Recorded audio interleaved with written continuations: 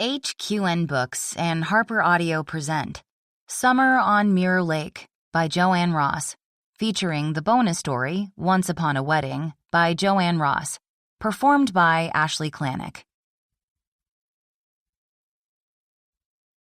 Chapter 1. New York.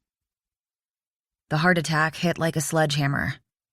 As Gabriel Michael Mannion carried the casket of his closest friend down the aisle of St. Matthew's Episcopal Cathedral, his heart pounded against his chest, sweat beaded up on his forehead and at the back of his neck, and nausea caused his gut to clench and his head to spin. It took all his steely determination not to pass out, which he would not do. Not with Carter Kensington's grieving wife, number 4, wearing a black dress that probably cost more than Gabe's first car, and a pair of 5-inch stiletto heels, suggesting that she was feeling a great deal steadier on her feet than he was at the moment, following behind with her 3-year-old son. Gabe suspected that the blue coat the boy wore, which brought to mind the iconic photo of John Kennedy Jr. saluting his father's casket, was not a coincidence. And he couldn't forget wives 2 and 3 seated in the pews, each with one of Carter's 4 children. Wife number 1, Carter's college sweetheart, and the mother of his eldest daughter, had chosen to remain in Santa Barbara. The daughter, Gabe remembered, was taking a gap year in Paris. All on Carter's dime, which he'd bitched about to Gabe nonstop while tossing back Manhattans at the Campbell Bar in Grand Central Station, like they'd time-traveled back to the 1950s Mad Men days. Finally, sufficiently fortified, he'd taken the Metro North home to spend a suburban weekend with his former swimsuit model wife and toddler son in their pricey home, nestled into one of the country's wealthiest communities. Despite having come from old money, as he'd always point out sometime before Gabe would put him onto the train, and despite a trust fund that would have allowed a normal guy to live a comfortable life, Carter had been an indefatigable force of nature. He'd worked hard, played hard, and had, like a comet flaring out, died young. In the bed of one of a string of mistresses, a detail that hadn't made it into his New York Times obituary. Although Carter Kensington had readily acknowledged his many flaws, he'd been a boss, mentor, and friend to Gabe. With the ink from his Columbia Business School MBA diploma still wet, Gabe had followed the yellow brick road to Wall Street when, on his first day of interviews, Carter had taken him under his wing. "You've got the Midas touch, son," Carter had told him as he'd handed out a bonus in the high 6 figures at the end of Gabe's first year, which was more zeros than Gabe had ever seen written out on a check. Despite his small-town Pacific Northwest roots, he'd proven a natural at trading and reveled in the take-no-prisoners roller coaster 24/7 lifestyle. Though he had to wonder, what good had the $1.8 billion Carter had taken home last year from Harborstone Advisors Group done for him in the end?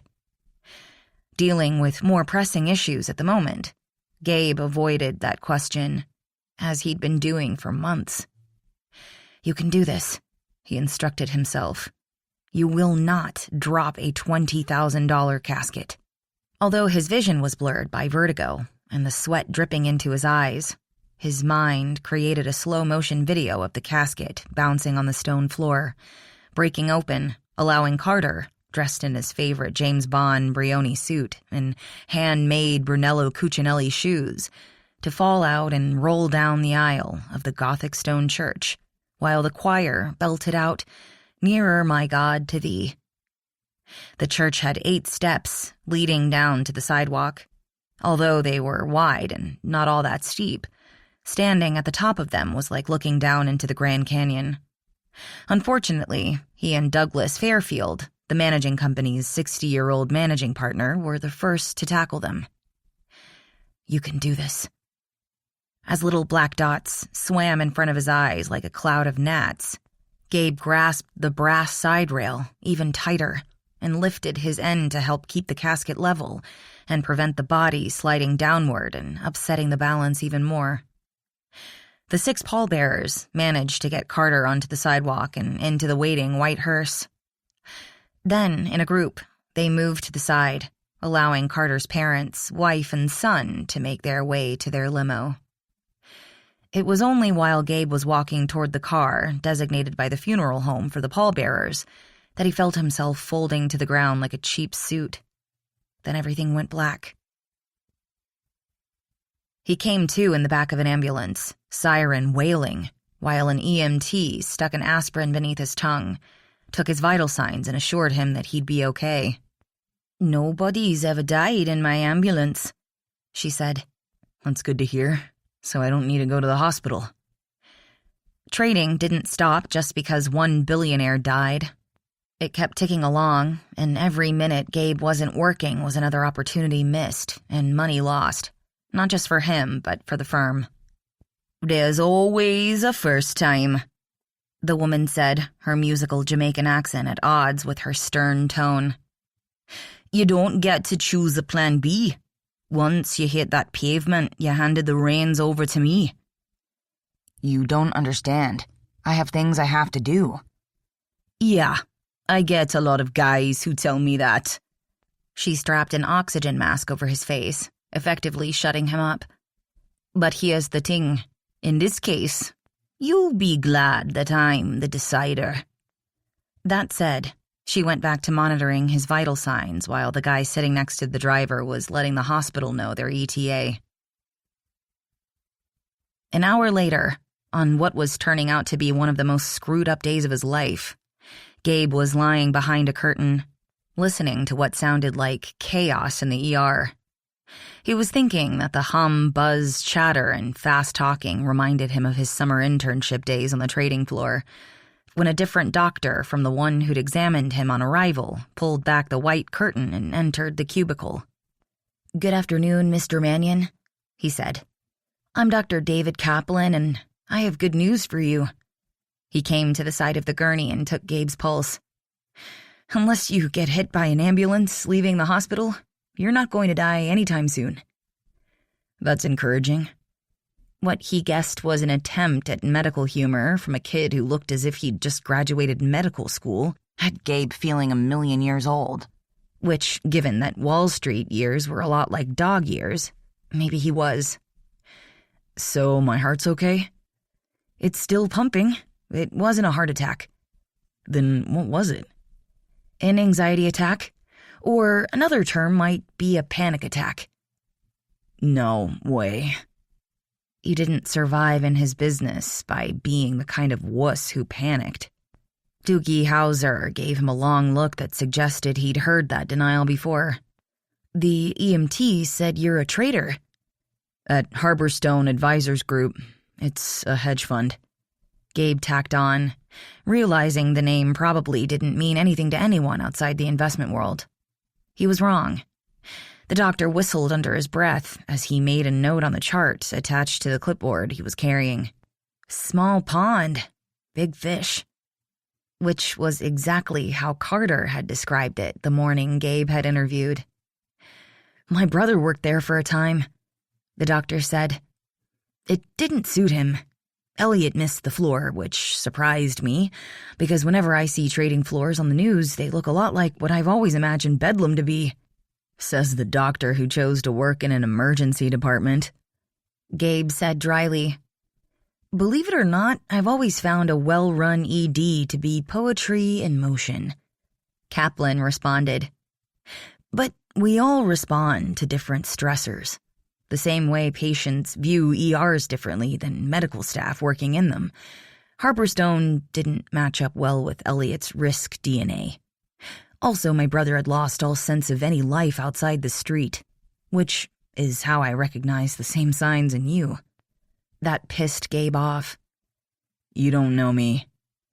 "I know that your blood pressure is higher than it should be." "Like you said, we all have our stressors." "True, and landing in an emergency room could cause anyone's blood pressure to spike. White coat hypertension is a well-documented condition. However, the other pallbearers told the ambulance crew that you were already having symptoms of an attack before landing here. They first noticed them midway down the aisle when you got out of step." "I did not." Gabe was sure of that. He thought. The doctor's only response was a shrug. "Your cholesterol is also in the high range, I'm guessing from living on takeout." Gabe couldn't deny that. "Contrary to what people might believe, my business doesn't allow for 3-hour 3-martini lunches."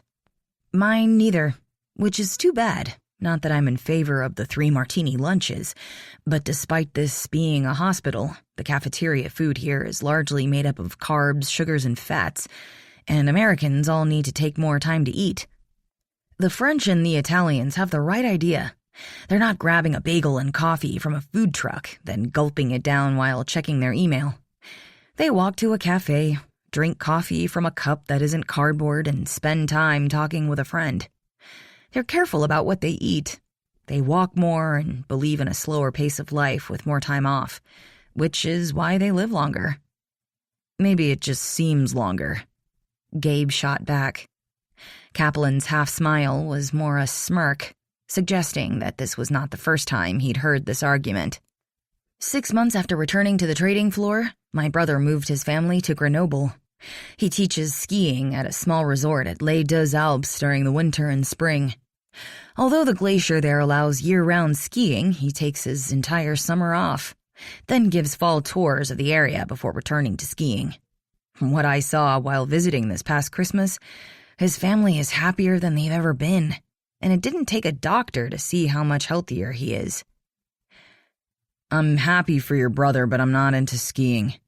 He hadn't taken the time to go to any mountains since college. "Neither am I, but that wasn't my point. An anxiety attack won't kill you, Mr. Mannion, but it should be seen as a flashing yellow warning light.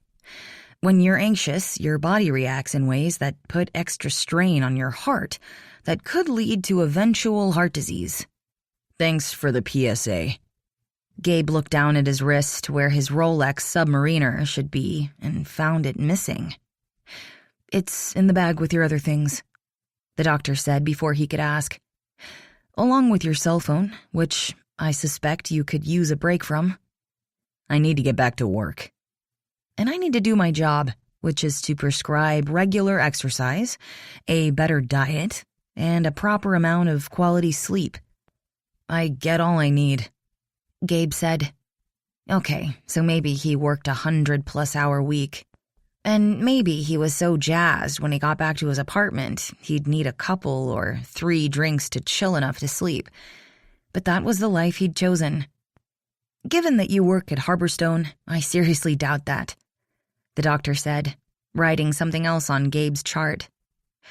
"And when was the last time you connected with your family and friends?" "My family's across the country in Washington State." All except for his quarterback brother, who also lived in Manhattan. Burke, being far more social than Gabe himself was, had insisted on monthly catch-up dinners during his football off-season. "Last I heard, planes flew west across the Hudson." "When was the last time you hung out with friends outside work?" "Earlier today." But the guest of honor at that party wasn't there, because he happened to be dead. "You know what, Doc?" "What?" "You've got one hell of a smart-ass bedside manner." "Thank you. It took several years to hone it. Your friend, and I assume he was a close one for you to be a pallbearer, died, according to what one of the other pallbearers at the scene told the EMT, at the age of 46. Given that the life expectancy of a male with his birth year is 67.4 years, it suggests that while working on Wall Street may make you a very wealthy man, the lifestyle can kill you before you have time to enjoy it. Carter Kensington's life was excessive, Gabe argued. Mine isn't. Being a workaholic is excessive in its own way, Kaplan said. The damn guy just wouldn't let up. You do realize that arguing my lifestyle probably isn't good for my blood pressure. Yet you feel the need to defend it, the doctor said mildly. To a guy who probably works the same hours. My work's not 9 to 5, but I'm going out tonight with my wife to watch our daughter's ballet recital. She's excited because her tutu has sequins and she gets to wear a sparkly tiara, which she's going to wear afterward when we go out for pizza, because that's her favorite thing.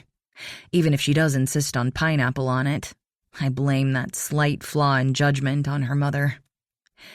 You're obviously an intelligent man, Mr. Mannion. Perhaps you ought to consider using some of your brain power to come up with a way to achieve a better work-life balance. Before I see one of your friends having worried about dropping your casket 13 years from now. Ouch. Mic drop. Kaplan's lips quirked, giving Gabe the impression that the sadistic son of a bitch was actually enjoying this. You're free to leave, he said. But seriously, you don't have to turn into a ski instructor. Why don't you try figuring out something that gives you pleasure and make time for it, while you still have that option? Because I'd rather not see you back in my emergency room anytime soon. With that, he was gone. Chapter 2. Honeymoon Harbor, Washington. Okay, Chelsea Prescott said. We have the summer reading challenge, art lessons with Michael Mannion, the trip out to Blue House Farm so kids can actually see where their food comes from, a tour of Heron's Landing B&B from Seth Harper and Brianna Mannion, who will point out all the renovations and tell the story of the Whistler mural, which the reading adventurers will have already learned about beforehand during the trip to the Historical Museum. What else can we come up with for the summer? She asked her staff, which consisted of one other librarian, Farah Shaloub, who'd recently moved there from Spokane, 2 paid assistants, 5 volunteers, and the 60-something former librarian, Lillian Henderson, who, despite having retired, still checked in at least once a week to make sure the place hadn't fallen apart without her. This is beginning to sound more like a summer camp than a library, grumbled Janet Mayburn, one of the volunteers. We're in the business of opening minds, Chelsea said patiently. She'd been hearing those objections from Janet since she'd first begun planning the library's summer event calendar in January. She'd continued to bite her tongue, because the truth was that funds were low and she couldn't afford to offend anyone willing to work for free. Books take readers on adventures to different places and times, but we're still talking about our very short Pacific Northwest summers, and although it may be hard for us to believe, there are a lot of kids who don't want to spend those sunny days inside the library. Those are the ones we especially want to reach, said Dottie Anderson, half-owner of the Dancing Deer dress shop and a volunteer. Because reading is fundamental, said Doris, her twin and business partner. Exactly. Chelsea was tempted to kiss them both. Those who don't think of a library as a place to find adventure are the ones who will get the most out of the program. Because once we get them inside the doors, we can hook them on reading. What about the liability issues? Janet pressed. That's covered. Although Quinn Mannion is no longer a practicing attorney, he's still licensed, so he wrote a permission form for parents to sign. I also talked to the mayor, and he assured me that we're covered under the county insurance. People can still sue.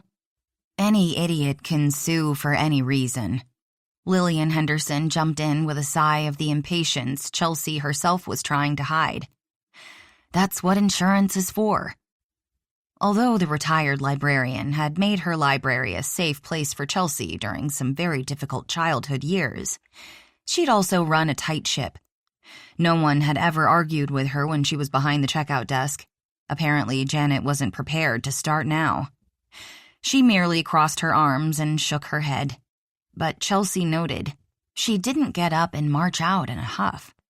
So, she forged on, any other ideas? How about a tour of Mannion's microbrewery? Asked Lily Carpenter, Chelsea's friend and 4th volunteer who was director of marketing and promotion at Clearwater Community College. Great.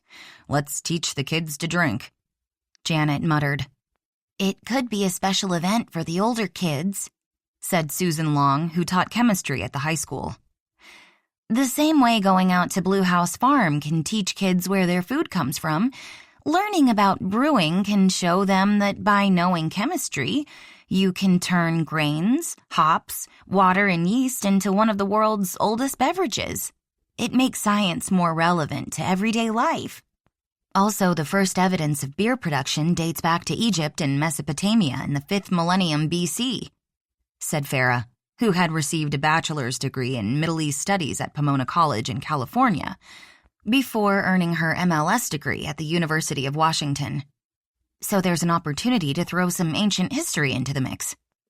I like that idea. With the exception of Janet, Chelsea loved her team.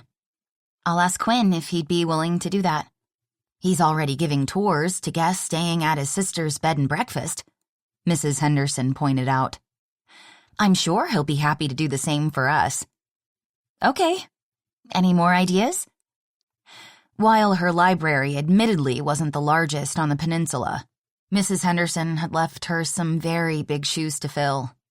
And not only did Chelsea not intend to let the former librarian and the town down, she also wanted to make it the best small-town library in the state. You're already talking about a lot of activities, Janet pointed out. And there aren't that many of us. I've got that covered, Chelsea said. Kids need to demonstrate a sense of responsibility and community service to college admission officers. So I gave a talk about summer volunteerism at the high school last month, which resulted in more applications for volunteer interns than we can possibly use. I'll be choosing 3 or 4 this week. They'll be great at helping us herd kids. Farah and I are going to take turns leading the adventures, and Mrs. Henderson has agreed to return on those days to help hold down the fort. The volunteers will continue to work on their rotating schedule. Janet folded her arms across her chest, but didn't object to what Chelsea had personally thought was a brilliant idea. I'm already working on the marketing and promotion, Lily said. Adding the brewery will be a big deal, especially since we already have a course on craft brewing at the college. Quinn's spoken to the classes, and he's both informative and entertaining. There's also the fact that he's not hard to look at, Doris said. The man definitely inherited those Mannion black Irish looks, her sister agreed. Terrific, Chelsea said, bringing the meeting back to order as all the women's eyes, even Janet's, went a bit dreamy. We've just about got this all nailed down, so why don't we all think about it a bit longer? Put our thinking caps on. Mrs. Henderson broke in with a decisive nod. Exactly. How Chelsea loved this woman who, along with giving her a safe harbor when she'd so needed it, had provided a focus that had saved her from sinking in the turbulent tides her life had once had. That's exactly what we should do. We're all intelligent women, and with the program lasting 6 weeks, we certainly have more opportunities for engagement. She closed her planner. Let's ponder the possibilities over the weekend, and meet back here at 5 on Tuesday. Monday was one of 2 days the library was closed to give everyone on her small staff time off. Although, when she'd been growing up, the library had been closed Sundays and Mondays, Chelsea had found that Mondays and Thursdays were the slowest days. Also, Honeymoon Harbor was a working-class town, and many people couldn't get to the library during the weekdays. Opening at noon on Sundays brought in a lot of people after church, and now with more restaurants in town, brunch. In addition, the library hours on Wednesdays and Fridays extended to 8 o'clock to allow patrons to visit after work hours. Mrs. Henderson lingered behind. You're doing a dandy job. I was proud of getting funding for the bookmobile to reach people who couldn't easily come into town on a regular basis. But your summer reading adventures will go down in the annals of Salish County as the same type of library milestone, along with the coffee shop. It was more like a large coffee wagon, located in a room that had only ever been used for storage. After Chelsea had presented the idea to keep the library as an important gathering space in the community, the town council had provided the funds to hire restoration and remodeling contractor Seth Harper to open up the room enough to put in some couches and easy chairs for patrons to sit and read. Fortunately, the guys at Cops and Coffee had signed a 2-year contract to supply the self-service machine. While it didn't offer the same array of choices as the actual store, their magnificent espresso machine had been special ordered from Italy. There were enough choices, including tea and hot chocolate, which had proved enormously popular during the winter and brought people back to the library. As a bonus, the bright blue and white wagon could be wheeled to special events in the building, such as author readings and lectures, and they'd even presented travel videos, featuring a different location every month. So far, she'd been able to find local residents who'd returned from vacations with videos to share.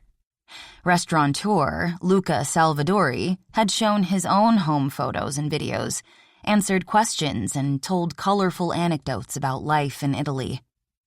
Luca had been born and raised in Honeymoon Harbor, but had moved with his family to Rome when he was in high school, so his mother could care for her aging mother-in-law. Last year, he'd come home and re-established the family restaurant the town had sorely missed. "Thank you." Her mentor's words meant a great deal to Chelsea. Of course, if I screw up the Reading Adventures program, it could end up an entirely different milestone, and the city council might fire her. "You won't." They walked down a sunshine-yellow hallway, lined with library-themed posters. "You have mettle, Chelsea Prescott." The first poster visitors saw when they entered the double doors read, "Welcome. This is your library, a place to discover, read, learn, explore, have fun, connect, succeed." Mrs. Henderson pointed to the poster. "That was always my mantra. In the early days, I had it written on an old-fashioned blackboard." "I know. I remember it well." Chelsea smiled. "Then you upgraded to brightly colored markers on a whiteboard. I hope you don't mind that I had Michael Mannion design the poster to replace that." "You have to keep up with the times, as I did when I replaced that messy chalkboard. Also, having a graphic from an artist of Michael's caliber and fame is a true coup for the library." "We do get the visitors who've come to town specifically to shop at his gallery." She'd been considering asking him if he'd be willing to give the library licensing rights to sell prints of the poster online. She was certain other libraries would prove a lucrative market, thus raising additional always needed funds. "I do appreciate you keeping my words." "I certainly couldn't have improved them." Hadn't the library under this woman's tenure been all those things to her? "I noticed you also used them on the website design." "I loved the previous header with the photo of the library and harbor behind it, but I thought putting up a mission statement in its place might draw more people in. I did keep the photo in the right margin where visitors can see it." "I wasn't criticizing, dear," Mrs. Henderson assured her. "Speaking of the website, have you thought about adding an introductory computer class to the evening learning curriculum sessions? I remember when we first were able to get an internet connection. No one, including me, had any idea how to use it to our best advantage. It was definitely a self-taught, learn-as-you-go experience." "There are still people who aren't computer literate," Chelsea said. "I doubt a week goes by that either Farah or I don't help someone fill out a resume and search for a job online. And then there's the rush of college applications and instructions on essay writing. Many of Honeymoon Harbor students are the first in their family to go to college, and it can be overwhelming. As it was before the computer, though that's exactly the type of thing I had in mind. Also, I've bought items from local craftspeople who could reach more potential customers with websites. But I suspect many don't have the skills or the money to pay to have one set up, the way Doris and Dottie did when they opened up the Dancing Deer." "Lily updated ours," Chelsea said. "Not only is she a whiz at marketing, she has mad website design skills. I'll ask if she'd be willing to teach a couple sessions. One for older kids and another for the adults."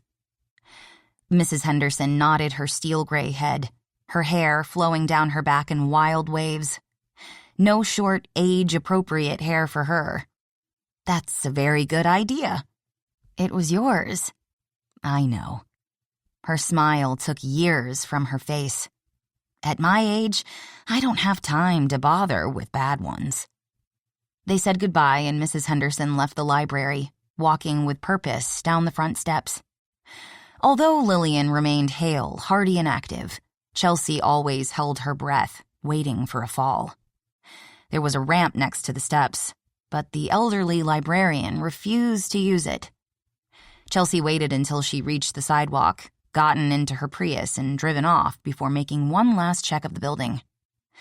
In a reading alcove off the children's section, she found 2 girls sitting on the chintz-covered love seat, as they'd been most afternoons after school for the past week, reminding her of a time when this very library had been her home away from home. Back when that dark, suffocating cloud had lowered over the pretty Prescott family Cape Cod home. Chelsea mentally shook off the pain that still hurt all these years later, and brought out her friendly librarian smile. "Hello, girls," she said. The eyes of the older girl, who Chelsea guessed to be 12 or so, were guarded. "Hi." Her tone was flat, disinterested. "Hi," the younger one, who looked about 5 years old, said. Her grin was as wide as a slice of summer melon. "I'm Haley, and this is my big sister, Hannah. We're reading about dragons." "What fun. I like dragons." "Me too." Wheat blonde curls bobbed as she enthusiastically nodded her head. "They have fire coming out of their snouts." Her brow wrinkled, much as Mrs. Henderson's had. "But they only scorch and eat bad people." "Then the 3 of us are safe." "We are. That's why I don't have nightmares about them." "I'm glad to hear that." "Hannah gave me my own guardian dragon." Haley reached into a Disney princess book bag and pulled out a fluffy green stuffed animal. "This is Daisy. My other one is invisible to everyone but me." "That's very special. And I like this one." It was well worn and missing a leg. "Me too. My invisible dragon is always with me, like a guardian angel. It burns away any monsters that might try to sneak up on me in the dark." Chelsea glanced at the older sister, whose return look, like her earlier one, managed to be expressionless and stony at the same time. "You're lucky to have such a good big sister." Chelsea remembered all too well how it had felt to be a big sister. From the time her parents had brought Annabelle home from Honeymoon Harbor General Hospital, she'd felt as if her heart had grown 3, no, make that 4 sizes, the instant those big blue eyes had looked up into hers. And when the tiny hand had grabbed onto her finger, she'd known they would be bonded for life. What she'd had no way of knowing was how short her younger sister's life would be. "I know." Haley looked up at her sister. "Hannah's always taken care of me, everywhere we've moved." That explained why Chelsea didn't recognize them. Apparently they were new to Honeymoon Harbor. "Would you like to take that book with you?" she asked. "So you can finish it at home?" "Yes." "We don't have a library card." Hannah's statement was edged with a challenge. "That's not a problem," Chelsea said blithely. "All you need is a parent or guardian to sign the application form for you, and you can have your own cards. Meanwhile, I trust you, and when you return it, I'll have other dragon books waiting for you." "That would be awesome." Little hands with sparkly nail polish crossed over Haley's heart. "Wouldn't it, Hannah?" "Yeah." The older sister seemed less than pleased. Or perhaps she was merely guarded with strangers, which was a good thing these days, even in this small peninsula town. Getting the message that the library was about to close, Hannah put the book into her own bag and stood up. "Come on, Haley, we've got to go." "Okay." The little hand took hold of the larger one. "Thank you, library lady," she said. "You're welcome," Chelsea responded. "Could I call your mother for you?" "She's working," Hannah said, a bit too quickly, Chelsea thought. There was definitely something going on here. "Is your dad at home?" "I have a key." Hannah pulled it out of her pocket. "We'll be okay. Like my sister said, I can take care of her." "I'm sure you can, but it's raining." "It's always raining." A pointed chin thrust up. "We don't melt." "That's good to know, because it would definitely be a disadvantage to living here in the Pacific Northwest," Chelsea said mildly. "Though you can't beat our summers. Nevertheless, why don't I drive you home?" "We're not supposed to get into cars with strangers," Haley said. "Because of the traffic." "Traffickers," Hannah corrected. Chelsea was relieved someone had taught the girls, who appeared to be on their own in the afternoons, child safety. "You've been in my library all week. Have I acted as if I'm a child trafficker?" "I guess not." "Would it help if I had the police chief come by to vouch for me?" "No." Both sisters nearly shouted in unison. Hannah placed a hand on Haley's head. Whether the gesture was meant to calm or warn, Chelsea couldn't say. Perhaps both. "That's okay," the older girl said. "I guess they wouldn't let you be a librarian if you were a criminal." "There's a very extensive background check," Chelsea assured her, making a note to check with Aiden Mannion about what he might know about these girls' parents. "I was even fingerprinted." Hannah bit her lip, considering, then glanced out the windows at the summer rain that had, in the short time they'd been talking, gone from a gentle mist to a drizzle, to a driving rain blowing in over the mountains. "Okay," she said. "Thank you." "No problem," Chelsea said easily, even as her instincts continued to tell her that something was off. Why would two young children be so reluctant to have anything to do with the police? Now she was even more determined to ask Aiden about the family. She wasn't certain how much information the law allowed him to share, but if it could help keep a child safe, she had to try. Hannah was quiet on the way to the address she'd given Chelsea, while Haley continued to chatter away, her rapid-fire conversation jumping from dragons to wizards to a book about a giraffe who couldn't dance. "He had crooked knees and skinny legs, and when he tried to join the jungle dance, the other animals teased him," she said, her small face furrowed in a sad frown. "Bullied," Hannah murmured. Haley continued, undeterred. "So he felt so sad, because he really was a very bad dancer. He felt sad and alone." Chelsea picked up on one of her favorite children's stories. Dottie Anderson, who'd organized the Saturday Children's Reading Group, had read it aloud just last week. "But then while he was walking home, the giraffe looked up at the moon. And while he was thinking how beautiful it was, a cricket suddenly appeared and told him how everyone is special in their own way." "Yes," Haley said. "And when you're different, you don't need to feel bad or lonely because all you need is your own special song. So when the giraffe heard the moon playing a tune just for him, his hooves started shuffling," Chelsea supplied. "They did, and he swung his long legs around everywhere. When all the other animals saw him, they declared him the best dancer ever." "Like bullies are ever going to do that," Hannah scoffed. "But they did," her sister insisted. "Maybe in the story, but the giraffe still never gave the cricket any credit for helping him out," Hannah pointed out. Chelsea glanced up into the rearview mirror, watching Haley bite her bottom lip as she considered that idea. Maybe the cricket is like the giraffe's older sister, who always takes care of him, and always tells the giraffe that he doesn't need thanks because he's just doing what big sisters are supposed to do. Glancing again in the rearview mirror, Chelsea watched Hannah's eyes, which had, during their short time together, been only expressionless or hard, soften. "Maybe so, Sprout," she agreed softly, reaching over to take her sister's hand in hers. Damn it, there was a story there. Chelsea felt it. And not just because she'd been an older sister herself, but because she'd been about Hannah's age when her once perfect family had cracked apart. She knew all too well the need to make things better, even when it was proved fruitless. They'd reached the house, a craftsman bungalow in a neighborhood that had once been mill company housing. But gentrification had brought change, and now any of the small houses that had been renovated and given a modern interior floor plan could bring in several times over the original cost. It wasn't easy growing grass near salt water, and whoever lived in this home had apparently thrown in the towel. Where there would have been a lawn or wildflower garden, as many homeowners created instead, fir cones and needles were scattered over dirt studded with weeds.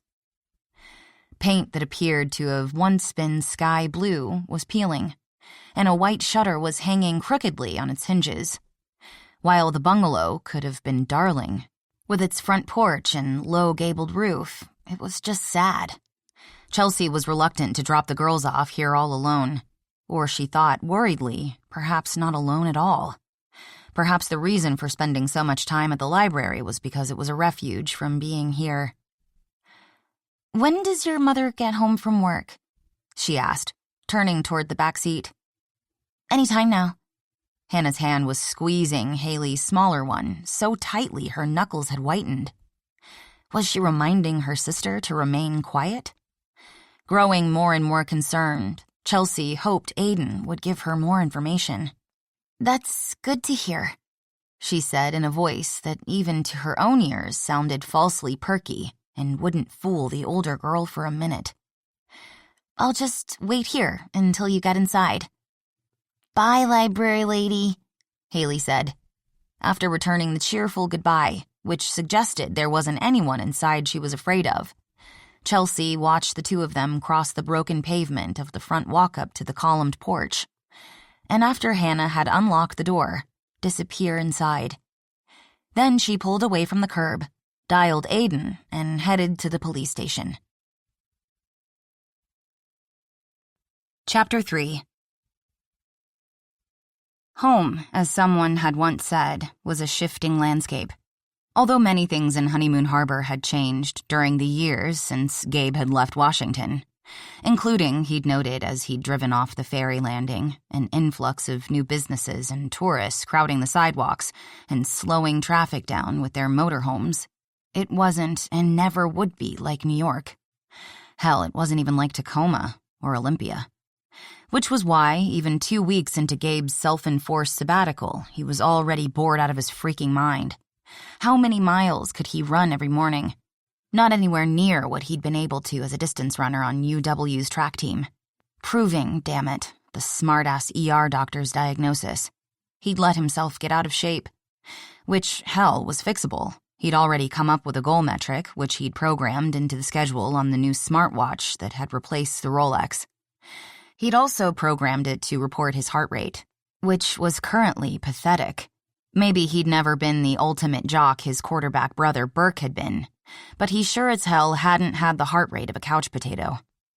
The first 3 nights home, he'd enjoyed having dinner with his parents, grandparents, sister, and brothers. His mother had always equated food with love, and who was he to discourage her? But it soon became obvious that they all had their own lives and couldn't spend their days and evenings entertaining him. Which, he supposed, was some sort of karmic payback for all the years he'd stayed away and the events he'd missed, like his sister Brianna's engagement party. When he'd first heard his brother Quinn had walked away from his Seattle law firm to brew beer, Gabe thought he was crazy. But he was impressed with the way his brother had reclaimed the old pre-prohibition business. "You do realize that you're driving customers away," Quinn said as Gabe entered into his second week. "Me?" Gabe looked up from tracing lines in the condensation on the side of his chilled Pilsner glass of Good Vibrations, his brother's new summer release. A not-too-sweet, light Pilsner brewed with local fresh raspberries that blended well with its wheat malt. It was a ruby-colored pour that was pretty enough to almost be considered a girly drink. But Quinn had captured summer in a bottle as perfectly as he'd always done everything else. He glanced around, noticing for the first time that Quinn's restaurant wasn't as crowded as it had been when he'd first arrived. "It probably emptied out because we're between lunch and dinner." "It's 5:30. And while I realize that after all those years living in Manhattan, you're undoubtedly accustomed to dining at a big city fashionable hour, Honeymoon Harbor tends to roll up the sidewalks after 10 o'clock, which means we should be starting to fill up with people getting off work. So what does that have to do with me? The edgy vibe radiating off you is scaring people away. Jarl Bjornstad, who'd appeared from the kitchen with Gabe's order of BBQ ribs, said in a deep, rumbling foghorn voice. After years of cooking for fishermen out of Dutch Harbor, Alaska, the Norwegian, who claimed to have gotten tired of freezing his ass off during winter crabbing season, had ended up in Honeymoon Harbor cooking for Quinn. Personally, Gabe thought the red-bearded giant with a full-sleeve tattoo of a butcher's chart of a cow was a lot scarier than he'd ever be. But he was also smart enough not to suggest that to a guy who made Sasquatch look like a preschooler.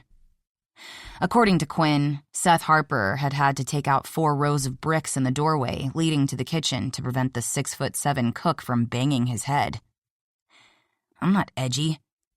Edgy was too close to anxiety, which, as something he'd already been through, he wasn't in any hurry to revisit. Thus this trip back to the peninsula. Just bored. Antsy, Quinn diagnosed. Gabe couldn't disagree. Apparently adrenaline was as addictive as caffeine or booze, and he was definitely suffering from withdrawal.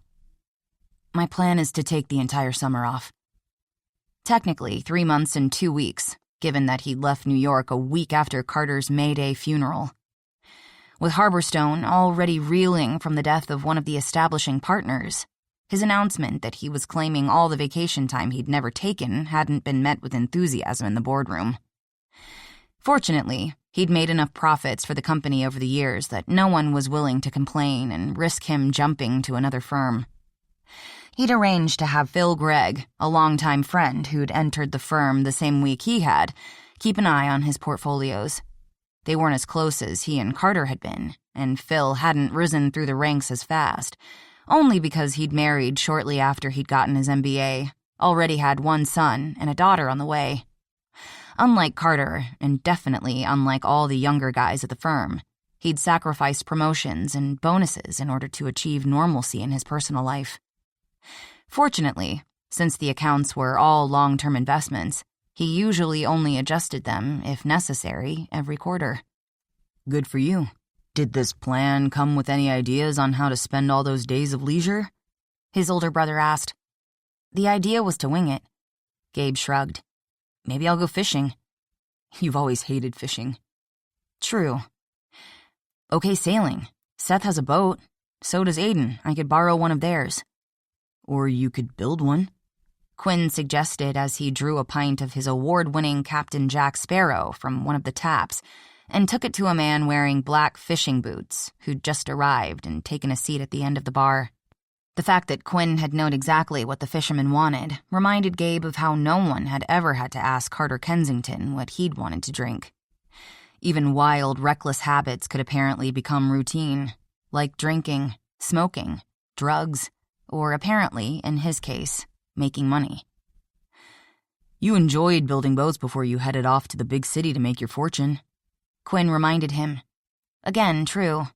When he'd been a kid, Gabe had spent nearly every free minute hanging around the town's internationally known boat school. By the time he was in the 7th grade, he'd been allowed to sweep up after the builders after school and in the summer. Over the years, he'd gained more experience and responsibility, even while in high school, making a kayak and a skiff he'd sold to help pay for college. He'd occasionally thought of those days on the rare occasion Carter would convince him to travel down to Newport for one of the New York Yacht Club regattas, where the gleaming world-class yachts were a far cry from the boats that sailed Honeymoon Harbor waters. Why would I make a boat? Because you'd enjoy it, it'd get you out of my pub, and because our mother would quit worrying about you. That got Gabe's attention. She is not. Is too. Quinn uncharacteristically snapped back. Terrific, Gabe thought. Now they'd reverted to grade school behavior. She worries about all of us, just in case you might think you were special or that she loves you more. Gabe put down a rib long enough to salute his brother with his middle finger. You could make a Viking boat. Jarl said. You're suggesting I make a longship large enough for a crew of 100 oarsmen, then go raiding off the coast? No. Jarl folded his arms over the front of a t-shirt reading, "That's too much bacon, said no person ever." I'm suggesting you make a replica, and not one of those cutesy miniature ones old guys make that fit in a bottle, but one you could actually sail. You built that sloop for Seth, Quinn reminded him. True, but that's nothing like what you're talking about. It's a totally different process. I made the sloop stitch and glue, starting with the frame, the way American boats are made. The way I learned all those years working at the school. The Viking fairings were clinker-built with the planks overlapping to form a hull. Apparently it worked for them since Scandinavians continued to build their rowboats the same traditional way. How about we make a deal? Quinn suggested. I won't talk brew speak to you when we're discussing beers, and you'll talk about boats in a way normal people can understand. Okay. Gabe took a long drink of the summer beer. Damn, his brother was good. Long story short, because a fairing doesn't need a frame, it's lighter, thereby riding higher in the water, which let the Vikings go faster and travel down more shallow rivers for their raiding. Would have also helped them escape other guys who went after them trying to get their stuff back, Jarl suggested. Probably so. Your people weren't exactly an Amish community. We were fierce, that's for damn sure. Jarl agreed, squaring broad shoulders with obvious pride. So why don't you build one? Quinn pressed. Even if I wanted to, which I haven't said I do, it'd be a push to get a decent-sized one done in 3 months. Which was his deadline. By then, he'd be rested, at his fighting weight, and ready to get back into the fray. Because your summer schedule is so booked. Gabe gave him a hard stare. You're pushing me. Just saying, Quinn said mildly. That was a funny thing about the eldest Mannion. Gabe couldn't remember his older brother ever yelling or even raising his voice. Yet somehow, just like his dad, who was the quieter of his parents, he always got his way, always made things happen. He must have been one hell of a lawyer, he muttered, then tore another strip off a rib. No point in doing something if you don't do it well. Quinn dunked a glass into the sudsy water of the bar sink, rinsed it and dried it with a towel before putting it back on a shelf beneath the bar. This is a challenge, isn't it? Gabe shot him a hard look. The same way you double-dog dared me to go down that zip line when I was 7. That was Aiden who dared you, Quinn corrected easily as he washed another glass. Yeah, but I still remember your silence speaking louder than our bad boy brother's taunts. Who, after following his own winding road, was now Honeymoon Harbor's police chief. Go figure. There'd been a time Gabe guessed even those odds makers in Las Vegas wouldn't have taken that bet. You could name her Freya. Jarl jumped back into the conversation. Why? Because Freya's the Norse goddess of love. Also sex, beauty, gold, war, and death. The death part isn't exactly encouraging if you're taking it out on the sound, Gabe pointed out.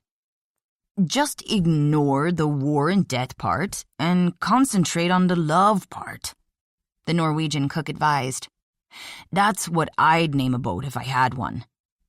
Until hooking up with Ashley Winters, Jarl fell in love at least once a week, Quinn said dryly. Fortunately, it was always from afar, so I never had to fire him. What can I say? Our Norse blood makes us a passionate people. I thought Scandinavians were cool and distant, Gabe said. That's the Swedes, Jarl scoffed. We Norwegians are more extroverted, laid back and a hell of a lot better at outdoor sports than other Scandinavians. Plus, we're better looking. There's an old joke about an American and Norwegian who meet while sitting next to each other at an Oslo bar, he continued. Are you Swedish? The American asks. No, says the Norwegian. I'm Norwegian, but I've been sick.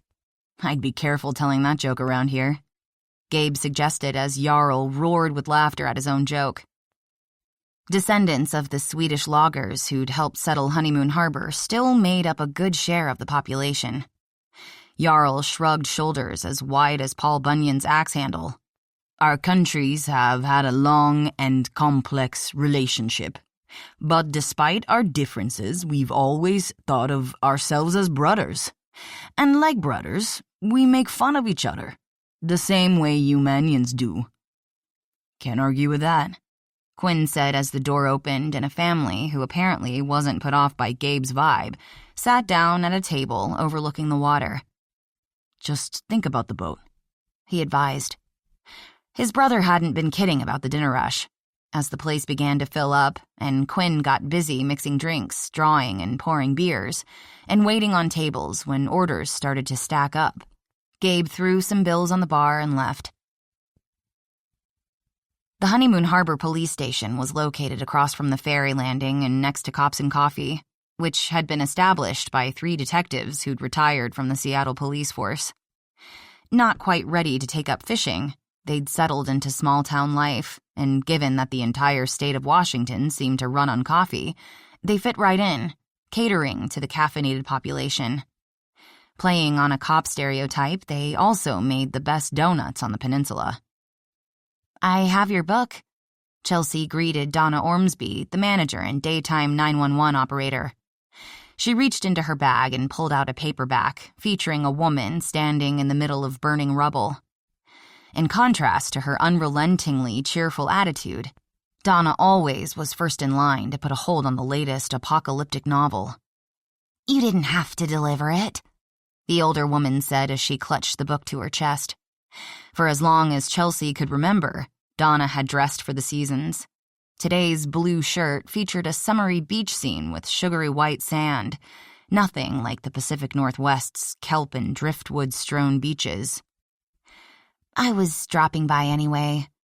She glanced past Donna's desk toward the glass door leading to Aiden Mannion's office. He was talking on the phone, but when he spotted her, he held up a finger, letting her know he'd be only a moment. When he stood up, Chelsea allowed herself a moment of enjoyment at the way the dark blue shirt hugged a torso that she could remember being ripped back when most of the kids at Honeymoon High spent the summer hanging out at Mirror Lake. Although his fiancée, Jolene Wells, was the lucky woman who got to touch, Chelsea figured that there was no harm in looking. "Right after you called me, I made a call to the State Patrol," he told her as he came out of his office, which was barely larger than her own at the library. Honeymoon Harbor didn't have that much serious crime, and those who committed it usually ended up in the county jail. "The kids went into foster care 4 years ago after their parents' SUV went off a coastal cliff. According to the officer who was first on the scene, the parents, who weren't wearing seatbelts, were thrown out as their vehicle hit the rocks on the way down." "Meaning they probably died," Chelsea said. "The car landed upside down, and somehow the older girl, who was 8 at the time, got her younger sister out of the car seat and carried her away from the scene just before the vehicle caught fire." "That's horrendous." Chelsea's eyes teared up at the thought. "According to the older girl?" "Hannah," Chelsea murmured, remembering how protective she'd been of her younger sister. No way could she have imagined this scenario. "Yeah." He glanced down at his notes. "Hannah. She told the first officer who showed up at the scene that her parents had been fighting, which distracted them from seeing a deer run into the road. We found the doe's body on the other side of the road. I'm guessing that the girl's father instinctively swerved to avoid it." "And the car went off over the cliff." "That's what the detectives deduced from the skid marks. The car was pretty much burned down to the wheels, so there wasn't any way to tell if anything had been defective. But the older girl told the police on the scene that her parents had begun drinking heavily in the weeks leading up to the accident, which was corroborated by the coroner's report, putting both parents' alcohol blood level above the legal limit. There were also reports of an altercation between the girl's father and another soccer dad during a kids' game at the coast the day of the accident, which could well have led to an argument on the drive home."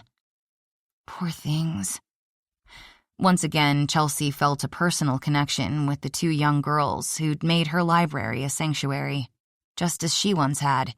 And she considered if she were to be perfectly honest with herself, she probably still did. Everyone had a place where they fit, where they felt that internal sense of belonging. The library had always been hers. Long story short, with no family to claim them, they landed in the system. I was talking with their caseworker when you got here. She told me they've been hard to place. That surprises me. They seem very well behaved, and it's more than apparent that Hannah would do anything to protect her little sister Haley. That's part of the problem, Aiden said. Most of the families who take kids in are already on tight budgets, even with the monthly payments from social services. 2 kids cost a lot more out of pocket than one. But the last time they tried to separate them, the younger one ran away. To be with her sister. Bingo. Making matters worse is that the older one, Hannah, Chelsea reminded him. Yeah. Hannah warned the caseworker that if they don't keep them together, they'll just take off. She's not possibly old enough to manage on her own, let alone with Haley to take care of. Mrs. Collins, head of Salish County Social Services, knows that, as does her caseworker, and they both know that Hannah knows it too, but no one's willing to take the risk. Thus the traffickers. Traffickers? When I offered to drive them home, Haley said they weren't allowed to take rides from strangers because of the traffickers. The house didn't look all that well kept, and no one was home. Mrs. Hayes, their foster mom, often has to work overtime to make ends meet. It's my guess that taking in the kids helps with their budget, but from the inspection reports, the kids aren't in any danger. Just ignored. He shrugged. Probably, but they aren't the only latchkey kids in town, and their situation still sounds better than some of the kids I see when I go out on domestic violence calls. Honeymoon Harbor was a beautiful town that at first glance seemed as if it could be a setting for a Pacific Northwest reboot of Mayberry RFD. But beneath its appealing, quaint Victorian appearance and public spirit, it couldn't escape the problems shared by any town or city. Chelsea thanked Aiden for taking the time to check the girl's history and left the office. Wondering what to do next, while she didn't want to interfere with anyone else's lives, neither did she want to risk those 2 girls being so alone. Because she knew all too well how it felt, coming home to an empty house.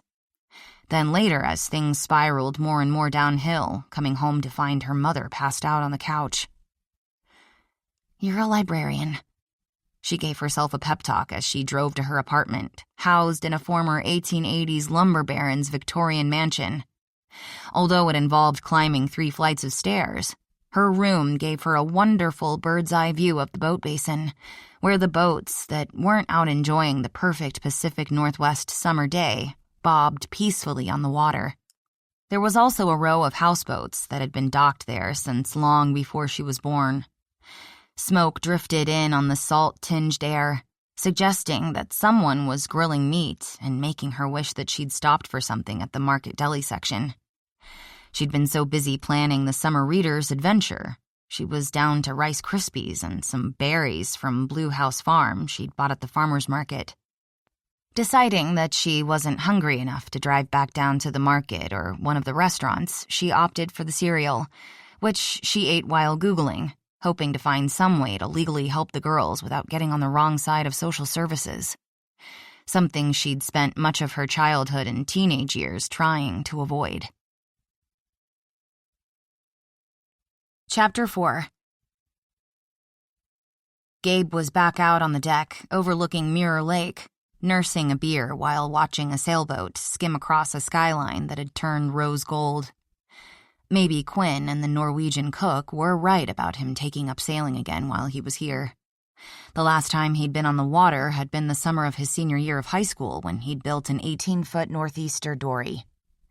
After taking it out to make sure it was fair, he'd sold it to an orthopedic surgeon from Tacoma for tuition money. The conversation he'd had 2 days earlier with Quinn kept replaying in his head. The garage of the cabin, who needed space for 5 cars, could make a good shop. If he were staying here, which he wasn't. His first sight of the 10,000-square-foot house, named Eagle's Watch, owned by A.J. Deshpande, a Seattle tech billionaire he'd gone to UW with, was a revelation. And definitely more space than he'd bargained for when he'd taken his old fraternity brother up on the offer to use the house for the summer. The only thing it had in common with a cabin was that both were made of logs. Still, when he'd called to ask about leasing it, AJ had told Gabe that he was thinking of putting it up for sale because business was so ridiculously busy, he never made it over to the peninsula. Plus, having hit his mid-40s and with no wife yet on the horizon, let alone the 4 kids he'd once thought he'd someday have, he had no need for the 6 bedrooms, 3 of them masters, 7 baths, a home theater, gym, indoor pool with a roof that opened for the summer, a 2-story library, the 5-car garage, and a commercial kitchen Bobby Flay would be more than happy to cook in. And if all that wasn't enough, 18-foot-tall floor-to-ceiling glass doors, accordion folded open onto the 3-tiered deck boasting an outdoor kitchen complete with another stove, fridge, farm sink, 3 gas grills, and a brick pizza oven. A smaller 1-bedroom cabin had been built next door on the 7 acres for the intended live-in housekeeper, who would, Gabe assumed, also cook. For now, a trio of maids from the clean team, a local cleaning service, came in weekly. "Hell," his old friend had said, "feel free to stay as long as you want. Someone ought to get some use out of the place." The house was an embarrassment of excess. Yet at the same time, the builder had somehow created the feeling of the family home it had been designed to become. It was what Gabe would have chosen if he'd ever planned to leave New York City to return west and start a family. Still, with private, wooded waterfront space like this being in high demand from wealthy buyers from California to Canada, it wasn't as crazy an investment as it might seem. And unlike stocks and hedge funds, land was finite, because God wasn't making any more of it. If he bought it, then leased it out while high housing costs continued to rise, he could turn a tidy profit. And on the occasion he did come home, he'd have a place to stay. Although it was still over the top for Honeymoon Harbor, AJ's dark British racing green Range Rover in the garage was a lot less conspicuous than the Porsche 911 GT2 RS Gabe had leased last year. It wasn't as if he'd needed the outrageously priced car, especially since he had a driver to take him from his apartment to his office, and he'd never driven it anywhere he'd even approached the need for its 700 horsepower. But as Carter had taught him, in the golden city he'd entered, a closet filled with designer suits, soft as an infant's bottom Italian shoes, a flashier new car every season, and a young, eager-to-please supermodel mistress in your bed were all a way of keeping score. While he'd bought into the heady financial hierarchy, Gabe had passed on the supermodels. He'd forgotten how quiet life could be without the cacophony of city noise. The only sounds were the sigh of a salt-tinged breeze in the tops of the Douglas fir and cedar trees, the lapping of the sound tide onto the sand beach, and the hum of bumblebees buzzing around the showy clusters of red, white, and purple rhododendron blooms in the gardens surrounding the house. Last night, he'd heard the hoot of an owl and the lonely howl of what could possibly have been a rare gray wolf, or more likely, a coyote. The sound of a car engine broke that silence, and since his family were the only ones he'd given the wrought iron gate code to, he stood up, walked around to the front of the house, and watched the SUV with the Honeymoon Harbor Police Department seal on the door come up the drive. "I come bearing dinners," Aiden announced as he climbed out, carrying a familiar red cooler. "Doesn't Mom have something better to do than cooking?" "Live with it," Aiden advised. "I had to when I first came back, and with school closed for the summer, even with the classes she's taking to finish up her design degree, she's got extra time on her hands. Maybe she ought to take up knitting." "Don't suggest that unless you want to be lugging a suitcase of sweaters back to New York." On top of the cooler was a red and white pizza box from Luca's kitchen. "Dad bought me pizza when I was playing hermit out at the Coast House. I figured it was the least I could do for you." Thanks, but shouldn't you be home having dinner with your fiancé? Jolene and her mom are hosting a bachelorette party for a client at their spa, so I decided to come eat pizza and watch baseball with you. The Mariners are playing the Yankees. I may have grown up here, but I'm Team Judge, Gabe said. Sellout, his brother countered. But it'll make things more interesting. What do you want to bet on? The score or home runs? Why not both? You're on, Aiden said as he set the cooler on the deck and the pizza on the table. And to make things more interesting, how about going for a trifecta and adding in RBIs? Works for me. What time's the game? 7.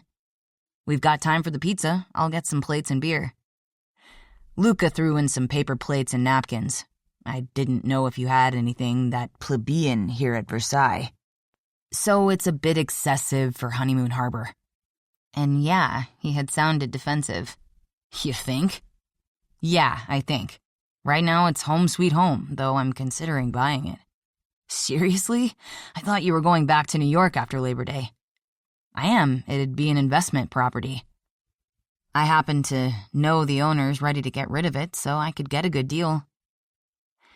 Aiden looked out over the lake, where the reflection of the mountains was turning glassy again after being crossed by a boat's wake. When I came back home, I was at loose ends, he said, while I was spending those weeks hiding out at the coast house, trying to figure out what the hell I was going to do with the rest of my life. I never, not once, imagined I'd end up police chief. I doubt anyone else did either. Aiden had once been the Mannion family's black sheep and Honeymoon Harbor's bad boy.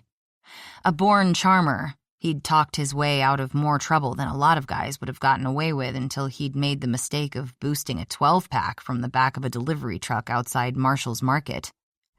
That had been the last straw that had caused the judge to throw up his hands and threaten to send Aiden to juvie. But without attempting to use the power of his office, which John Mannion had far too much integrity to ever try, their dad deftly worked out a deal where, so long as Aiden stayed out of trouble for the last 2 months of high school, he could enlist in the Marines when he turned 18 and have his juvenile crime spree record expunged. Dad had it figured out. At first I thought he was crazy, but he shrugged. It turned out to be exactly the right thing for me to be doing. Good for you. And why do I get the feeling that there's a message in there? I was just saying, sometimes life can take some strange twists, like me getting through deployments without a scratch, then getting shot after becoming a cop, which brought me back here, but going with the flow can also take you interesting places you might not have considered. Gabe got the message, loud and clear. Maybe coming home worked out for you and Quinn, but small-town life isn't for me. I like the rush of my life in the city. That landed you in the hospital. Damn. Gabe never should have told Aiden and Quinn about that. But Aiden must have been one hell of an interrogator during his days working LAPD, because he'd gotten Gabe to spill the beans about what had happened to have him returning home. It had been the day after he'd landed in town, a Monday afternoon when his 2 brothers had shown up at the house with thick ribeye steaks and fishing poles. While they'd fished off the dock, Aiden had shared a story from his time as an undercover cop in LA that had sounded a lot like a modern-day gunfight at the OK Corral. A shooting in which he'd been wounded, his longtime partner killed. That had brought him home, where he spent his first weeks at the family coast house, trying to drink the state dry. But now he'd sobered up, gotten himself engaged, and was pulling trout out of the water like Sheriff Andy Taylor at the fishing pond in Mayberry. Which was why Gabe somehow found himself telling his brothers about passing out at Carter's funeral. Wife number 4, now the widow Kensington, had chosen an open casket viewing, and when Gabe had stood looking down at that artificially waxen face, its manic energy gone, it occurred to him that his now dead friend and mentor could have been brought to the funeral home from the Times Square Madame Tussauds. That was when his heart started pounding against his ribs, and vertigo had hit like a lightning bolt. That could have been you. A voice had pointed out over the wail and yelp of the ambulance. No way. he'd shot back. Since he'd had an oxygen mask stuck on his face at the time, the argument must have been in his head, but it sure as hell had felt real. "Everyone dies," the nagging voice had said. "There's no escaping it. I'm not ready to go yet." He was only in his 30s. He still had a lot of living to do. Not that his life entailed much beyond work right now, but one of these days he was going to travel for trips that weren't all spent inside conference rooms. Maybe he'd even have a family. Not the crazy, dysfunctional one like Carter's had been, but a real family, like his mom and dad's. Not that he'd been a fully functioning member of that one for the past few years. Despite his argument with the ER Doogie Howser, Gabe hadn't gotten to where he was by being dumb. He knew that everybody had its limits. Even Iron Man Burke found that out 2 years ago with a concussion that had benched him in the last game of the league playoffs, derailing what all the fans and odds makers had considered the New York Gotham Knights' guarantee to make the Super Bowl. But it wasn't too late. He figured that ER doc was more like Scrooge's ghost of Christmas future. He hadn't revealed what would happen, only what could. Gabe was perfectly capable of changing his fate. All he had to do was make a plan. It wasn't all that different from analyzing financial data, which was why, the day after he'd arrived here, he'd started running a wooded trail along the lakeshore in the morning when the air was as still as the water. It might have been more like staggering at first, and any skinny freshman on his old high school track team would have lapped him.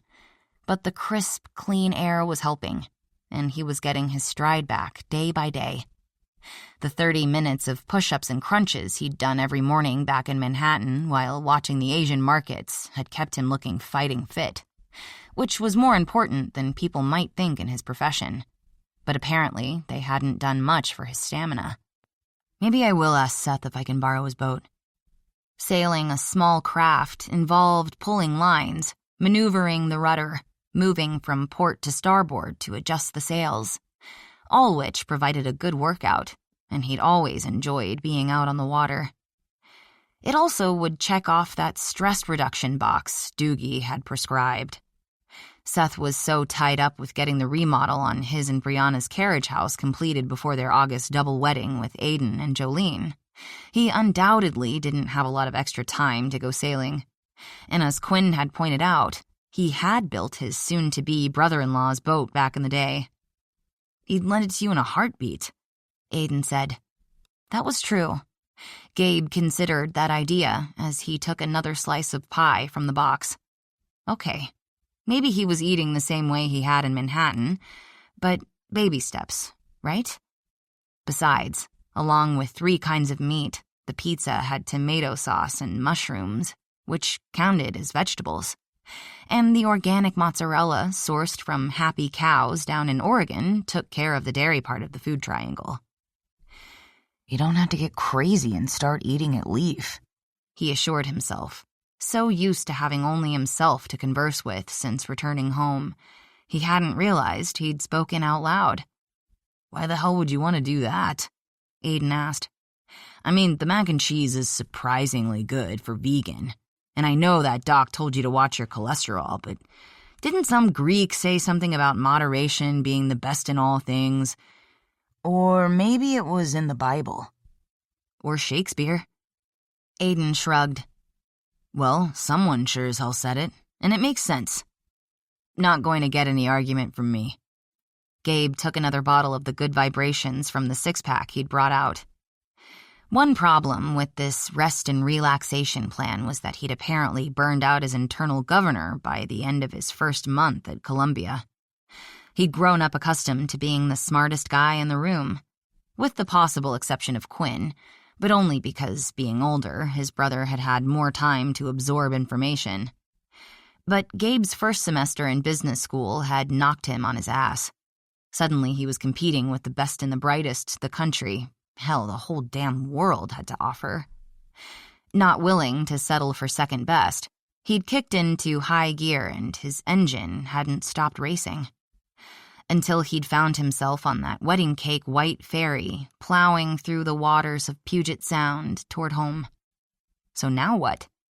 although he hated admitting that his older brother always seemed to be right, since he didn't have anywhere to go or anything else to do. It wouldn't hurt to go online and check out some boat plans. One thing he'd never been able to resist was a challenge, like that damn zipline. And building a fairing could be one that would fill up all those days stretching out in front of him. Then, at the end of the summer, he could donate it to some local charity to auction off. Win-win. And if there was one thing Gabriel Mannion had always been once he'd hit Wall Street, it was a winner. Chapter 5.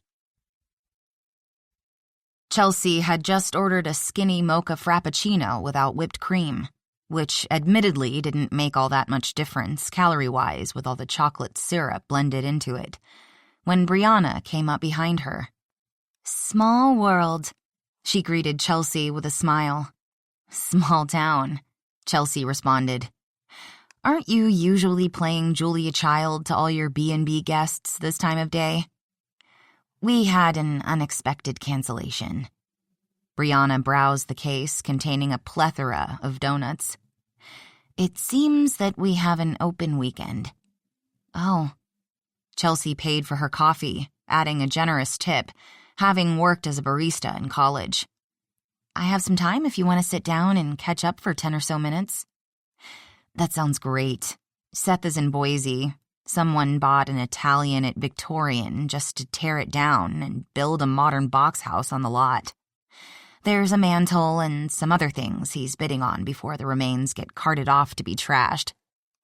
"That's so sad." "It is. Honeymoon Harbor and Port Townsend are two of the few places in the state where you can find Victorians on the market.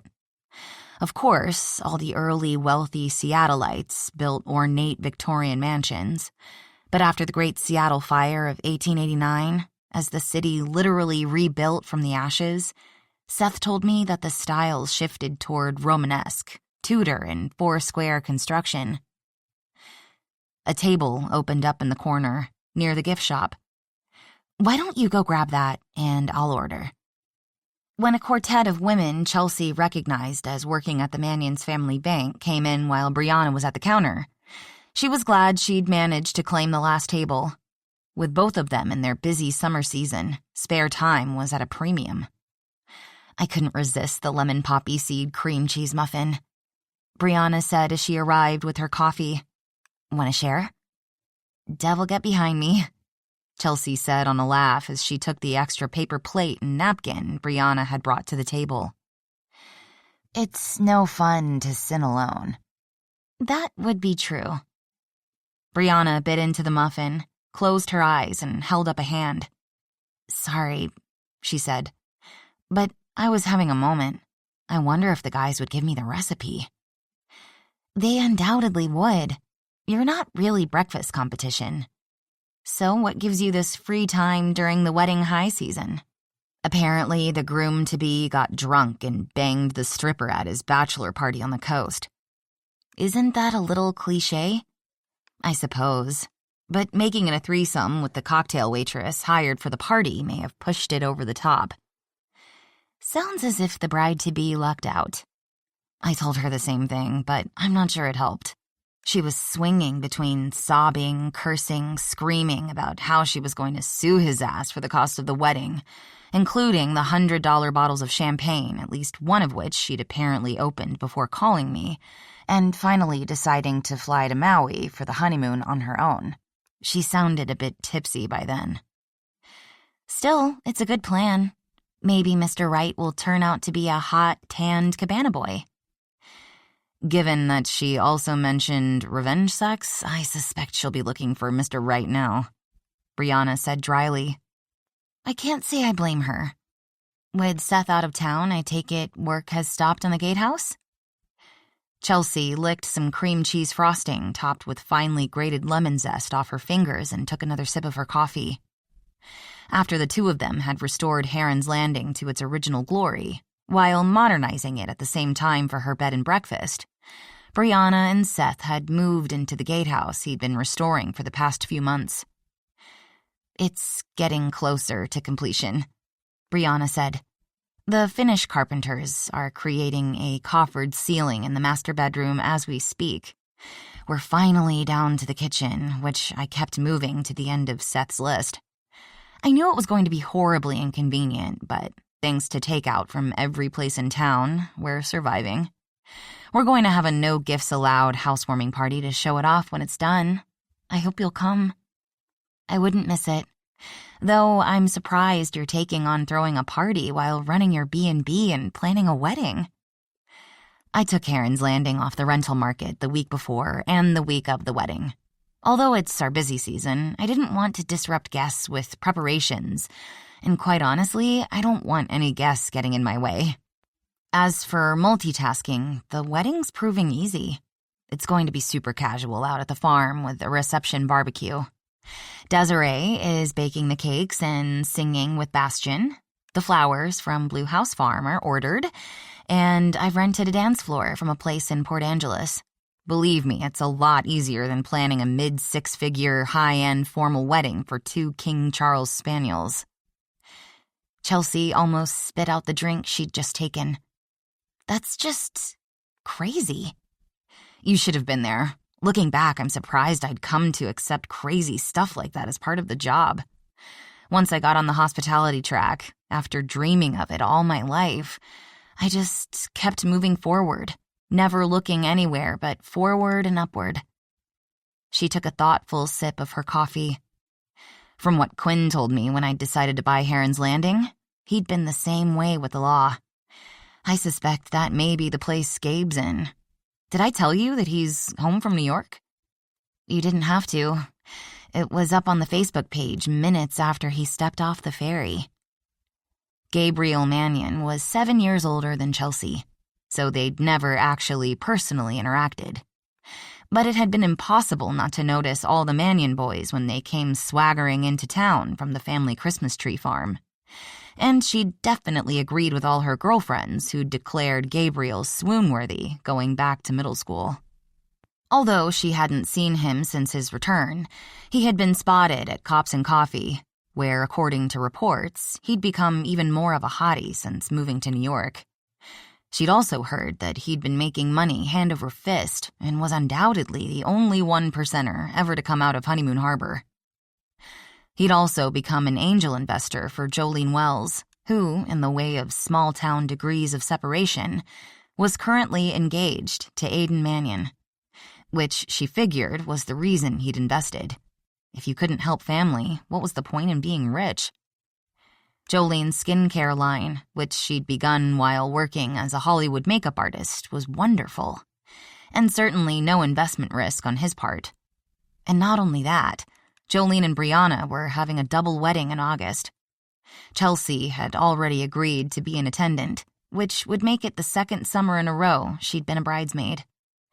Not that she was envious, but all the other brides seemed so happy in their marriages that there were admittedly times when she was sitting at home, watching yet another couple find their happily ever afters on the Hallmark Channel, that she wished some fairy godmother would show up with the perfect man for her. Did you also hear that he's spending the summer building a Viking boat in the boat school shop? An actual Viking ship? Like they raided with? Well, not nearly that big. Brianna allowed. But it's going to look much the same. I recently acquired a Caldecott Medal-winning children's book on Northern myths. There were already collections in the library for older kids, but every age loves fairy tales. Thanks for letting me know. It'd tie in perfectly with our visit to the History Museum. She hadn't even known Gabriel knew how to build wooden boats. Not that there was any reason to. All she knew was that, like all the Mannion brothers, he'd always been sex on a hot stick. She was, however, curious, not just about his Viking replica, but why the wealthiest man in Honeymoon Harbor would return to his hometown to build boats. I wonder if he'd be willing to let the kids visit the boat shop and see it. I could weave in the history of the Vikings with stories of the Scandinavians settling here on the peninsula, and maybe throw in a myth or two. I thought you might be interested in that idea, but I have to warn you not to get your hopes up, and please don't get your feelings hurt if he seems rude. He's been a loner out at the lake and extremely non-communicative, even with us.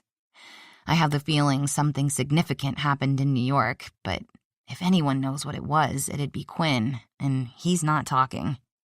Everyone knew that Quinn Mannion held secrets as tightly as a priest hearing a confession at St. Peter the Fisherman's Church, which was why he undoubtedly knew personal things about most people in Honeymoon Harbor. Well, it wouldn't hurt to ask, she decided. All he can do is say no, right? Right. And good luck. Quite honestly, I think it'd be as good for him as it would be fun for the kids. The rest of her week was filled with meetings, including a budget report to the town council. Then this weekend, she was driving down to Portland to attend an Oregon State Library convention and talk about her reading adventurers. Then her first day back would obviously be busy. While Farah was a wonderful librarian, the staff was so small. Every loss of personnel mattered. There wasn't an immediate hurry, she decided, taking out a pen to write a tentative date into her planner. She had enough to keep the kids busy for a few weeks once they got out of school, but she would make a point of dropping by the boat-building school to ask Gabriel to take part in the summer reader's adventure. If nothing else, a group of enthusiastic kids could bring anyone out of the doldrums. Chapter 6. Gabe had caved, as Quinn had undoubtedly known he would. 2 weeks after sharing that pizza with Aiden, he was hidden away in a back corner of the Honeymoon Harbor wooden boat-building school, running a piece of sustainable, plantation-grown, British-milled Oakum marine-grade hardwood through the table saw when the door opened, the sun backlighting a woman wearing a tidy black pencil skirt that ended at her knees, a sleeveless pleated front tuxedo shirt with the top 2 buttons open and black flats.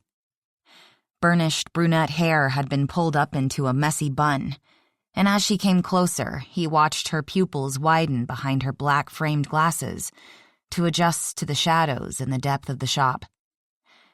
"Hi," she said with a quick, wide smile. "I'm Chelsea Prescott. You probably don't remember me." He could lie to save her feelings, but knowing that he'd eventually be caught out on some minuscule, long-ago hometown detail, he opted for full-out honesty. "I don't think—" "Don't worry about it," she said, with an airy wave of her hand. "There's no reason that you would. You'd already graduated high school when I started, and it wasn't as if I was a social butterfly. I'm Honeymoon Harbor's librarian." "What happened to Mrs. Henderson?" A memory of having to spend a sunny summer Saturday dusting shelves to pay off his library fines flashed through his mind. "She retired, but she's still on the library advisory board." "I didn't realize libraries had advisory boards." "Many do." Twin dimples appeared in her cheeks as she smiled. She was, as his grandfather Harper would say, cute as a button. Even as her naughty librarian glasses had him imagining unbuttoning a few more of those buttons, Gabe reminded himself that he didn't do cute. Though in our case, it's admittedly more a group of volunteers I've dragged in to help. Mrs. Henderson checks in at least once a week to make sure I haven't ruined the place. She talked with her hands, which seemed to flutter around like meadow butterflies. Not that I'd have it any other way. She always has helpful advice and has been a friend and mentor to me most of my life. "That's nice. For both of you." From the day he'd applied to work at Harborstone, Carter Kensington had played the same role in Gabe's life, although he guessed the elderly librarian's mentoring had been a lot more staid and hadn't included the excess of alcohol Carter's had. "It is." She flashed him another of those wide Julia Roberts smiles. "At any rate, we've always had a summer reading program." "I remember." During his younger years, when his high school principal mother had insisted all her children take part, Quinn always won the award for not only the most books read, but also for the best written reports. Gabe, who'd enjoyed reading, mostly about captains of industry and robber barons, had written some of Burke's reports, while the family jock spent the summer honing his QB skills. Honeymoon Harbor's bad boy Aiden hadn't even pretended to care about the competition for most books read, preferring to spend the school break at the lake and getting into trouble. By the time Quinn had gone off to college, Brianna was old enough to claim his reading program crown. This year we're downsizing it a bit to try something different. Okay. He folded his arms and waited for what the hell that had to do with him. Since the goal is to expand minds, I thought that at least once a week we'd break out of the walls of the library and explore other learning opportunities. She glanced down at the drawing of a plan he'd chalked onto the 100-year-old wood plank floor. Brianna mentioned that you're building a Viking ship. A fairing. Which would undoubtedly mean nothing to her. It's from an Old Norse word meaning to row. Now, see, that's exactly why I'm here. You already taught me something I know the kids would be interested in. Before we go to the museum, I was planning to prepare the readers with a few days at the library exploring Norse folktales. I just acquired this wonderful book about Vikings for the younger children. She paused, and he could practically envision the ideas bouncing around like pinballs in her head. Maybe we could even make costumes. Just don't make the mistake of putting those horns on the helmets or you're going to piss off a lot of locals who know better. Don't worry, I'd never do that. Do you know where that silly stereotype came from? No. And he really didn't care, though he had the feeling he wouldn't be able to stop her from telling him. It's all Richard Wagner's fault. Well, not really his, but Karl Emil Doppler's. Remember when you didn't know what a fairing was? Of course, it was less than a minute ago. That's how I'm feeling about now. It also had him thinking of Quinn telling him not to talk so much in boat speak. Oh, well, Wagner wrote operas. That I know. Occasionally, when Carter had gotten super soused, he'd started singing the stuff, which was when Gabe first learned about his friend's 6-year relationship with a soprano from the Met. A mistress who'd outlasted wives 2 and 3. It had predictably turned into a tabloid headlines breakup with the soprano and subsequent divorce from wife number 3, which had been every bit as overblown and dramatic as any opera. Okay. She blew out a breath. So, when he staged his Der Ring des Nibelungen, consisting of 4 operas, the Rheingold, the Valkyrie, Siegfried, and Twilight of the Gods. That's exactly right. Wow. This time her smile was like one of those gold stars elementary teachers used to put on all perfect Quinn's papers. Gabe's grades had been good enough to get him into the Honor Society, but he'd be the first to admit if a subject didn't involve boats, or the math he'd learned that was necessary to build them, he tended to blow it off. I had a friend who was into opera, he told her. A familiar ache had him rubbing his heart whenever he thought of Carter. Sure, the guy had been majorly flawed, but he'd also been his best friend. He particularly liked singing from The Ring. Usually after the 3rd or 4th Manhattan, which had been even more grating than Carter's drunken rendition of New York, New York, which probably had Sinatra spinning in his grave. Well, to be honest, it's always seemed a bit overdone for me, but there's no denying that it lies at the heart of 19th century culture and had an incalculable effect on European, particularly German culture. You know what? What? Having grown up with Mrs. Henderson heading up the library, I was having trouble making the shift in my head, but now I definitely buy you as a librarian. She tilted her head. As she studied him, appearing to decide whether or not she'd just been insulted, her bluish-green eyes, which appeared to be a barometer of her mood, turned cooler. He hoped the woman never played poker, because she couldn't bluff worth a damn. If you're not interested... No, I am. Keep going. Although he'd never given a damn about opera, there was something about her earnestness that had slipped past the emotional drawbridge he'd slammed down when he'd gotten the call about Carter's death. Well, When Wagner staged the operas in the 1870s, Doppler, who was his designer, came up with horned helmets for the Vikings, and thus an enduring and rather ridiculous stereotype was born. There had been discoveries of ancient horned helmets in the 19th century that later turned out to predate the Vikings. Greeks and Romans had also written about Northern Europeans wearing helmets adorned with feathered wings, antlers, and horns. But that was at least a century before the Vikings appeared, and those were probably only worn for ceremonial purposes by Norse and Germanic priests. Because while wearing horns into battle might help intimidate your enemies, and perhaps poke out an eye, they'd be more likely to get tangled up in tree branches. Or embedded in a shield. That's exactly what I've always imagined. She rewarded him with another smile that lit up the shadowy corner of the shop and tugged at something inside him. Not lust, but a feeling Gabe couldn't exactly name. But getting back to my point, and I truly did have one, it would be so wonderful to bring the group here to see you building your wonderful boat. Sorry, fairing. She corrected herself. Just looking at all those boards and pieces of wood and trying to imagine them turning into an actual boat from that plan on the floor is amazing to me. Confession time. I've never figured out the Dewey Decimal System. Oh, damn.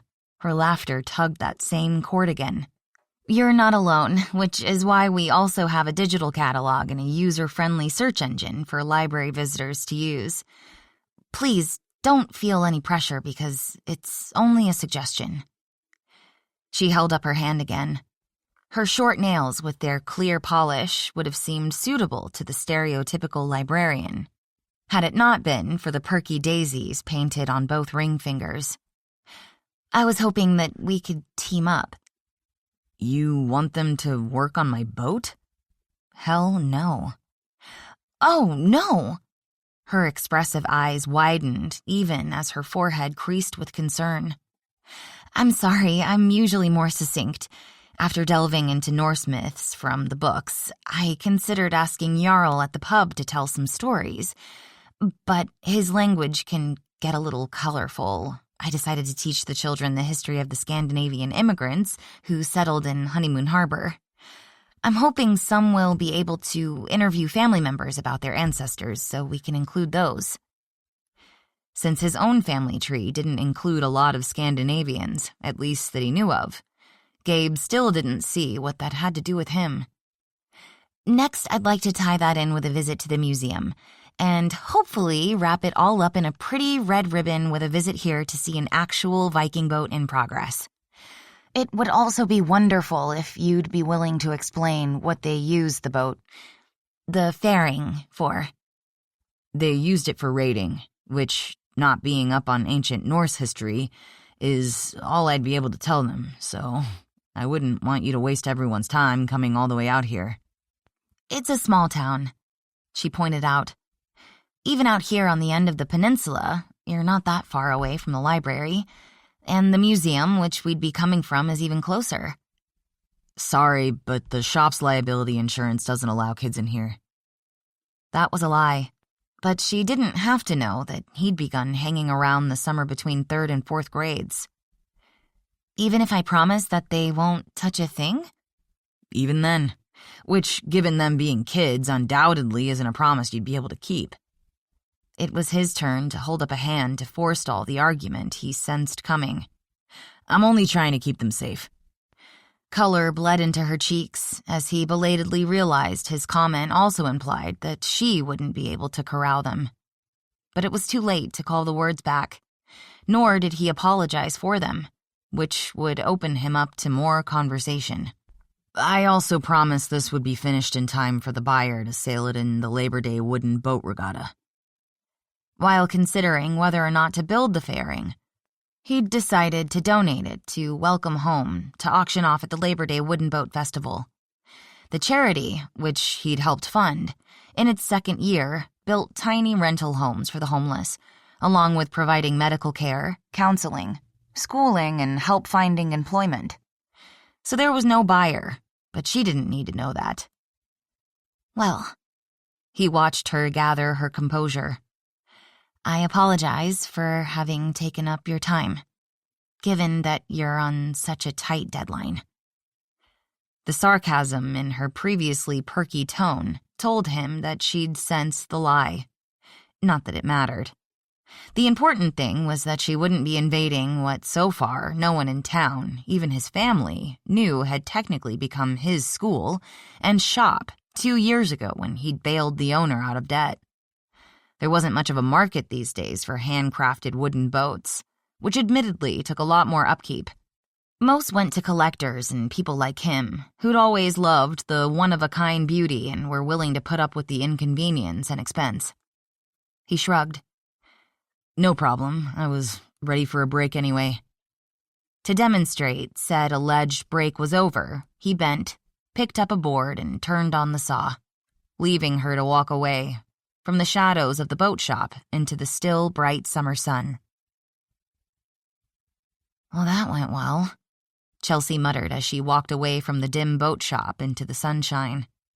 One of the things that made up for the long, dark winters on the peninsula were the equally long summer days. Although it wasn't officially summer, the sun wouldn't set until after 9 o'clock tonight, and the light would linger until just before 10. With its rays glancing off the glaciers at the top of the mountains, today's sun seemed especially bright. "Seriously? You brought up opera with a guy who probably listens to Toby Keith and Trace Adkins?" She shoved on her sunglasses, which she had to buy every year because she'd never remember where she'd put them at the end of fall when the rains began, and hoped that Gabriel Mannion didn't think her a total idiot. In this outdoor land of skiing, hiking, mountain climbing, and sailing, her personal summer activity of choice was sitting on the front porch with a glass of lemonade and a good book. In the winter, the location would change to her overstuffed sofa in front of her apartment's fireplace with a cup of spiced tea, which she'd long ago accepted made her different from many Honeymoon Harbor residents. Although she wasn't one of those stuffy old stereotypical librarians with the wire-rimmed glasses perched on the end of her nose who was constantly shushing everyone, Chelsea preferred quiet, order. Having had a lifelong love affair with words, she preferred to choose hers carefully. She did not ever chatter away like a magpie on speed. Until today, from the moment her eyes had adjusted to the shadows in the back of the shop, all her carefully planned words had flown out of her head. She'd remembered the gist, but the point she'd come here planning to concisely make had gotten all garbled, like the conversations through 2 soup cans in a string the counselors at Camp Rainshadow had taught all the kids to make the summer her parents had sent her away. After she'd grown up, with the benefit of hindsight, she'd understood that they'd been attempting to give her a respite from the dark, suffocating cloud of gloom that had settled over the Prescott home.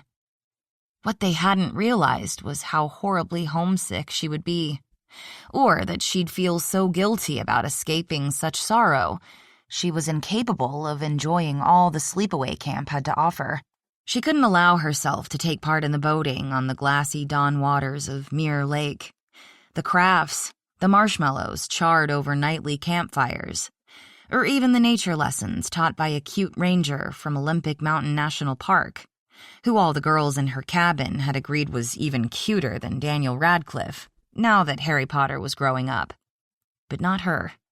Because Chelsea's heart, having been battered and tossed around by storms and tides, had lain like a heavy stone in her chest. The one small, somewhat bright light was when she'd been chosen by her fellow campers to write the skit for the closing night's talent show. It certainly hadn't been due to any popularity on her part. She'd never belonged to any cliques, had never received an invitation to join the in crowd.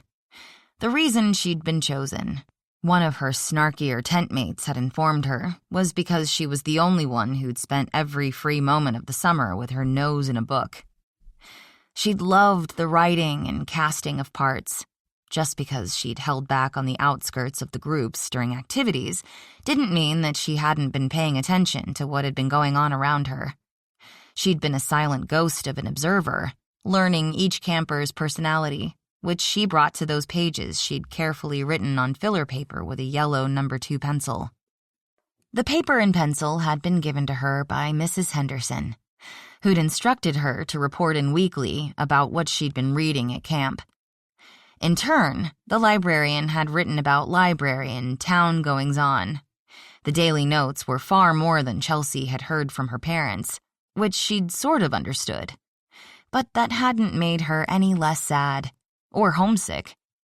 The performance was met with enthusiastic applause, the counselors shouting out, "Author, author," waving for her to stand and receive accolades. While she appreciated the gesture and their effort to draw a smile from her at least once before she returned home, the recognition only made her regret that her parents and sister hadn't been there to see her literally standing in the spotlight. Not going there. Chelsea shook off the bittersweet memory and returned her thoughts to her less-than-brilliant performance in the boat shop. Her only excuse for her uncharacteristic behavior was that once her eyes had adjusted and she'd seen Gabriel Mannion running the wood through that huge and deadly-looking saw, his arms corded with muscles, his raven black hair falling over his forehead, her heart had stopped and her blood had heated. Even from across the shop, she sensed the air of distance in him Brianna had warned her about. Over the ear-splitting screech of the saw ripping through the wood, she heard a distant alarm go off inside her. She could have turned and walked away. Perhaps she should have. But she'd been transfixed by his broad back and the way those jeans hugged a very fine butt. Not that she tended to go around looking at men's butts, but when it was right there in front of you, well, what was a woman to do? Seeming to sense her arrival, he'd shut off the saw, turned around and shot her a hard and patient look through a pair of thick safety goggles, which was when her knees had nearly buckled from the impact of the testosterone radiating from him.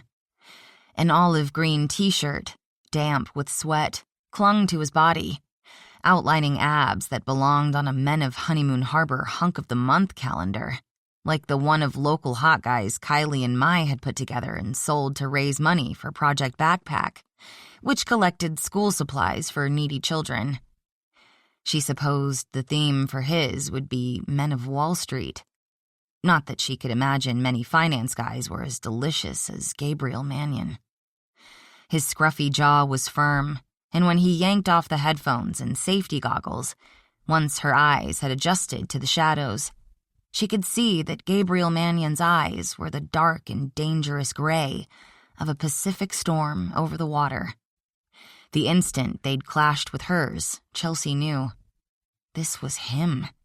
Rhett to her Scarlett, Tristan to her Isolde, Mr. Darcy to her Lizzie, the man she'd been waiting for her entire life. Maybe fairy godmothers really did exist. That's ridiculous. She scolded herself as she drove to the pub. Love at first sight was nothing more than lust at first sight, which she hadn't felt in so long she'd briefly mislabeled it. Obviously, she'd been binge-reading too many romances. Perhaps it was time to switch to a bloody serial killer thriller. Hadn't she read that the Pacific Northwest had more serial killers than anywhere else in the country? When Ted Bundy and the Green River Killer came immediately to mind, deciding that might be hitting a bit close to home, she considered horror. While the small town of Forks may still receive vampire tourism, she'd never considered those pasty, chaste, baseball-playing, sparkly vampires from Forks the least bit scary. And, by the way, she'd lived through enough Pacific Northwest storms to wonder why none of them had ever been killed by lightning from the thunderstorm hitting their aluminum bats. "You're digressing again," she scolded her still uncharacteristically distracted mind. Gabriel Mannion might be the hottest guy she'd ever met up close and personal, but he was also the rudest. No way was she going to allow that distressing encounter with him to take her focus off her mission to have the best summer library program ever. Keep your eyes on the prize. Coincidentally, The anthem of the civil rights movement had been today's inspirational quote on her life planner. Despite having failed with Grinch Mannion, having already gotten his sister, brother-in-law, parents, and uncle on board, she decided to drop into the pub and try one more victim. Candidate. "I've been waiting for you to show up," Quinn said before she'd had an opportunity to pitch her idea of the brewery tours. "Did Gabriel call you?" Damn, just saying the man's name caused heat to rise in her cheeks. Chelsea hoped that the light was dim enough in the pub for him not to notice. "No? Was he supposed to?" "No, I just thought, since I was at the boat shop before I came here, he might—" She stopped and corralled her whirling, rebellious mind, which, for the first time, had her fully understanding the term herding cats. "I thought he might have warned you," she said, punctuating her words with a smile to assure Quinn that all was hunky-dory, and she had the situation well in hand. "You've become one of the main topics of conversation in here over the past few weeks," he said. "I have?" "Yep. Would you like something to drink?" "I'll take a glass of wine," she decided. If nothing else, it might soothe nerves still rattled from her encounter with his brother at the boathouse. "Anything dry and white will be fine." "You've got it." He pulled a bottle from a fridge beneath the counter and poured the wine into a glass, which he put on a green coaster with Mannion's printed in white script in front of her. She took a sip of the crisp, pale, gold Washington State Sauvignon Blanc and allowed herself a moment of relaxation. "I like it," she said. "So," she forged on, "please tell me that the conversation is mostly good." "All good," he assured her. "Want something to eat with that?" "An order of wings sounds great," she decided, remembering she'd been so busy today she'd forgotten to eat lunch. And Quinn Mannion was known all over the peninsula not just for his beer, but his wings. "The chili lime ones, with sweet potato fries." A former Olympic athlete from the University of Oregon had opened Honeymoon Harbor's first fitness center in February, and Chelsea vowed to do an extra 20 minutes on the damn stair-stepper before work tomorrow morning. That exercise wouldn't make up for the calories, but at least she'd feel a bit more virtuous. As soon as he put the order in the window behind him to the kitchen, Jarl pulled it off its clip, which, now that she'd lost the possibility of the ship, had her rethinking her idea to ask the cook if he'd share some Norse tales. But the pub was beginning to fill up with the dinner crowd, and not wanting to interrupt service, she opted to wait. "Let me guess," Quinn said. "You want me to give your library kids a tour of the brewery and explain the process?" "Only the older kids," she assured him. "Okay." "That's it?" He flashed a devastatingly male grin that didn't affect her nearly as much as his brother's near glower. Having lived through enough drama in her early years, Chelsea had always been attracted to safe, easygoing men. Nice men. Men like Quinn Mannion. His brother, Gabriel, she sensed, was not. Yet that hadn't prevented a physical reaction so strong that at first she thought the town might have been experiencing an earthquake. Which, along with volcanic eruptions and tidal surges, was one of the risks of living on the Ring of Fire. At the time, she felt as if she'd been simultaneously hit by all three, which had her considering yet again that she may have overdosed on the Bronte sisters. "That's the plan. You're a lot easier than your brother. He turned me down flat." His answering laugh was rich and warm, and drew the glances of a trio of women who appeared to be a mother, daughter, and granddaughter, demonstrating his multi-generational appeal. Easygoing he might be, but like all the Mannion men, he should be required to wear a warning label. "I'm going to take that as a compliment." "I meant it as one," she assured him. "Though I haven't given up on your brother. I'm hoping once he learns that you've signed on, he might allow the kids to at least look at the fairing, from a safe distance." "Could happen." His tone was mild, but she saw the skepticism in his blue eyes. Even without the Viking boat, it sounds like you're going to have a dynamite program. I'm trying my best to make it both fun and informative. Although no one had said it to her face, Chelsea knew that there were those in town who, after she'd spent a year on the job, were still waiting to see if she was living up to Lillian Henderson's decades-long tenure as head librarian. Despite the town having been renamed in the early 1900s to honor European royals who were visiting the peninsula on their honeymoon trip across America, there were many residents, like the annoyingly negative Janet, who steadfastly balked at any idea of change. Well, Chelsea decided as Jarl came out of the kitchen and placed her wings and crispy browned orange fries in front of her, she was just going to have to drag any resistors along with her.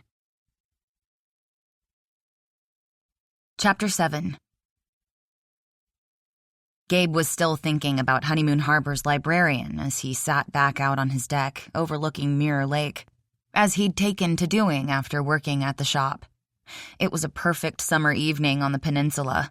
The bright blue sky was dotted with just enough puffy white cumulus clouds to keep the temperature in the low 80s, which had brought more people out.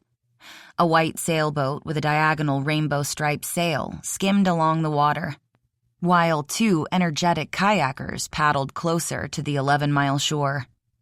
Farther out, the Seawolf, a 40-foot commuter hearkening back to the pre-World War II golden age of wooden boats, took passengers on a dinner cruise, leaving ripples in the crystal blue surface as it cut across the lake. It crossed Gabe's mind that perhaps Brianna had been trying to set him up with the cute girl-next-door librarian. He might have missed his sister and Seth Harper's engagement party, which caused a tinge of guilt now that he was back home with the family. But falling in love appeared to have her wanting the same thing for everyone else. Brianna had always been a fixer. She'd always wanted to make things better.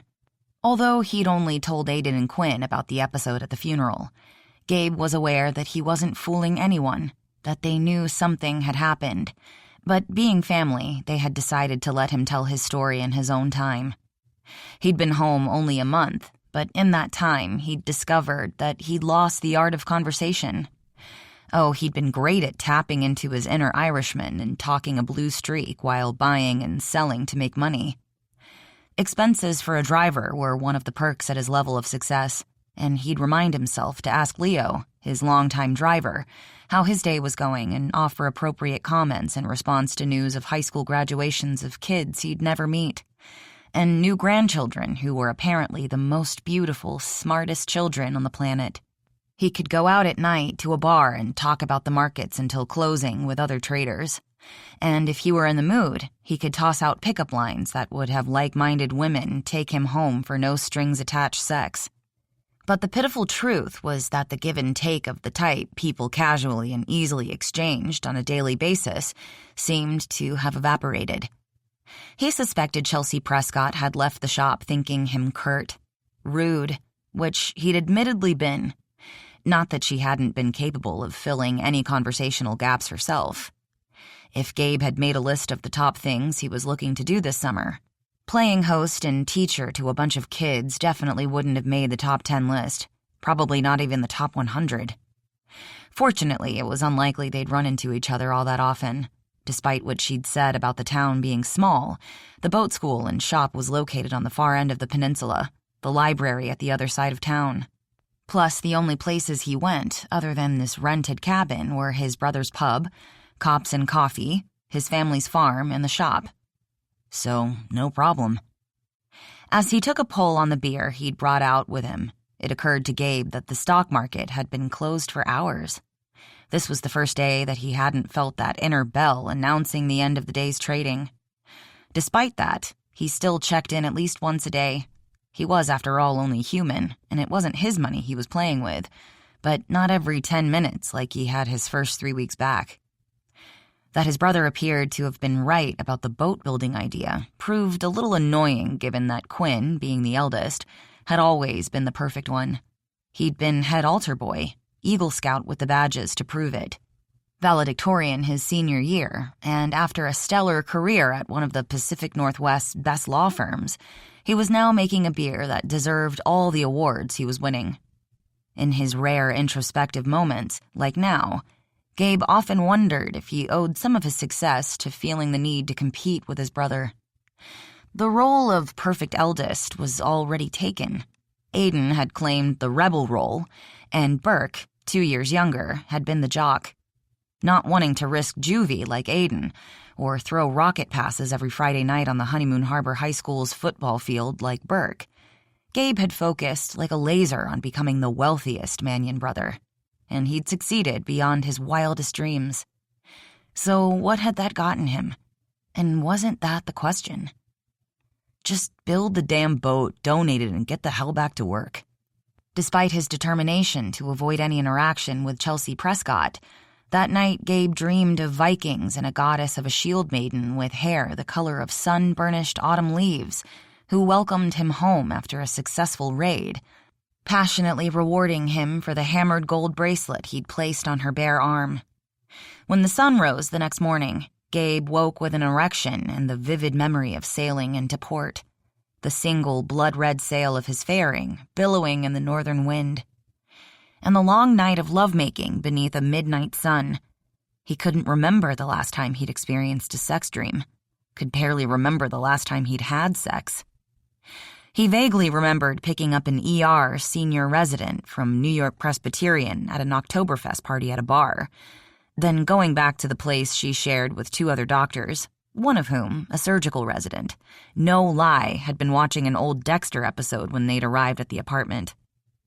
Having not gone out with a woman who had a roommate since college, Gabe had initially been uncomfortable, but neither woman appeared at all fazed. The fact that he and the ER resident, Sophia, hadn't exchanged numbers assured him that they were both merely looking for release and a brief time of human connection before returning to their workaholic lives. As he'd left the apartment in the pre-dawn hours, Gabe had already been thinking about the next deal, the next trade, staying ahead of all the hungry younger guys who, like he'd once been, were racing up the ladder behind him, just waiting for him to slip and fall back into the shark tank. Chelsea was still pondering what to do about Hannah and Haley the next Thursday, as she and Lily Carpenter strolled the aisles of the waterfront farmers market. She'd been driving them home every afternoon and had seen no signs of problems, and according to the social worker Aiden had spoken with after a home visit, her caseworker hadn't found any either. Despite her concerns, she was enjoying the bustle and cheer of the market, the buskers playing their music, the palm reader drawing a long line of customers, the stalls with the shiny fruit and luscious-looking vegetables, the scents of fresh bread and baked goods, and the aromas from all the different restaurant booths floating over all. "I love this place," Lily said as she paid for a loaf of fresh baked bread. The cinnamon aroma had drawn them from a neighboring aisle. "Me too. I was thinking of bringing Hannah and Haley down here once school lets out." They'd talked about the sisters on the drive to the market. Lily had also noticed them while shelving books. "They'd probably love it. Who wouldn't? But not that you asked for my advice. I'd be careful about getting too emotionally attached." "I think I can manage that." Chelsea decided to ignore the fact that one of the reasons she volunteered at Harbor Hill Nursing Home instead of the no-kill animal shelter Cam Montgomery had set up was that she wouldn't be allowed to take elderly residents home. Whereas if she worked at the shelter, she'd have an apartment filled with cats and dogs, which would be problematic given that her apartment had a no-pets rule. Also, a no-children rule, which was illegal but also a moot point, considering that men were part of the baby-making equation, and not only was Honeymoon Harbor's dating pool limited, given the population of the town, she didn't know anyone with whom she was interested in having the sex procreation entailed. They stopped at a fruit stand selling a variety of shiny apples, pears, peaches, and rainier cherries. "I thought I'd slice some of these with peanut butter yogurt dip," Chelsea said as she chose a selection of Braeburn and Fuji apples. "You've been making a lot of treats lately. Before you left for that weekend conference in Portland, it was oatmeal raisin balls with mini chocolate chips. Not only do I not recall you being into baking, I haven't seen you eating any of them. I test them at home. The oatmeal balls don't need cooking, neither does the peanut butter dip.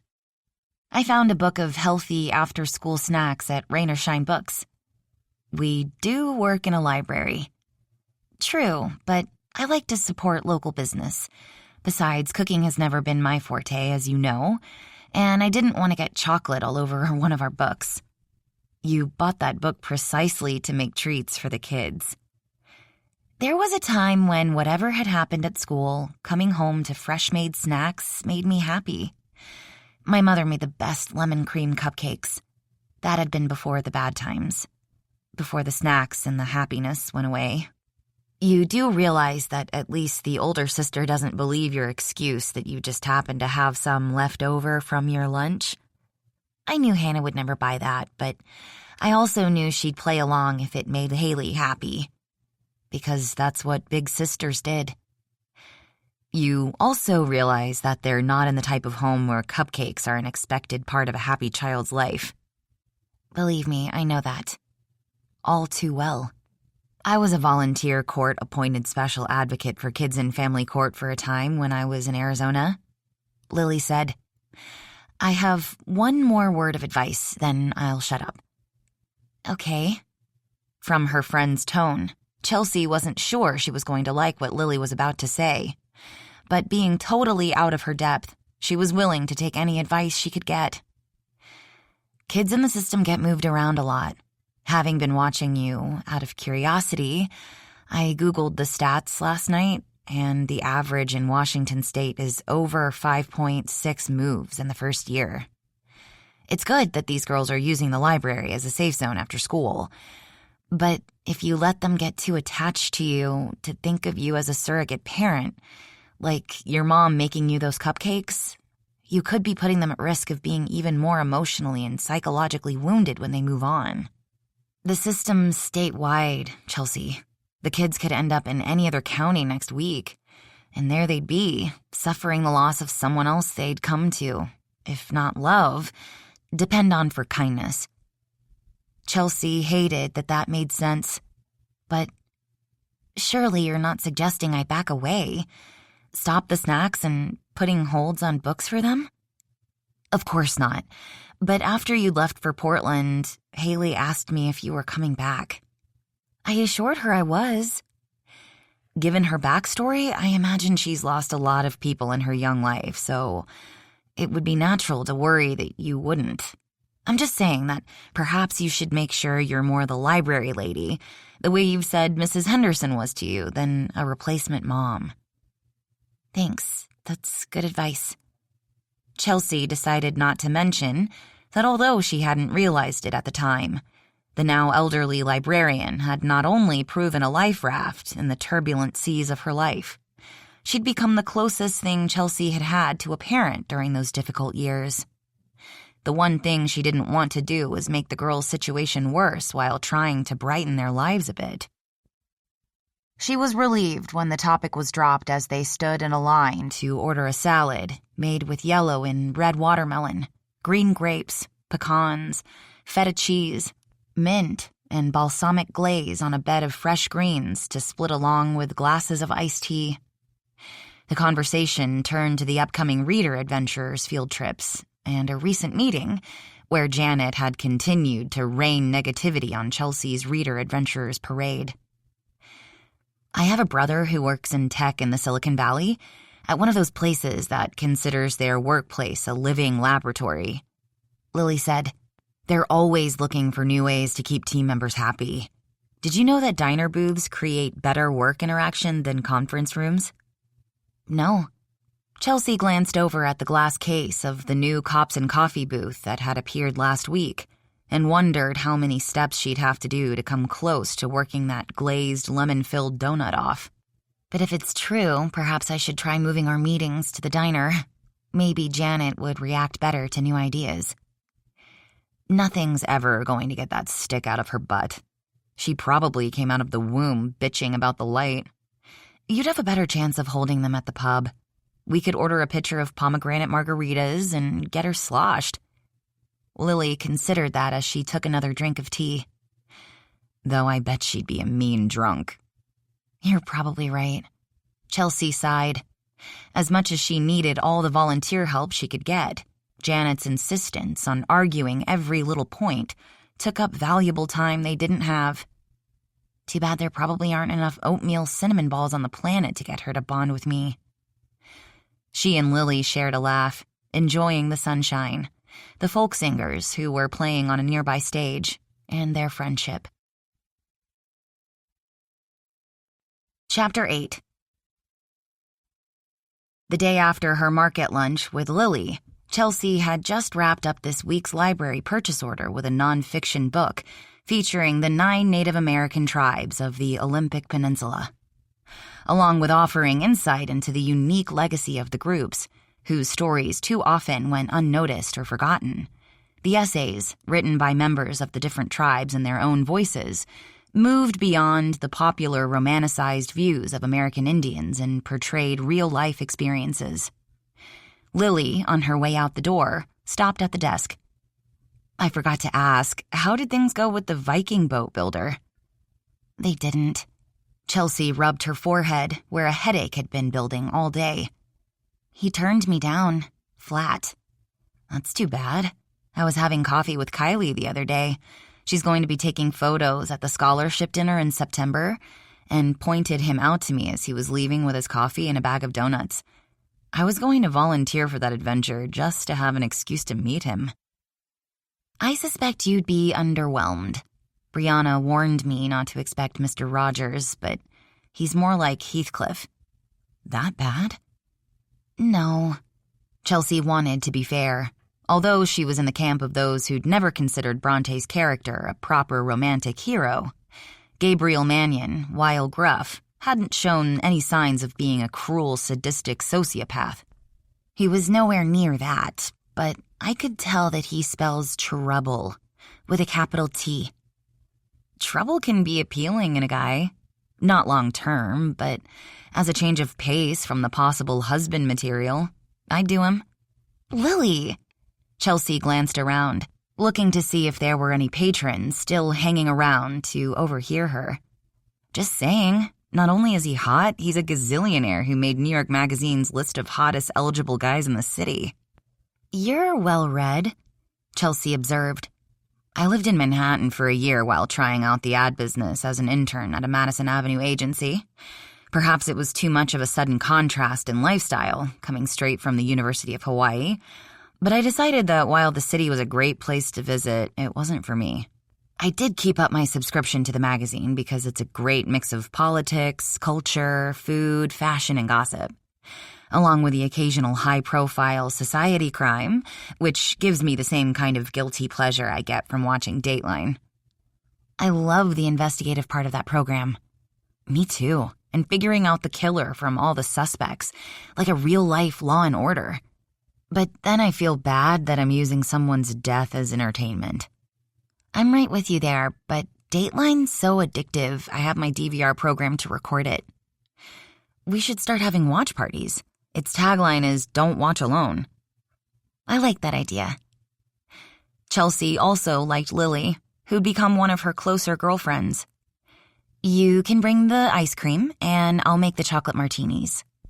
For someone whose family tree, on her mother's side, included the engineer/entrepreneur who built the Pennsylvania Railroad and made it during its heyday, the largest company in the world, and a model for technological and managerial innovation, and yes, Chelsea had researched it, Lily Carpenter was as down-to-earth as anyone in Honeymoon Harbor. Even more so than some, whose roots went back to early founders and felt that gave them some sort of privilege, such as not paying their library fines. Nor until Aiden Mannion had become police chief and stopped the practice of police courtesy cards, their parking and speeding tickets.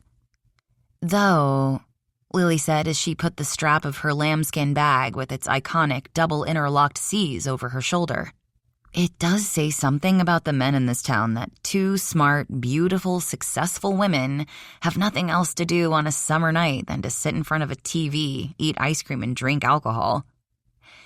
It could also say we're choosy. It could, though it's not as if Honeymoon Harbor isn't populated with hunks. The Manions are all gorgeous. Then there's Seth Harper, who's taken. True, and it's impossible not to like Brianna. So I can't even be jealous.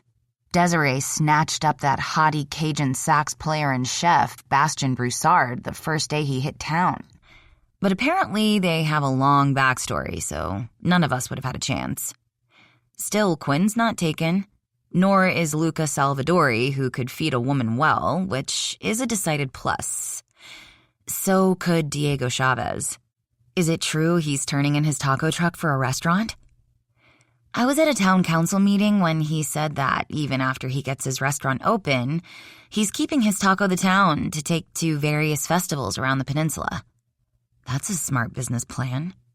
Oh, and let's not forget warm-hearted animal rescuer Cam Montgomery and mega-fit fire captain Flynn Faraday, who, having been trained to carry people down ladders, could undoubtedly carry a woman upstairs to bed.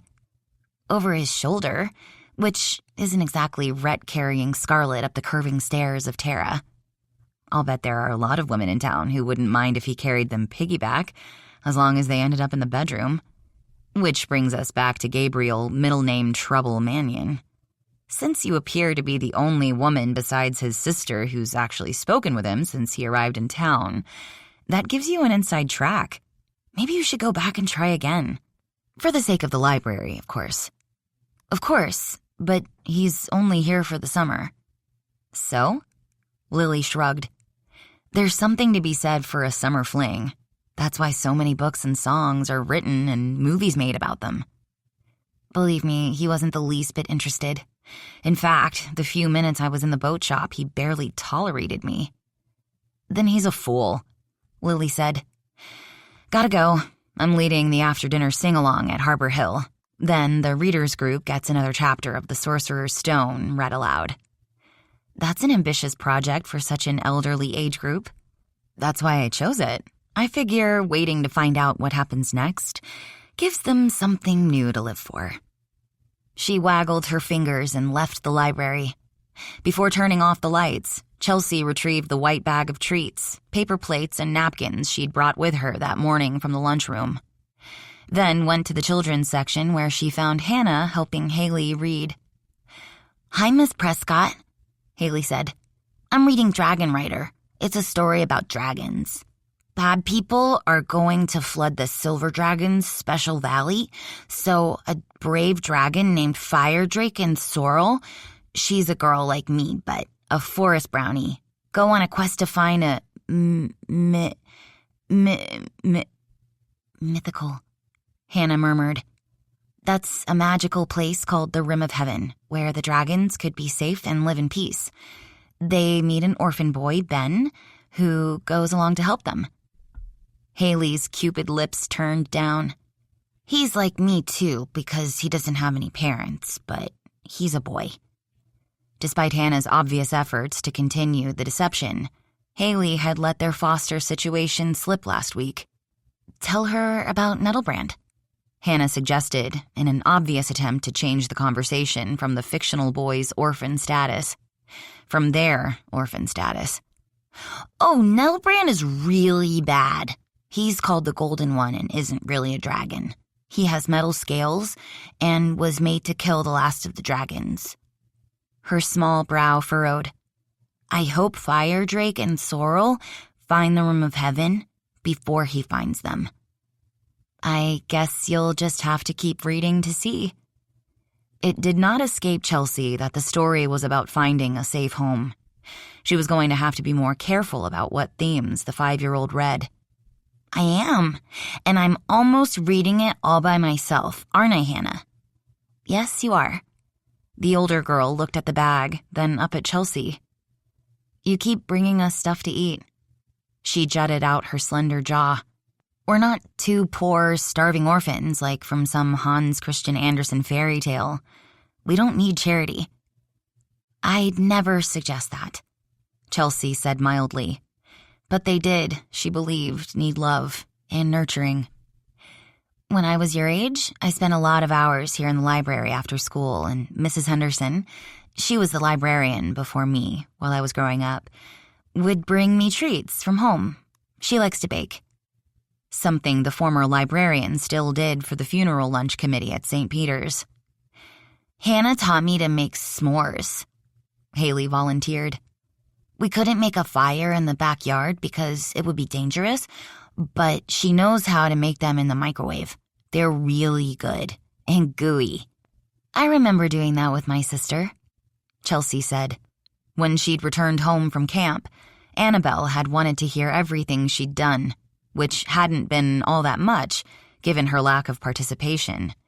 But she had shared stories about the things she'd watched others doing, making it sound as if she'd taken part because it was more than a little obvious that her terminally ill little sister was living vicariously through her at that point. And since Chelsea couldn't build a campfire in their backyard, she'd made microwave s'mores from a recipe she'd found in a cookbook at this very same library. You have a sister? Haley's eyes brightened up with interest. I had. Damn, Chelsea wished she hadn't brought the topic up. Did she go away? I have a friend whose sister went to college. No, she died. How did they get into this mind-strewn conversation? Oh. Haley bit her bottom lip as she considered that. Did she die in an accident? She was sick. For a very long time, but she had managed to get down one of the graham cracker treats and declared it the best thing she'd ever eaten in her life. It also turned out to be the last solid thing she ate, because the next morning she was put on a liquid diet, before ending up on a feeding tube, which, even with all the drugs the doctors had been throwing at her, still hadn't been enough to keep her from wasting away. That's sad. Haley's teeth continued to worry her bottom lip. Our mommy and daddy died in a car accident. That's very sad, too. It was. Her small chest beneath a Big Bird t-shirt expanded as she drew in a deep breath, then blew it out on a long sigh. We were there, too, but I don't remember it. Hannah rescued us. And then we lived a lot of other places, but now we live here. Not at the library. That would be silly, but in this town, which I like.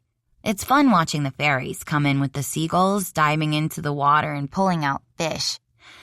We never had anything like that anywhere else we stayed. Hannah's expression revealed nothing. She stood as still as a stone while her young face could have been carved from ivory. But it really doesn't matter where we are because we'll always be together. Haley looked up at her silent sister. Right, Hannah? Right, Sprout. The older girl's eyes softened as she looked down into her sister's face, so eager for confirmation of that promise, then hardened as they turned to Chelsea. Always. One of these days, after they'd spent more time together, gotten to know each other well enough that Hannah might begin to trust her, Chelsea was going to steal her away for a private conversation. Even remembering Lily's warning at the market, there had to be more she could do to help than baking and ordering every child's book on dragons she could find in the catalog. Well, I'm not Mrs. Henderson, and I didn't bake these cinnamon apple bites because they don't even need baking, which is good because cooking has never been one of my talents. But they're still, in my humble opinion, just like having yummy apple pie without the crust. Why don't we go over and sit in the lounge where the coffee cart is, and you can have some milk with them? Gotta build those bones, Hannah muttered, her tone dripping with sarcasm. She was a hard nut to crack, but Chelsea refused to stop trying. She knew how it felt to lose a family. Her loss might not have come in one fatal horrific moment. Instead, it had taken years of pain before that final blow. She'd mostly moved past the survivor guilt of not being able to somehow save her sister's life, and feeling that somehow, some way, there must have been something she could have done to keep her broken family together. If she'd only been quieter, if she'd only known what to say when she'd feel the explosive energy building up in the house, The way she'd read that the sky in tornado country would turn an eerie shade of yellow, and you could feel electricity sparking in the air before the tornado hit and blew everything away. If she'd only been able to stop her father from being so angry, or her mother so, well, empty. If she only could have been enough to keep her mother from hurting so badly, needing to be with Annabelle. If only Harry Potter and his merry band at Hogwarts had been around back then to perhaps give her a reason to live one more day, then another, and another, until her mother was an old lady playing cribbage with Mrs. Henderson and others at the senior center that had been established in St. Peter's Annex. Realizing that Hannah was watching her, studying her, Chelsea shook off the threatening cloud. "You're certainly right about that," she said in her cheeriest voice. It was the same voice that she'd used to make plans with Annabelle of all the things they were going to do once she got better. The voice that tried so desperately to bring sunshine into a house where even in this land of long, dark winters, the windows were always covered with closed blinds and heavy draperies. The voice that, due to nerves, had gotten out of control at the boat shop and probably left Gabe Mannion thinking she was one plank short of a fairing. "We need all the vitamin D we can get living up here in this rainy part of the country." Which had her wondering if the children were given vitamins. Like nearly everyone else she knew, she dutifully took her tablet of artificial sunshine every day. The cinnamon bites were as good as the recipe had promised, which she already knew because she'd sampled 3 of them when she'd made them last night. Merely for product testing.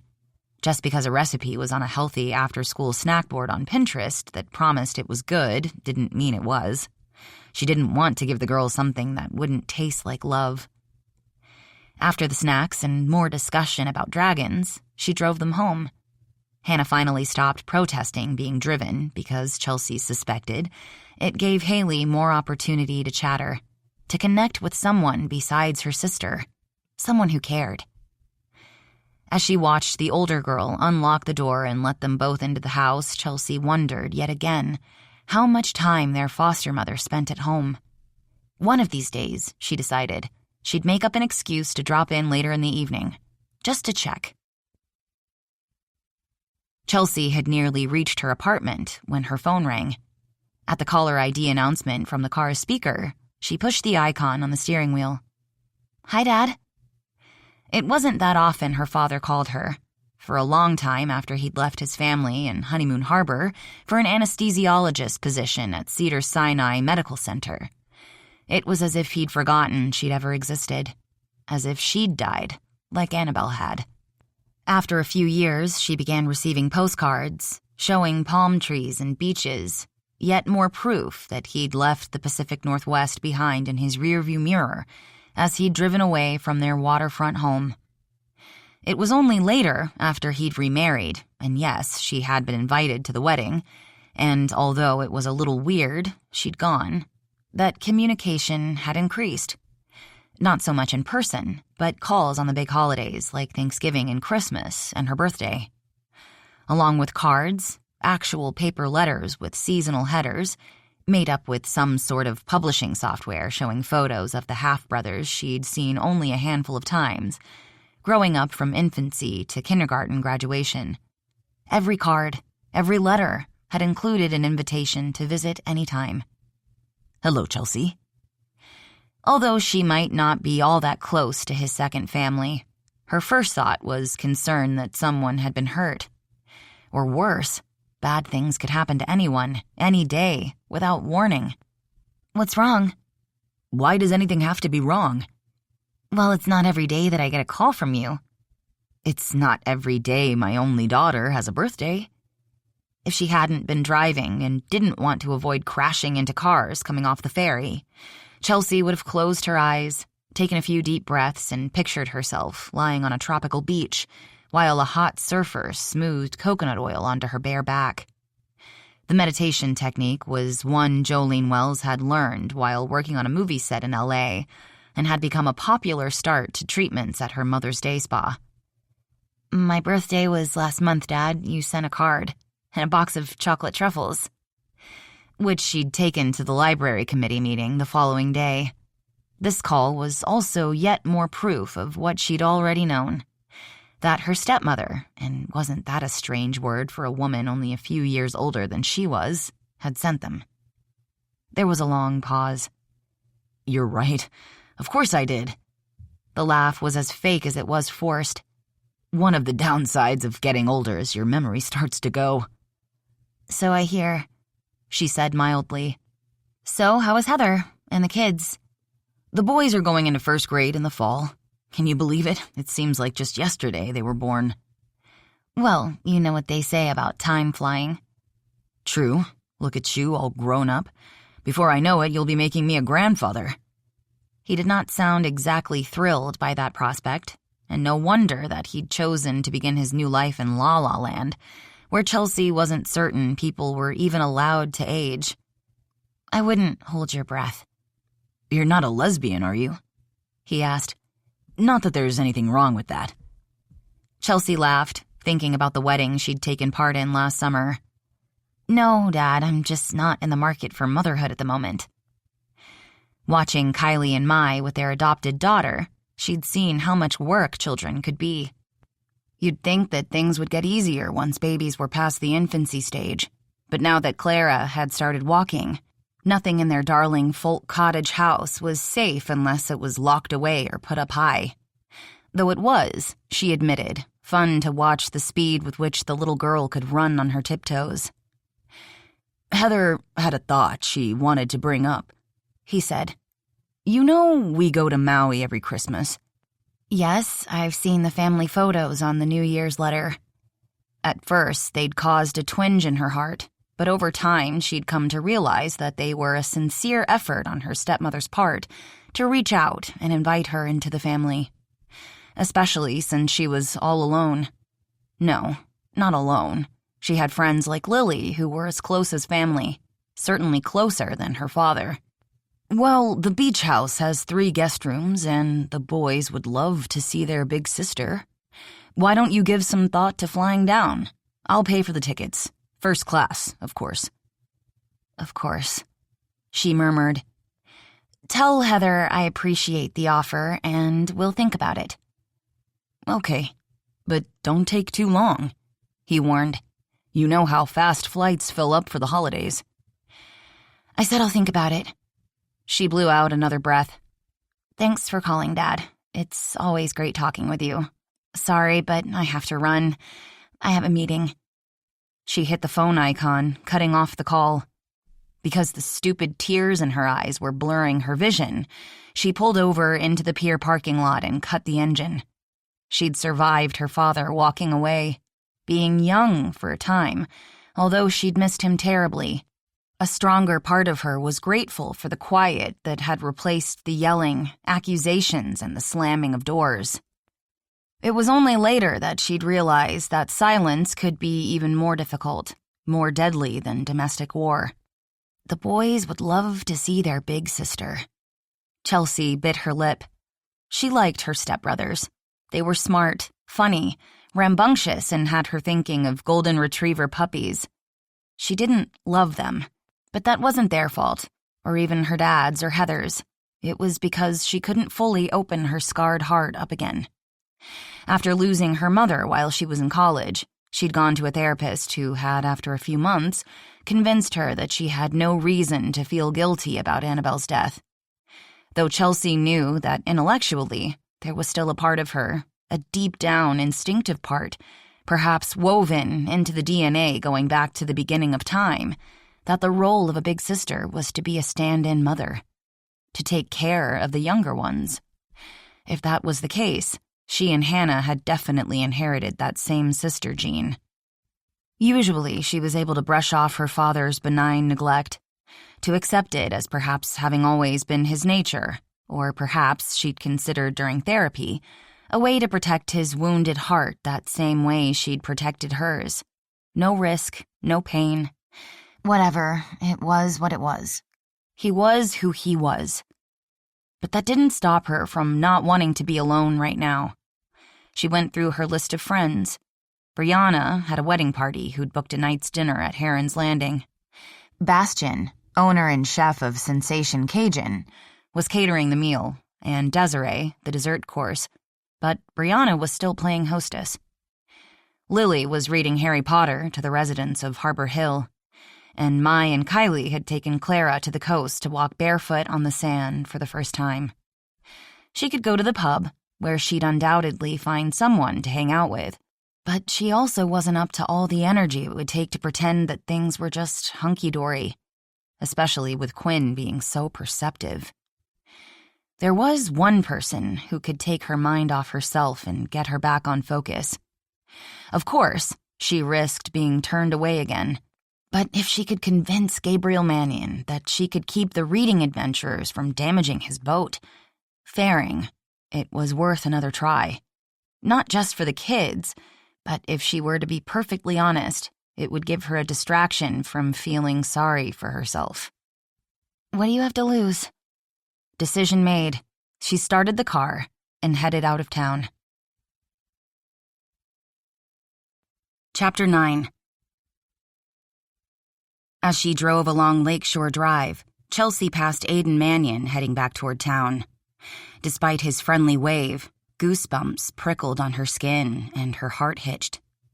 All these years later, the sight of the Honeymoon Harbor police shield on the door could cause anxiety. It was as if a slow-burning fuse had been lit at Annabelle's diagnosis, one that had created more and more stress the longer it had burned. A neighbor had called the police about family disturbances when the fights, while never physically violent, would escalate, and one terrible day, Chelsea's mother had received a DUI after taking Xanax with a glass of wine. The only good thing about her father leaving was that the house had gotten quieter, with the TV providing background ambient noise nearly 24 hours a day. After a while, it had gotten so Chelsea hadn't even noticed it. Then finally, the police had been there on what they'd called a death investigation. Blowing out a breath, she continued driving down the road lined with shaggy, towering Douglas fir that cast stripes across the pavement, every so often catching glimpses of the unbelievable blue of the lake. The wildflowers were in raucous bloom, and pink, white, and blue phlox painted the landscape with sweeping swaths of color, replacing the fading avalanche and glacier lilies. Chelsea rolled down her window, drinking in the perfume, which topped anything that came in the priciest of bottles. Shortly after turning where her GPS instructed, she found herself facing a tall wrought iron gate with a stone pillar on either side. On the left pillar was a security keypad. She could call Brianna to get his number so she could then phone Gabriel and ask him to unlock the gate. But he might not be willing to do that, which was why her plan, as sketchy as it admittedly might be, was to catch him off guard. She'd already marshaled her argument. Now she just needed an opportunity to present it.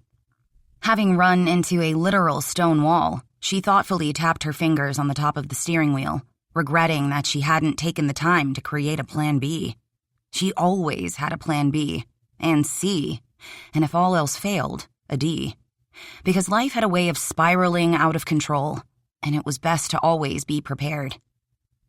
As she saw a security camera on the top of one of the pillars, she realized that Gabriel might know she was parked out here, which would give him time to make up a new argument, because she hadn't believed that insurance won it all. She remembered having lunch one day with Seth and Brianna when they'd taken her for a Sunday sail on his boat. The conversation had come around to Gabe having built the boat, which then led to more discussion about him having hung around the shop starting back when he'd been in elementary school. Perhaps the insurance rules had changed, but she'd bet her collection of vintage Nancy Drew books that he'd been lying just to get rid of her. It was then an idea struck. A sneaky idea. A sneaky, wonderful idea. After managing to turn around without sliding into the slight ditch on either side of the pavement or backing into a tree, she headed back down the road, around the shoreline to the other side of the lake. The bait shack had been there longer than Chelsea had been alive. She'd heard that in the 1950s, there'd been a takeout window, offering sandwiches and sodas to boaters and fishermen. Now, although a cafe had replaced the takeout window, An old-fashioned red Coke cooler at the door of the boat rental office went back to those early days. Well, if it isn't Chelsea Prescott. The elderly man wearing a brown ball cap with fishing flies stuck on the band came out of the office to greet her. Don't tell me you're out here to collect my library fine. Do you owe a library fine? She asked Bert Carter, who preferred manly books by Hemingway and Zane Grey, and the occasional mystery thriller, as long as it didn't have any of those dirty parts. I might have been a bit slow getting through the Hunt for Red October, he admitted, stroking his white beard, which, if he hadn't been skinny as a beanpole, would have made him a perfect Santa for the annual Christmas tree lighting. I imagine you're busier in summer, she said. Sure am. Not willing to go out on the lake in the winter. While winter steelhead's real popular, people like fishing from the bank. I do keep a couple trailers for anyone who wants to take a boat out to one of the rivers for the run, but it's nothing like summer. Well, since no one's put a hold on that Clancy book, and you have the extenuating circumstances of your work allowing less free time to read this time of the year, we'll keep that fine between us. He lifted his hand to the brim of his hat. I do thank you. Lillian might not have been so accommodating. Oh, I'm sure she'd understand your circumstances. She might, but she may also still be mad at me for standing her up for the Winterfest dance. I hadn't heard anything about that. The Facebook page only went back 5 years. Maybe because it was 40 years ago before she met Ralph. Unfortunately, that woman has a memory like a damn steel trap. He blew out a frustrated breath. Bygones, he said on what sounded like a long sigh of regret, which had her wondering, and remembering that he always seemed to show up on Wednesdays, the day Mrs. Henderson usually arrived at the library after her Zumba class at the senior center. What can I do you for? I need a boat. No problem. Kayak, canoe, sail, or rowboat? I'll take the rowboat. The kayak and canoe sounded too tippy, and no way was she going to attempt a sailboat. Having watched girls row on this very same lake that summer of her miserable camp year, rowing hadn't looked all that difficult. They'd also seemed to be having fun, which was why she'd refused to try it. Looking back now, she wished, not for the first time, that she could have written a letter to her younger self, advising her to enjoy happiness whenever she found it because life didn't come with gold-plated guarantees. You got it, he said agreeably. How long do you expect to be out? However long it takes to get across the lake and back. Surely it wouldn't take that long to persuade Gabriel Mannion to see the light. White brows, as furry as caterpillars, disappeared beneath the brim of his hat. All that way? That's my plan. Have you ever rowed before? I'm very familiar with the process, she hedged. From camp days. He looked doubtful, but determined not to let anything or anyone deter her from her mission. 10 minutes later, wearing a bright yellow life vest, she climbed into the boat, which was more tippy than she'd expected. It had looked so solid, so safe. That thought almost had her laughing, since this was additional proof that nothing was safe about Gabriel Mannion. It's just like on a rowing machine. You've probably done one of those, right? Of course. At least she'd watched people use them while she'd been riding the stationary bike at the fitness club. Great. Sit on the bench seat, Bert instructed, with your back toward your destination. I sit backward? If she'd known that she'd be doing this, she'd have watched several YouTube videos in order to be well prepared. She was also glad that she'd worn a loose-fitting peasant blouse with a pair of khaki capris and keds today, which she doubted Mrs. Henderson would have ever worn to work. Yeah, because rowing's nothing like paddling, Bert said. The action of rowing propels you backwards, so you need to sit with your back to the bow and face the stern. This time his expressive brows beetled. I thought you said you know about rowboats. I do. The bow is the front and the stern is the rear. Seth had explained the terms the day they'd gone sailing, which, it was beginning to appear, had little to do with rowing. Got it in one. Although he seemed pleased, she knew that much. His forehead, weathered by age and years on the water, furrowed, revealing his continued skepticism. "You sure you want to do this?"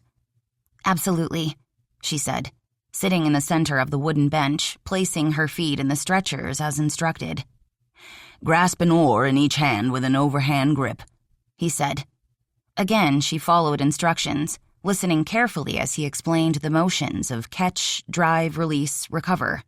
Rinse and repeat. "Got it," she assured him. Piece of cake. Unfortunately, rowing proved a great deal more difficult than it looked, making her wonder why this type of boat didn't have the same cachet as sailboats. It wasn't as if just anyone could row a boat. She was an intelligent woman with 2 college degrees, and yet, after Bert had pushed her away from the wooden dock, she found herself going around and around in circles. At this rate, it was going to take her until Labor Day to reach the other side of the lake. "You're only using 1 oar," Bert shouted through cupped hands. "Keep them both level, turn them to the side, then pull them through the water together." It took a few more tries, but eventually, Chelsea was on her way. She was soon immensely grateful that the other boaters appeared to realize that she was a novice, because they all took a wide berth as they neared her. 3 guys in a powerboat who'd been water skiing did drift over close enough to ask her if she wanted a tow to wherever she was headed. But even as her hands and calves burned and her back began to ache, she assured them that she was fine. If she was going to win Gabriel Mannion over, she needed to bring her A-game and appear confident and strong. Arriving towed by a boat of cute, puppy-dog-friendly college boys wearing board shorts and cut-off frat t-shirts was not part of Plan B. Although she'd put the cabin's address into her phone's GPS app, and every time she checked it, was assured she was headed in the right direction, whenever she looked back over her shoulder, the beach didn't seem to be getting any closer. Just when she was determined she'd be stuck on this damn lake forever, she came around a slight bend, and her breath caught at what had to be the largest, most spectacular log cabin she'd ever seen overlooking the lake from a bluff. Without her GPS, she might never have come across it. There, standing on the deck below the house that 3 of her apartments could probably fit into, was Gabriel Mannion. Feeling self-conscious, she was rethinking her decision. But no, she'd come too far to back out now. There was also the little fact that even if she could turn the boat around, she wasn't certain that she could make it back to Bert's. "I hate to ask this," she said as she came closer, "but how do I stop?" The last thing she needed to do was to crash into the dock. "Feather your oar." "Like that's a help," she muttered. "Set it so it's not perpendicular but not quite parallel to the water. Then dig your blade into the water and straighten your arms." She did as instructed, managing to stop the boat an instant before she rammed the dock. It worked.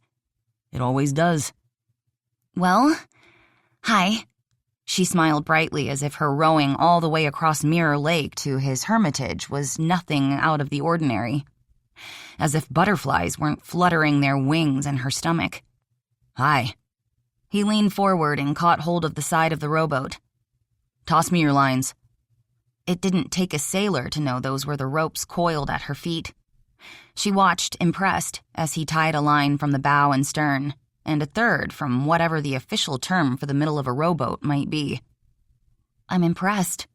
"When you spend as much time on the water as I did growing up, things stick with you." "I imagine so, like riding the proverbial bicycle." She took his outstretched hand and accepted help getting out of the boat.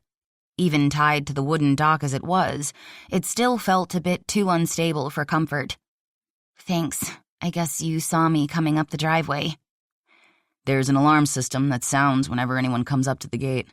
I didn't set it up, but since the panel that controls it and most of the rest of the house looks set up to launch satellites into space, I've been afraid to touch it." "I don't blame you." She liked that he so easily admitted that there was something he didn't know. She also liked his smile, perhaps because from what she'd seen thus far, it might be as rare as a full eclipse. "I had some friends who went to Hawaii over Christmas." which had her thinking back on her earlier conversation with her father, which in turn caused her spirits to dip. They set the heat to turn off while they were gone, although the husband thought he'd turn the utilities back on with his phone when they were at the airport on the way home. What he hadn't realized was that a winter storm had knocked out the power, which screwed up the clocks, which in turn froze the system the entire time they were gone. They got home from SeaTac at 2 a.m. to a dark, freezing house. This place has a built-in generator that turns on if the power goes off for 15 seconds. That would be so handy here. After a storm outage last year, she'd worked 2 days in a puffy down coat, a knit cap, long underwear beneath her sweatshirt and flannel-lined jeans and wool fingerless gloves. Yeah, though I don't expect to need it in the summer. The breeze from the mountains and lake provide natural air conditioning, and if anything did go wrong with the power, the well has its own backup system. According to the Facebook page, it's owned by some big tech mogul no one has ever met. It is. He's an old fraternity brother. He's thinking of selling it because he never gets over here from Seattle. That's a shame, because it's beautiful. She glanced around at the logs that looked as if they'd been rubbed to a gleaming gold. A lot of people in town have wondered about it, she admitted, herself included. Seth knows it well because, although Harper Construction usually only does remodels, he and his dad spent nearly 2 years doing finish work. But other than the contractor, subs, decorator, and Megan and her clean teen crew, I don't think anyone else has ever actually seen it. Why don't you come in and look around? I don't want to intrude. I just wanted an opportunity to talk with you. Again. She did her best to sound casual, as if driving 20 miles out of her way down a long and winding gravel road, then rowing across a lake to get here was no big deal. Well, since you've come all this way, the least I can do is give you the tour. I'd love that. Thank you. How about dinner? He asked as they walked up the dock toward the stone steps leading to the house. Dinner?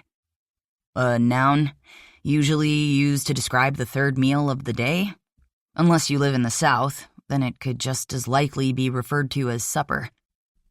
I know what it is. I was just surprised that... Are you inviting me to dinner? For some reason, my mother seems to believe that despite me going into town every day, I'll starve out here. She's been sending Aiden out with groceries and cooked meals.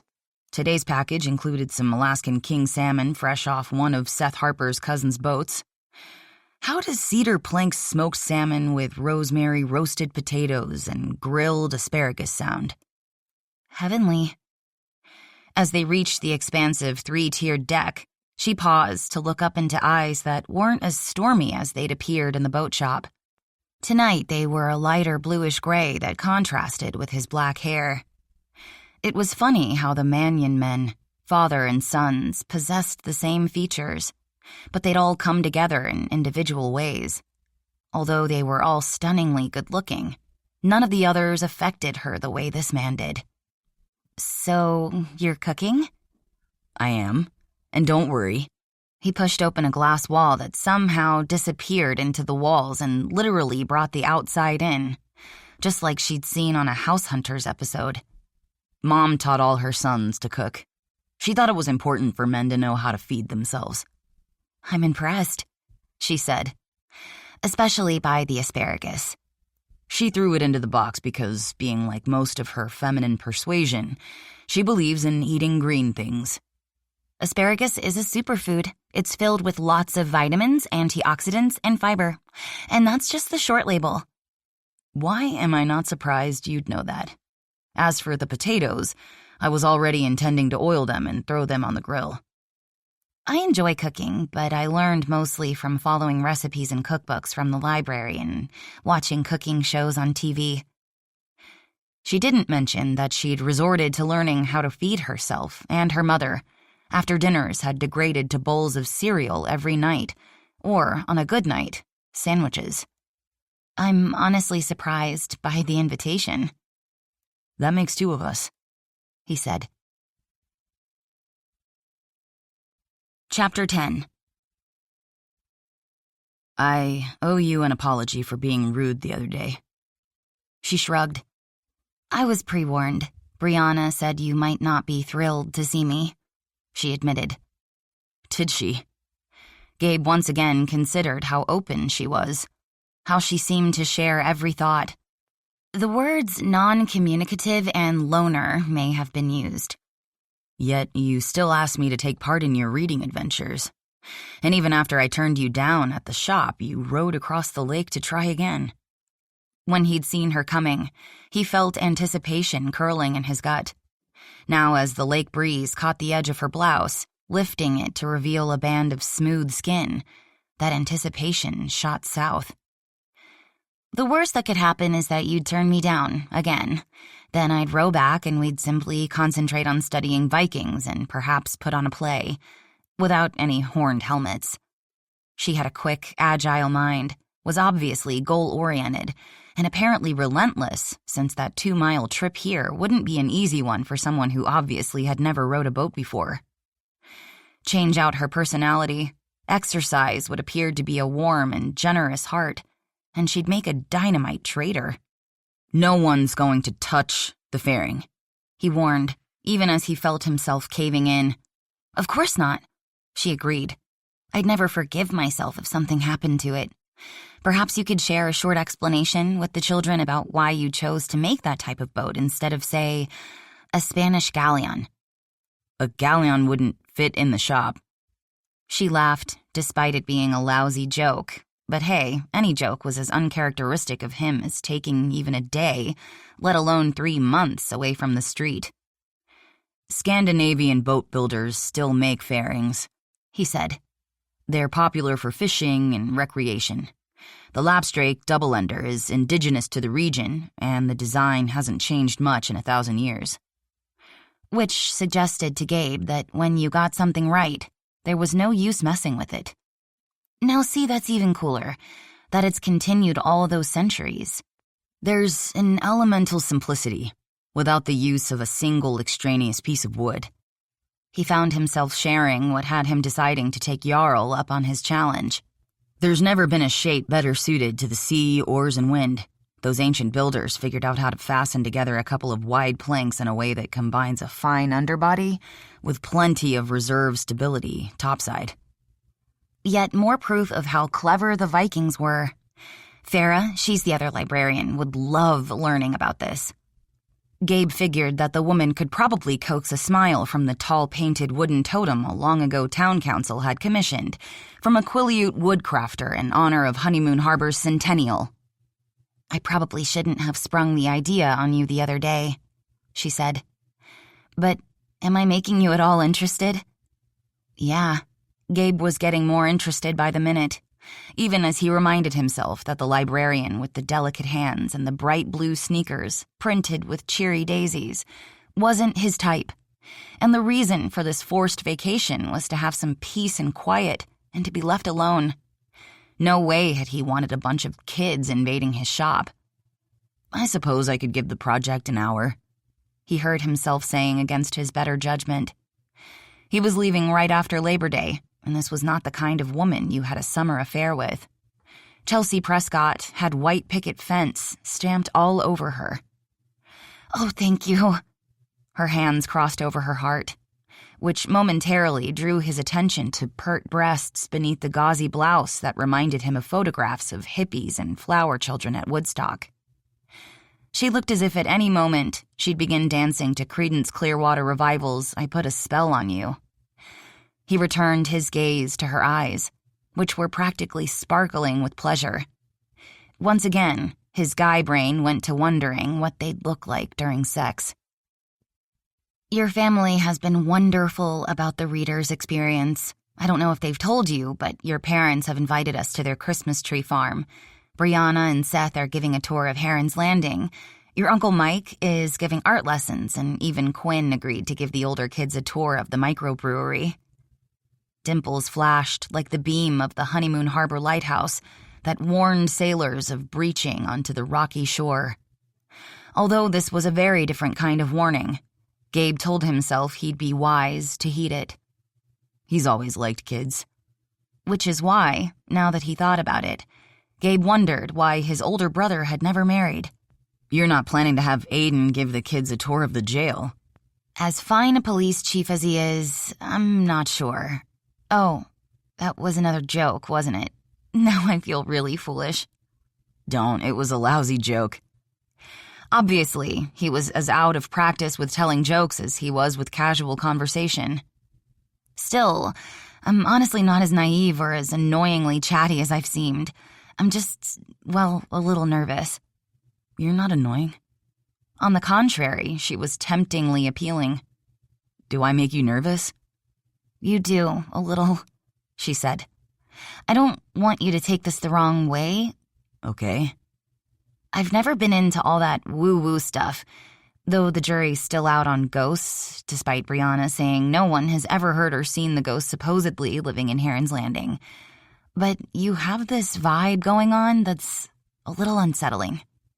He surprised himself by laughing. A harsh, rough laugh that sounded rusty to his own ears and probably to hers as well. I've heard that before. Lately. She shrugged. Well, we all go through moods. He seriously doubted the woman had ever had a lousy mood.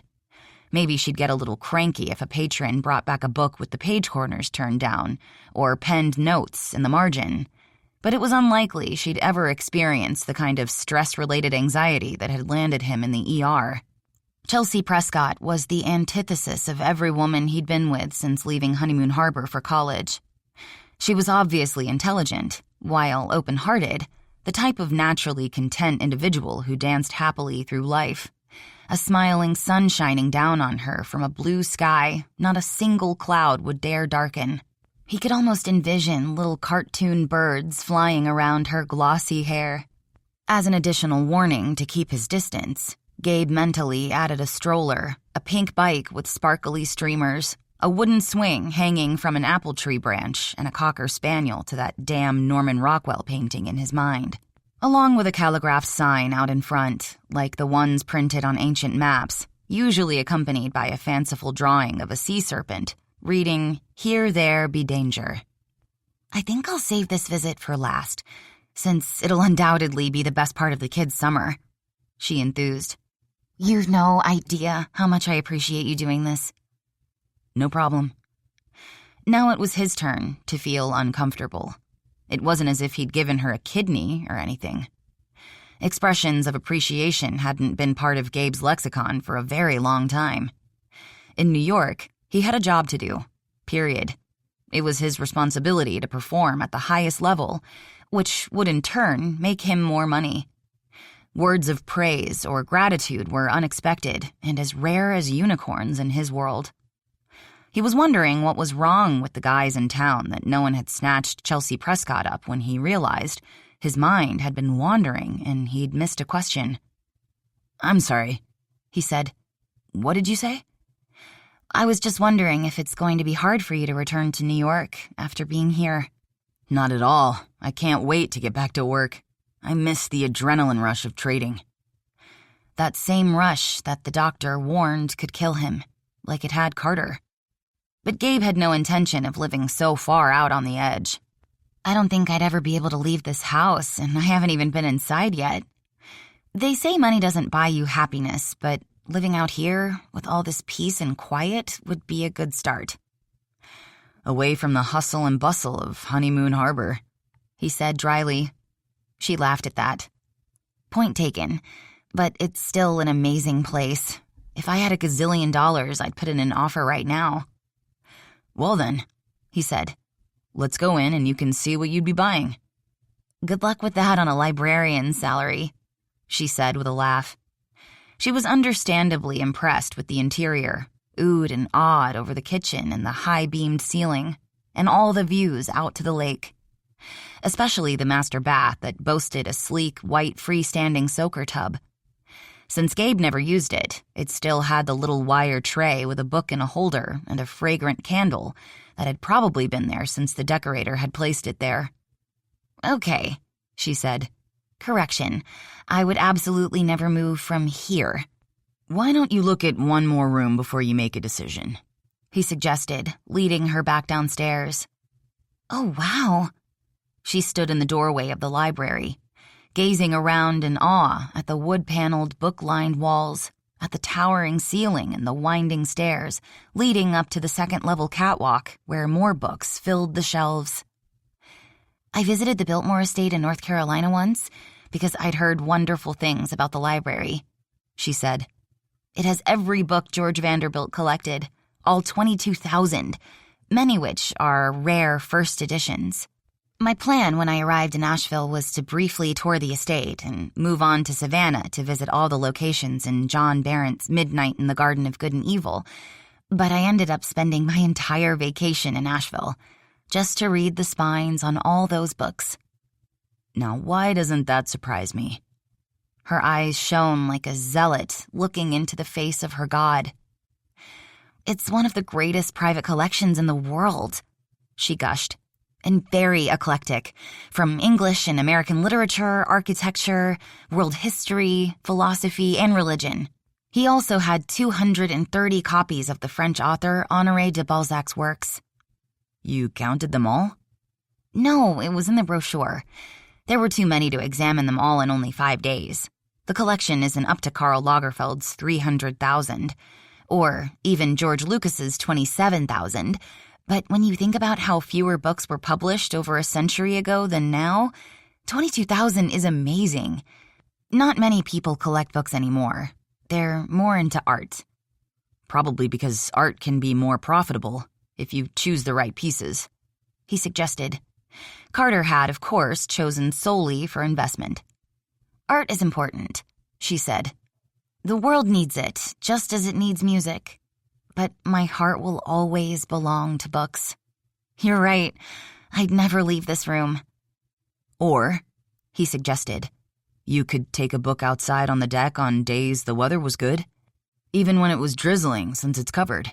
Then you could have the best of both worlds. She rewarded him with the same smile the woman in his dream had bestowed upon the Viking, who'd brought home that gold bracelet. Gabriel knew, without a doubt, that this woman would prefer a book over jewelry any day. I like the way you think. She walked into the center of the room and slowly turned around, as if to drink in the entire atmosphere. Although, like everything else in the house, the library was overdone, he had to admit that it was pretty damn impressive.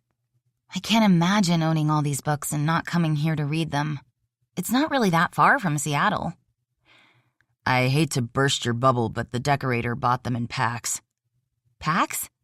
Yeah, you know, crates of them. My mom, who did not decorate this place and doesn't approve of the concept, told me that you can buy them by topic, or cover, say like those old leather-bound ones, to impress, even by color. Why color? To match the furnishings. From the way her eyes widened with shock, he might as well have told her that he was planning to build a bonfire and toss every book in the library into the flames. Vanderbilt had all his books sent away to a famous bookbinder, who'd return them bound in Moroccan leather with gold lettering and decorations.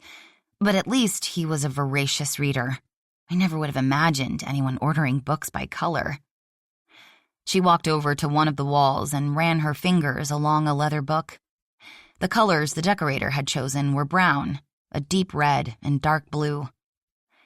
Ordering this way is unthinkable to me, but I guess there are so many that you'd be bound to get a few wonderful books, even if you hadn't intended to. Are you always this optimistic? He asked, then wished he could take the words back. They made him sound cynical, which he admittedly was, but they also hit close to the same type of rudeness he'd impulsively invited her to dinner to make up for. There was a time when I wasn't, she said mildly. But then one day I learned that happiness and optimism could be a choice, so I chose those instead of the alternative. You make it sound easy. She gave him one of those long, deep looks that suggested she had more layers than she readily revealed. Had there been a time when the sun hadn't always shone for her? No, she said. It's not at all. The smile was back, but didn't quite reach her eyes. But nothing worth having should come easily, should it? Otherwise, you wouldn't appreciate it as much when you achieve it. She turned away to continue studying the books. May I take this one out? She asked. He shrugged. Anyone who buys books by the crate probably wouldn't care what you did with them, as long as they got put back to look good. She opened the oxblood red book carefully, the way someone might touch an original parchment copy of the Constitution. Oh, wow. Somehow a 1913 edition of Dickens' David Copperfield slipped into the mix. She turned the pages with that same near-religious reverence he'd witnessed when she'd first seen the room. He's most famous for A Christmas Carol, which became iconic, but this was his most autobiographical book. Is that so? He wasn't all that interested in the book, but he was definitely interested in the woman who was interested in it, which made it a second-degree interest. She nodded. The headmaster's sadistic brutality and the grim, run-down atmosphere of Mr. Creakle's establishment were taken from his 2 dreadful years spent at Wellington House Academy. Dickens was very much alone in the world during his early years, and very poor, which gave birth to his affinity for the working class. She carefully, as if holding a delicate piece of glass, put the book back on the shelf. As he watched her fingers run lingeringly down the book's worn spine, Gabe remembered waking up with the imagined touch of the Viking woman still warm on his chest. "I wish the reading adventurers could see this," she murmured. "So many of them don't have the money for any books, which is why it's so important to keep the library well-funded, to make reading available to everyone. Some of the children probably don't even have the concept of a personal library, collected just for the love of the stories." You could bring them here. He heard himself saying, even as a voice in the back of his mind was screaming, "What the hell are you doing?"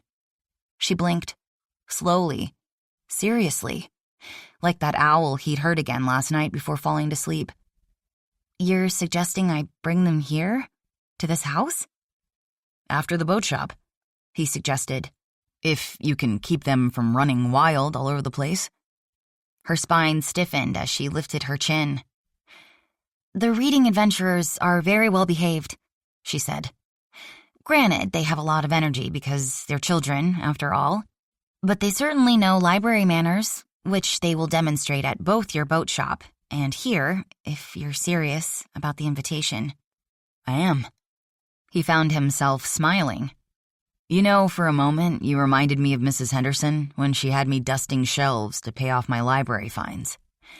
But you're a hell of a lot better looking.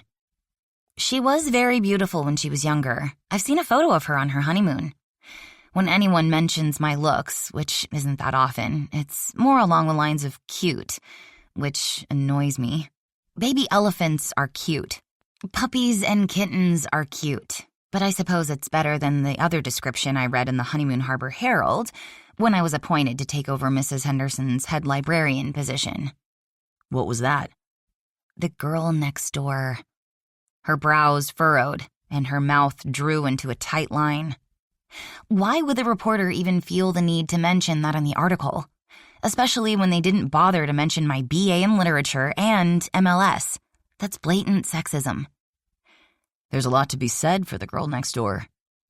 I wasn't fishing for compliments. She waved his words away. You've already let me into the house, shown me this magnificent library, and are cooking me dinner. Fresh off the boat salmon, no less. I'd say you've definitely made up for however rude you may have been. None of that's a big deal, he said with a shrug. Now that was a lie, because every minute he spent with this woman, he was becoming more and more intrigued. And not just because she was beautiful, inside and out. It will be a very big deal to those kids, she said. She studied him again, deeper, longer. You know, you and your father couldn't have chosen more opposite lifestyles. Him growing Christmas trees, you making money hand over fist in a city, which, as the song goes, if you can make it there, you can make it anywhere. I can't argue that. Wasn't that what he'd planned for as far back as he remembered? He loved his dad, respected him, but he'd wanted a larger life, a richer life, and not just in wealth, but experience. Yet at heart, where it counts, I suspect that you're both a great deal alike. That was a surprise. His father had spent 2 years in Tibet in the Peace Corps, teaching people sustainable agriculture. After receiving dual degrees in business and agriculture, he'd stood up to his father and turned his back on a career working in Honeymoon Harbor's first bank, established by a Mannion to grow Christmas trees. Because they made people happy. In that way, he'd broken with family tradition. Yet he'd also, like many Mannions before him, taken on the job of mayor, the unpaid job. While Gabe made money, more than he could spend in a lifetime, which was why he'd started investing in small startup businesses, like his soon-to-be sister-in-law's skincare line, and the mobile pet grooming business of a former Iraq veteran who'd been so successful that Gabe figured he'd be able to start selling franchises within the next 5 years. "You don't believe that," she said when he didn't immediately respond. "Not really." Her smile lit up her face, and again, touched that well-guarded place inside him. "Well, the way you helped Jolene's business get off the ground and letting the adventurers come here, plus the fact that I read on Facebook that you're generously putting the fairing up for auction for welcome home tiny houses, when you could probably sell it for a tidy profit, is proof that you're wrong." "Since my mother taught me enough manners not to argue with a guest, how about I get you a glass of wine, then start on dinner?" "I'm impressed at how deftly you changed the topic. And thank you. I'd love a glass of wine." Chapter 11. When they returned to the deck, the lake was putting on quite a show, its water still as glass, with only the sudden splash of a fish here and there to disturb the mirror image of the mountains. He opened a wine cooler that was next to the sink on the outdoor kitchen and took out a bottle of a Washington Chardonnay, uncorked it and poured it into a glass. When she reached for it, he pulled back the glass and set it on the table between the 2 chairs. "Why the hell didn't you say anything about your hands?" "My hands?" He grabbed hold of one and turned it over. "You have blisters." "Undoubtedly because, not having had any urgent reason to row lately, I didn't build up calluses." Chelsea flinched a bit as she glanced down at her palm. Sometime on her seemingly endless trip across the lake, as her calves had burned, and her back and arms had begun to ache so badly, the pain in her hands had faded into the background. "These need to be cleaned and bandaged. I saw a first aid kit in the kitchen. Stay here." Since his gruffness seemed to come from concern, she decided not to point out that he'd just spoken to her as if she were a dog who was expected to roll over, sit, and stay on command. "I'm not going anywhere until I get the apology salmon." His lips quirked in something close to a smile. Gabe Mannion smiling, wine, seeing that amazing library, the beautiful view, and a grilled salmon dinner were all worth the blisters, though she still hadn't figured out how she was going to get the boat back to Bert's. He was back in less than 3 minutes, and taking hold of her wrist, so as not to grab her injured hand, led her over to the outdoor sink, where he carefully washed both her hands, then dried them with a clean white linen towel he'd brought with him. His touch was gentle and soothing, and for a moment took her back to a long-ago time when she'd fallen off her bike when it had gone downhill too fast, and she'd scraped her knees. It had been before Annabelle began having those stomach aches that had taken away her appetite, and mystery bruises had started appearing on her pale skin. When Chelsea had arrived home, limping and crying, pushing her bike up the driveway, her mother had run out of the house, given her a big hug, dried her tears, dug the gravel out of her knees, and treated her with much the same care as Gabriel was doing now. Despite the burn in her palms, Chelsea liked the feeling of his hands on hers, and wished she could feel them on other parts of her body, like all over. Gabriel Mannion was turning out to be one surprise after another. Granted, all Chelsea knew about the world of New York finance were movies like Wall Street, where Michael Douglas pronounced greed to be a good thing. But if that plot was even partly true, Gabriel would have had to become city-hardened to survive, which she considered as she sat back down, careful of her bandaged hands as she sipped her wine, and watched him grill the salmon and vegetables with an ease that was another surprise. May have been why he'd seemed so uncomfortable by the comparison to his father. All his family were generous in their own way.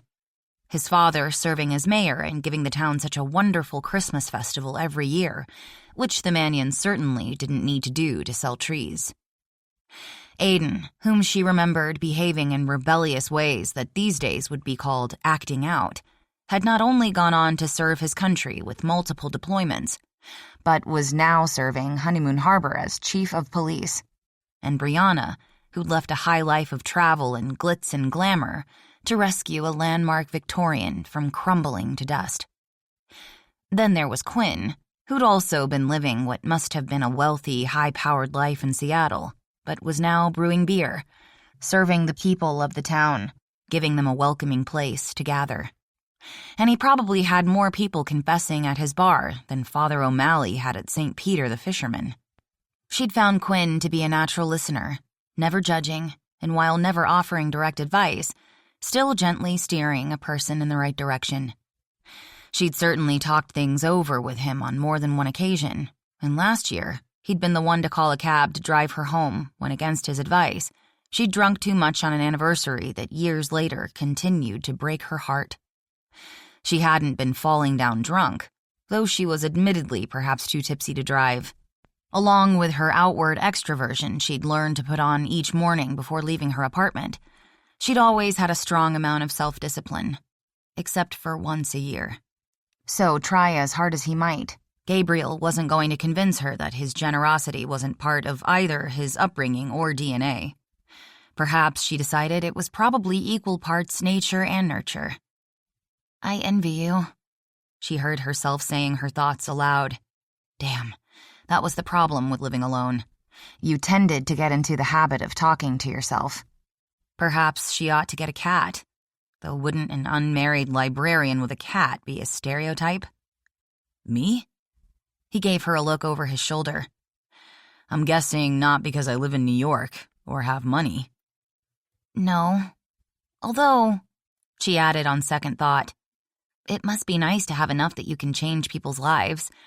That part would be lovely. I get more back than I give. I can understand you believe that. And although I certainly hadn't planned to bring it up, I envy you, your family. My younger sister died of leukemia when I was 11. She was 7. Hell, Gabe hadn't been expecting things to turn so serious. I'm sorry. Which sounded like a cliché, but what the hell did you say to someone who dropped a bombshell like that on you? So was I, she said. Then my dad left 6 months later. Some marriages are made stronger by a child's incurable illness, others break apart. My parents were the second kind. By the time he packed his clothes and drove off to accept a new position at a hospital in California, he's an anesthesiologist. It was so shattered there was no picking up the pieces. That's tough. And wasn't that an understatement? I don't really know what to say, he admitted. You don't have to say anything. I didn't mean to bring it up. To be honest, I never talk about it. Although, of course, a lot of people knew. Fortunately, there wasn't a Facebook page back then to chronicle the life and times of the Prescott family cancer journey.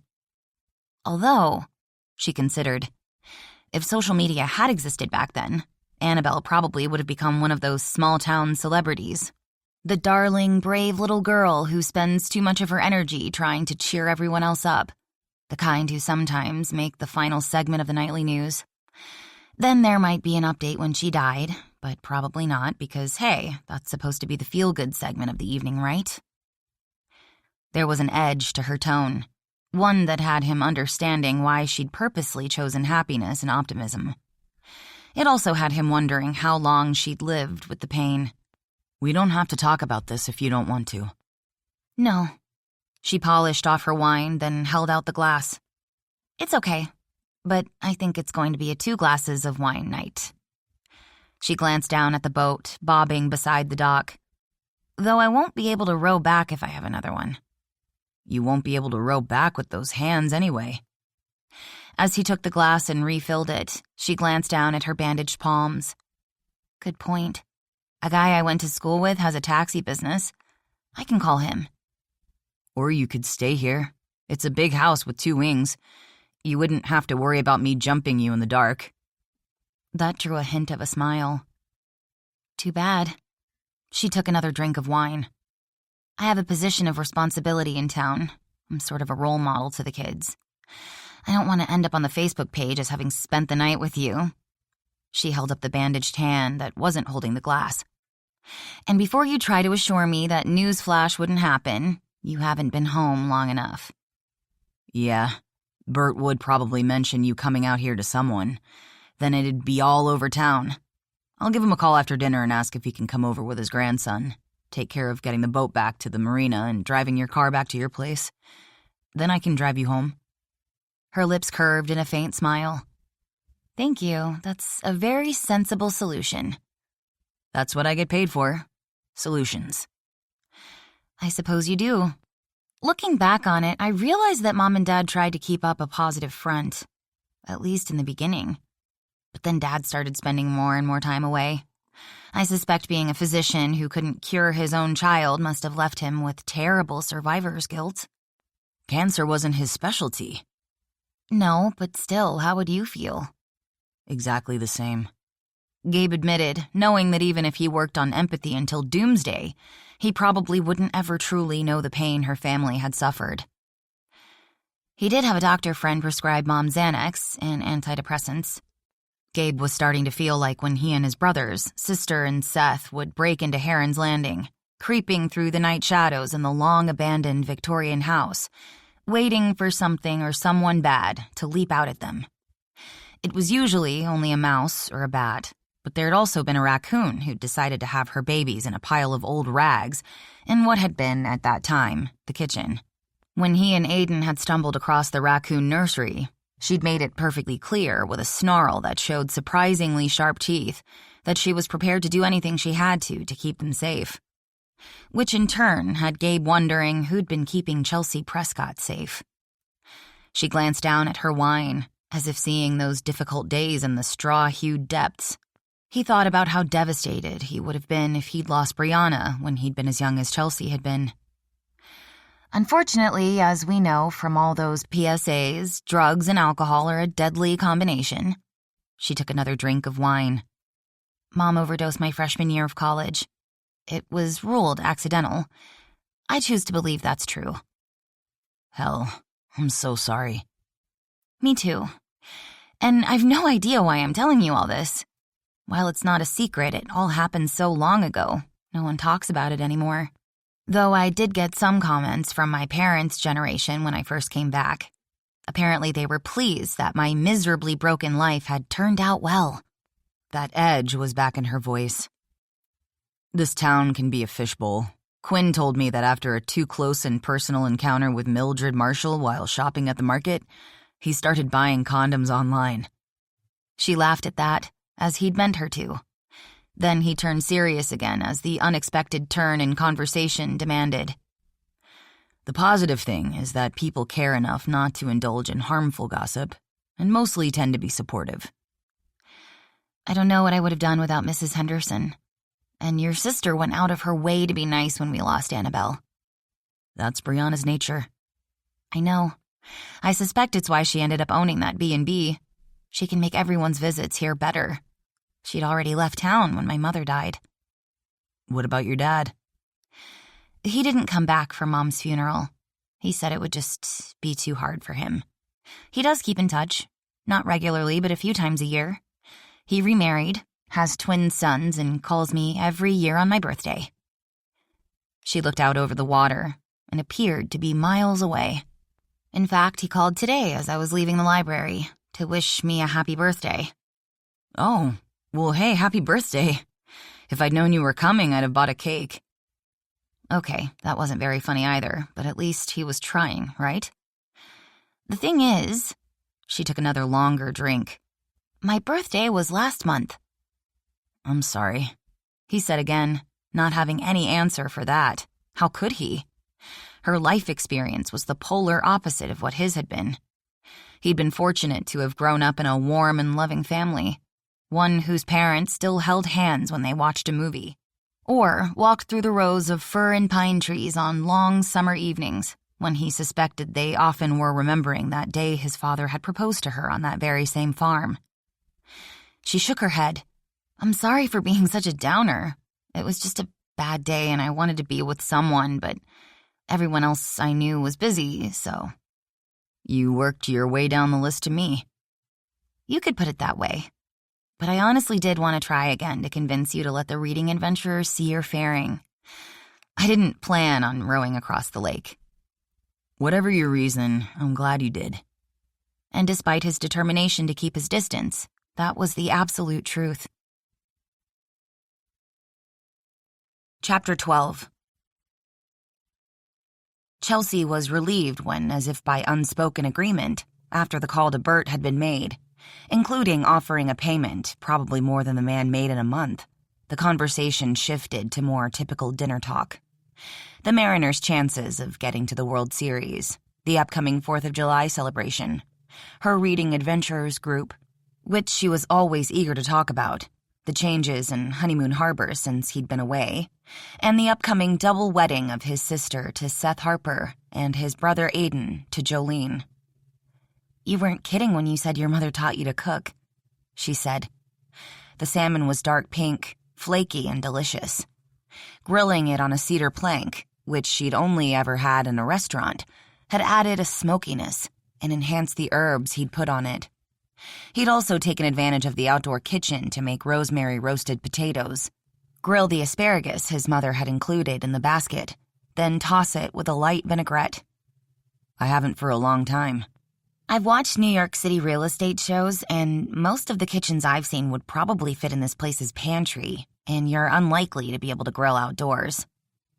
"My apartment has a balcony, but city fire codes don't allow cooking on it, which is actually reassuring since I wouldn't want anyone burning the building down. But the real reason I haven't cooked is that I work long hours, and it's not worth the trouble shopping and cooking for one person." Did that mean he didn't have a girlfriend waiting for him in Manhattan? Or perhaps he did, and if they ate in, they'd have dinner at her place. With all the amazing restaurants, I imagine going out is more practical. "Mostly I stick with takeout." "Me too," she said. "I will admit a weakness when it comes to your brother's wings." "He started making those back when we were kids." "Then I guess it's not such a surprise he left the law to open a brew pub." "It was at first, because of all of us, he'd always known what he wanted to do when he grew up. And then, once he'd achieved it, he'd tossed it all away to brew beer and cook for a living." "But he only cooked for the first few months when he was getting started. Then Jarl came to town and they formed a perfect partnership." "Seems so. Tell you what, though, I sure as hell never would have bet Aiden would end up police chief." "You're not alone. Word around town was that your dad put some pressure on him when he came back to Honeymoon Harbor." "So he said. Dad's sneaky that way. You can see my mom's motives coming a mile away. You remind me a lot of her." "Oh? It couldn't be a good thing that he was comparing her to his mother, could it? Then again, all the dating advice columns advised that a man who was good to his mother would be good to you. The problem, a pesky little voice popped up in her mind, was that she didn't exactly want him to be good. "I don't want you to take this the wrong way." Had any comment starting out that way ever turned out well? "Okay." "She's known in our family as the Velvet Bulldozer. You might as well cave or she'll roll right over you." Oh no, that wasn't at all good. "You're comparing me to a bulldozer?" "Only in a good way," he assured her. "Answer me this. Has anyone else in town turned you down when you asked them to participate in the Reading Adventurers activities?" "Well, no, but that's because Honeymoon Harbor citizens have always been strong supporters of the library." "I get that, but they agreed for the same reason I did." "And that was?" "You're impossible to turn down." "Yet you tried," she reminded him. "I did indeed," he agreed. "But resistance was futile." She laughed at that, even as he continued his explanation. "On the other hand, Dad has mad ninja skills. He appears out of nowhere and takes you down, which is what Aiden said he did to him." It must have been horrible for Aiden, losing his partner and nearly getting killed in that shootout in L.A. Of course, she only knew what she'd read in the Honeymoon Harbor Herald and on the town's Facebook page. From what I've been told, it wasn't a picnic, but hey, it brought him back here, where he not only got a job he likes, but a woman he loves. And once again, the town lives up to its name, she said. So it seems. As the gloaming sent a soft, rosy lavender drifting across the blue sky and gilding the clouds, Chelsea realized how right her impulsive decision had been to come here. Getting to see inside the house was a treat. The scenery and complete peacefulness of the setting had taken away the sting in her heart from her father's call. The dinner had been as good as anything she'd had in a 3-star restaurant in Seattle, and here was the biggest surprise. Just sitting here on this deck with Gabriel Mannion was the nicest evening she'd had in a very long time. Maybe, she considered, ever. The temperature was dropping. She knew he'd seen her shiver when he suggested going inside. "Let me help," she said after they'd taken the dishes into the kitchen.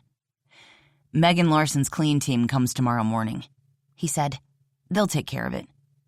"It must be nice to have your own private elves," she said dryly. Wealth did indeed have its privileges. "As you undoubtedly noticed, this is one big-ass house. Megan is an entrepreneur.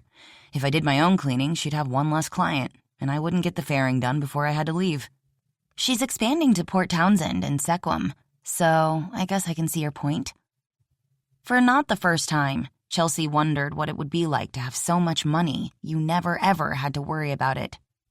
She could tell he hadn't stopped to think of what to pay Bert. He'd just pulled a number out of the air. Or perhaps it was the going rate in New York City for odd jobs. She also wondered what all he could possibly buy with it. With the work hours he'd described, it didn't sound as if he spent a lot of time jetting around the world. "You could probably buy the entire town." "As it happens, I'm not on the market for a town, and this one has been chugging along just fine on its own for nearly 3 centuries. I'll tell you what, since you've turned down spending the night with me—" "At this house," she corrected. He had, after all, mentioned a separate wing, which would preclude them sleeping together. "At this house?" he agreed. His tone was so even she couldn't tell if he was at all disappointed, as a very strong part of her was. "I suppose I'd better be taking you home." If her defenses hadn't already been down, she never would have ended up here in the first place. So if anything was happening between them, and she wasn't certain of that since she definitely wasn't sure of her own feelings, let alone his, calling it a night would probably be the most sensible idea. The problem was, she hadn't been feeling all that sensible since she'd climbed into that rowboat to cross the lake. "It is getting late," she said, though she doubted she'd get any sleep. "So that's probably best." He shrugged a wide shoulder. "Your call." It was her call, Chelsea reminded herself as they reached the door. She paused as they stood there, less than a foot apart, her looking up at him, Gabe looking down at her. She could read the naked hunger in his eyes. Okay, so something was happening, and she wasn't the only one feeling it. "I think I'm getting nervous again." "Join the club." "This wouldn't be a good idea, you and me, being together that way." "You're not going to get any argument from me. But you want to tell me why it feels so damn right?" "It's the night. It's been beautiful. And the food was perfect, and there was wine, and me sharing a story I never tell created an intimacy that might color what seems to be happening." "That doesn't sound so optimistic." "Maybe not, but it's being careful. A friend of mine, you wouldn't know her, told me earlier this evening, before I'd even thought to come here, that I should have a summer fling." "So you were already thinking about it?" "Yes, but only as a hypothetical." "You're not the only one. But my thinking wasn't so hypothetical. But here's the deal, Chelsea. That's all I can offer, the summer. And everything tells me that you're not the type of woman to have a summer fling." "I never have." Nor a spring, fall, or winter fling. But he didn't have to know that. Though there's something to be said for new experiences. He shook his head as he ran the back of his hand down her face, his knuckles grazing her skin. "You're not making this easy." "Perhaps things worth having aren't supposed to be easy." He repeated what she'd said earlier. "Like you said, I'd better take you home now." "I think so." It wasn't her first choice, nor his, from both his words and tone. But it was, Chelsea reminded herself again, the wise, sensible thing to do. As much as she was tempted, she wasn't sure that she wanted to be his summer girl, the one he slept with before going back to his women in Manhattan. Sleek, polished, sophisticated women in designer suits who lived in the fast lane. Women like him. She was, she considered, a novelty. Although he'd grown up here, the same as she had, unlike Quinn or Brianna, who'd slid right back into small-town life. It was more than a little apparent that he'd left Honeymoon Harbor far behind. Whatever had brought him home for the summer, and wasn't she now dying to know the reason?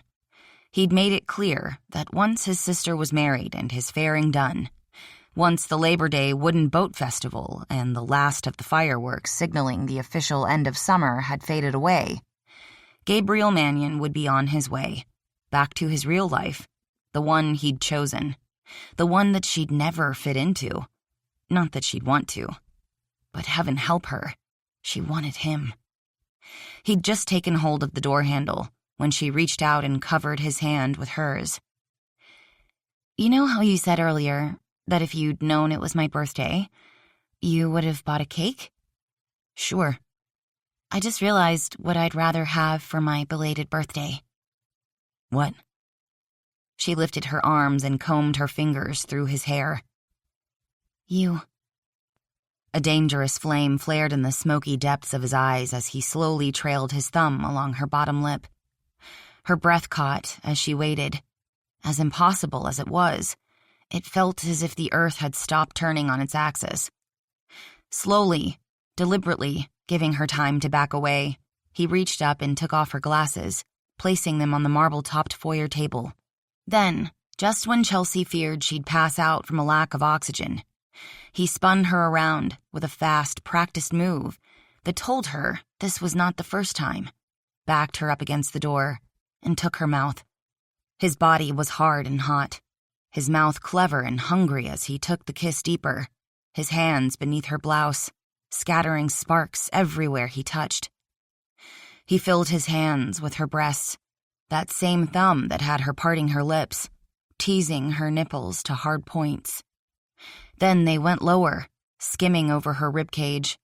When he unzipped her capris and eased them down her hips, Chelsea learned something she'd never known about her own body, that her stomach could actually be an erogenous zone. All it took was a light touch of a fingernail tracing an excruciatingly slow trail down her abdomen, and pressing his thumbs on that tangle of nerves below that set off an explosion of tiny fireworks. That place where she wanted him, before she could change her mind, because if they stopped now, she could possibly die. She'd heard of people dying during sex, but as his fingers continued their sensual journey, she wondered if a woman could actually die from becoming too aroused without release. Someone should do a study, she thought, as his tongue tangled with hers, and the wickedly clever hands stroked slick flesh. Kick off your shoes. His voice was low and rough. It was more order than request, but one that at this extraordinary moment in time, she was all too willing to follow. She towed them off. Then, after he'd shoved the capris the rest of the way down her legs, she managed to step out of them without falling down, only because of his hold on her. Their bodies were pressed so closely together, she could feel him reach between them to unbutton his jeans, which was followed by the hiss of zipper. Somehow, without her noticing through the fog of arousal clouding her mind, he'd gotten hold of a condom that he put on with a quick, practiced move. There was no seduction, no soft murmuring in her ear, no tenderness. It was rough and raw, and exactly what she needed. Because if he'd carried her off to bed for candlelight and soft, slow romance, she might change her mind. She might realize how insane this was. She was a librarian. Maybe not one of those sexless, dried-up old maids that seemed to be the flip-side stereotype to the naughty librarian. But still, Ms. Prescott did not have hard, hot up-against-a-door sex with men she barely knew. Ever. But she was having it, and it was amazing. Her breasts were pressed against the hard wall of his chest, their bodies so close together, she couldn't tell whether it was his heart hammering she felt, or her own. With just his hands and mouth, with no movement on her part except to hang on for dear life, he brought her to the brink. Every nerve ending in her body was electrified, waiting. Finally, when he pressed down on that sensitized nub, Chelsea cried out in a voice that she didn't even know had been hiding inside her. One she'd never heard before. She was trembling everywhere. Her bones were turning to water, and once again, he knew exactly what to do, bracing her up with one wide hand while using the other to guide himself into her. This time, her cry was half moan, half strangled laugh. How could she possibly laugh at a time like this? But there was no time to figure that out, because his hips began jackhammering against hers. He took her, filled her, claimed her.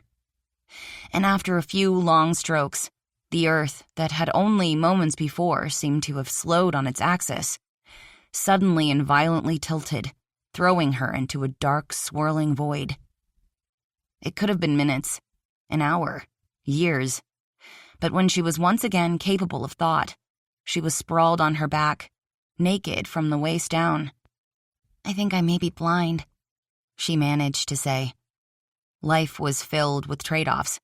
Chelsea suddenly heard her father's voice back when she was 7, and he'd still lived at home, pointing out that the reason she was on her knees on hard tile, throwing up into the toilet, was that she'd ignored his warning not to eat all the county fair junk food. There was a good chance that had she known ahead of time that such rough, raw sex with Gabriel might cause something to explode in her head, costing her her sight, she might just have accepted that trade-off. Try this. He lifted her melted arm away from where it had been flung over her eyes and laid it down next to her with a gentleness far different from their fast and furious lovemaking. Not lovemaking, sex, they'd just experienced. Better? He asked. She blinked and found herself looking directly into his eyes, which had turned unnervingly unreadable. I owe you another apology, he said. You already cooked me dinner, and gave me not 1 but 2 orgasms within seconds, something that had never ever happened before. I knew we were going here as soon as I saw you rowing that boat across the lake, he said, trailing a hand down her side. At any other time, with any other man, she might have felt embarrassed to be lying half naked, while the man who'd just rocked her world was braced on one elbow, looking down at her, touching her. But this was not any other time, and Gabriel Mannion was not any other man. But that's definitely not the way I'd imagined it going down. I've never done anything like that before, she murmured, and wasn't that a staggering understatement? That woman wasn't me. His lips quirked. You could have fooled me. She turned onto her side, as thrilling as the sex had been. Now that the fog was drifting from her mind, she wished they'd made it to the bed in that stunning master suite she'd seen earlier, because if he was finally going to open up and initiate a conversation, it would have been nice to be able to cover herself with a sheet. I never have sex with men I don't know. Especially, well, she waved her hand toward the door. Against the wall sex. You know me. Not really. We both may have grown up here, but I only actually met you at the boat shop. True, but technically it was against the door. I'm well aware of that, and thank you for avoiding the door handle. And for having a condom so handy. Not to mention thinking of using it when she wasn't sure with all those explosions going off, she would have thought of it. Another thing that was so not her. One thing I took from Boy Scouts is the motto, be prepared. You were a Boy Scout? While nowhere near the rebel Aiden had once been, she couldn't imagine Gabriel putting on a uniform and marching in lockstep down Water Street in the 4th of July parade. For a while, I had this dumb need to try to beat Quinn's troop merit badge record, which by the time I was 14 I realized was impossible, so I dropped out and let him be the only Eagle Scout, well besides my dad and the family. Quinn was always the superstar, at everything, which was why him deciding to brew beer was probably the last thing any of us would have expected. Though, he said, seeming to think about it for a moment. Mom didn't seem all that surprised. Apparently having sex had opened him up. Chelsea was surprised that he'd given her that private glimpse into the Mannion family dynamics. As successful, as wealthy as he was, could he possibly still not feel as if he measured up to his eldest brother? He seems very happy. As a clam, he agreed. Although his tone was easygoing enough, his shuttered eyes revealed the topic closed. I suppose we should get you home, unless you're up for round 2. She felt the change, like a wind from the winter sea blowing over them, chilling her skin. And she recognized that portion of her heart that had for those few minutes flung open. Being with this man was not easy, and she'd always done easy. Now she wanted to ask the real Gabe Mannion to stand up. Was he the gruff boat builder? The genial host who'd given her a tour of the house and cooked her dinner? The masterful alpha male who'd just taken her against the door? As tension strung between them, Chelsea reminded herself that her heart had nothing to do with what they'd just done. She hadn't heard that he'd been out with anyone since he'd returned to town. So, having gone without sex for these past weeks, he undoubtedly needed to scratch an itch. And then she'd conveniently shown up in that damn rowboat and lost her mind. I really do need to get home, she said, ignoring her hormones, which had an entirely different idea. Your call. He repeated what he'd said earlier. As he left the foyer to dispense with the condom, Chelsea hurriedly scrambled to dress before he returned, shoved her glasses on her face, and told herself that if they'd been in New York and happened to have ended up at the same bar, he wouldn't have looked at her twice. As long as she remembered that, she'd get past this embarrassing episode and be fine. While they drove in silence through the night, the North Star rising in the sky directly ahead of them, Chelsea thought of all those ancient sailors, including, undoubtedly, the Vikings, who'd used that very same star to navigate. Wouldn't it be lovely if only life came with your own personal star to guide you through the storms to a safe harbor? Chapter 13. Although she remained quiet on the drive back to town, Gabe could practically hear the wheels busily turning in her head. Was her mind tempting her, as his was him, with thoughts of what else they could be doing right now, rather than driving through the darkening night? That hot Viking plunderer dream came back. After the last half hour, it was no longer merely a memory, but a probability. Unlike Aiden, who'd always seemed to go out of his way to be the polar opposite of their eldest brother, growing up, Gabe had always asked himself, what would Quinn do? Partly because he'd admired his brother's goal to achieve success in a larger arena than what their small hometown offered. And he'd considered, during these past weeks, a very strong streak of sibling rivalry he hadn't realized was still lurking inside him had wanted to not merely equal, but surpass his elder brother's success. He'd never been surprised by Quinn's swift rise to legal heights, but as impressive as that career climb had been, as much money as he'd probably been making, as booming a market as Seattle had become, it wasn't and never would be New York City. Of course, Gabe suspected that most Seattleites would be quick to point out that their beloved Emerald City on the Sound was far superior in all the ways that counted to Manhattan. Yet every time he saw the towering skyline as his plane came in for a landing at JFK, he recalled the lyrics Chelsea had brought up about how if you could make it in New York, you could make it anywhere. Well, he damn well made it, in spades. Another few years and he could even top what Carter, who'd spent more time screwing and drinking these past years than working, had achieved. Of course, why should Carter Kensington have bothered with work when he'd had Gabe to bring in accounts for him? Gabe knew that the board had a senior partner's seat to fill. He was also well aware that they'd turned a blind eye to Carter's reckless behavior for a very long time because of him having worked double duty for all these years. So despite taking this summer off, Gabe was the logical, the only real choice. By the new year, he'd have achieved the goal he'd had in his mind when he'd accepted Carter Kensington's job offer. It wasn't as if he hadn't had other choices. Despite his small-town Pacific Northwest roots and lack of decades-long East Coast business and social connections, several top firms had bid for him before he'd left Columbia. But none of them had come with a mentor he'd realized before the interview was over that he could someday surpass.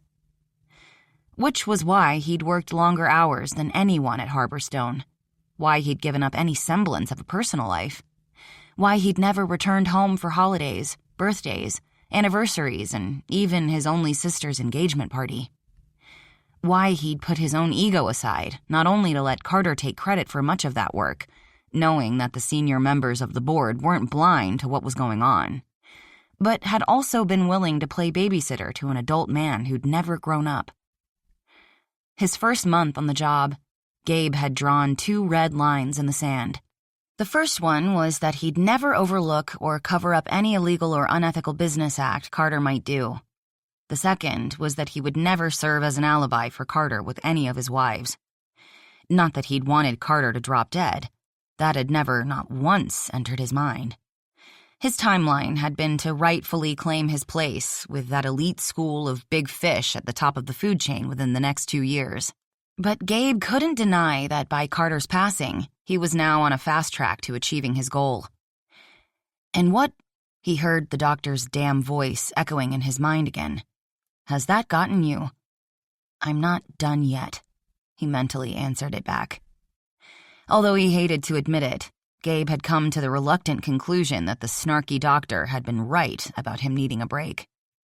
When he'd spilled his guts about the funeral episode, Aiden, who'd done multiple deployments and had gone undercover to take down bad guys in LA, had pointed out that stress was stress.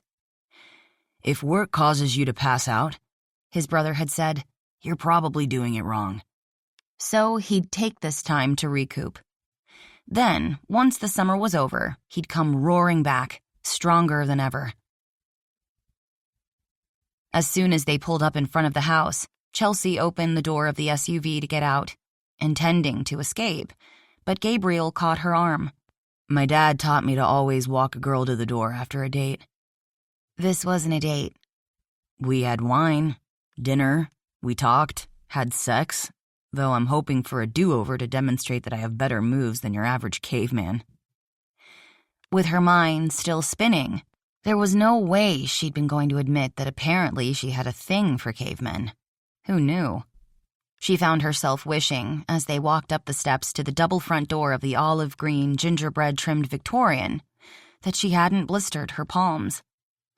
Not because they were beginning to burn again, but perhaps, just maybe, otherwise he'd have held her hand. And wasn't that high school thinking? Next she'd be wanting to wear his Letterman sweater.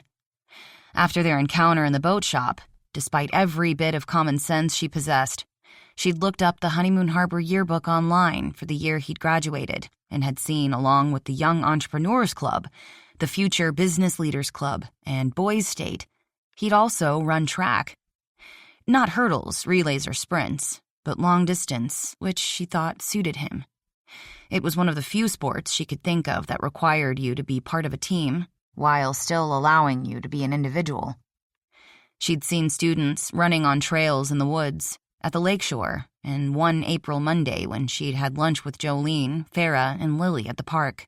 They'd been enjoying a lunch of clam chowder and smoked coho salmon BLTs in the historic Roosevelt dining room at the Lake Kino Lodge, as the runners had passed by the windows, looking a bit like ghosts in the mist and fog rising from the lake.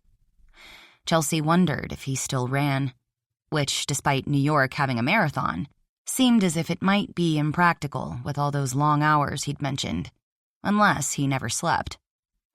And why was she even thinking about this? Why did it matter? Because, she admitted, if they spent too much more time together, he could matter. And then what? Thank you for the lovely dinner, she said, then cringed inwardly. Who spoke like that these days? She may as well have been returning to Downton Abbey, which, in turn, brought to mind Elizabeth Bennet's feelings after dancing in circles at Netherfield with the frustratingly enigmatic Mr. Darcy. For the first time since reading Pride and Prejudice, she'd also watched many of the movie adaptations and the miniseries with Colin Firth, who'd always be her true Darcy. Chelsea finally understood exactly how Lizzie could be both attracted to and frustrated by the man. His lips quirked again, not in a smirk, but amusement.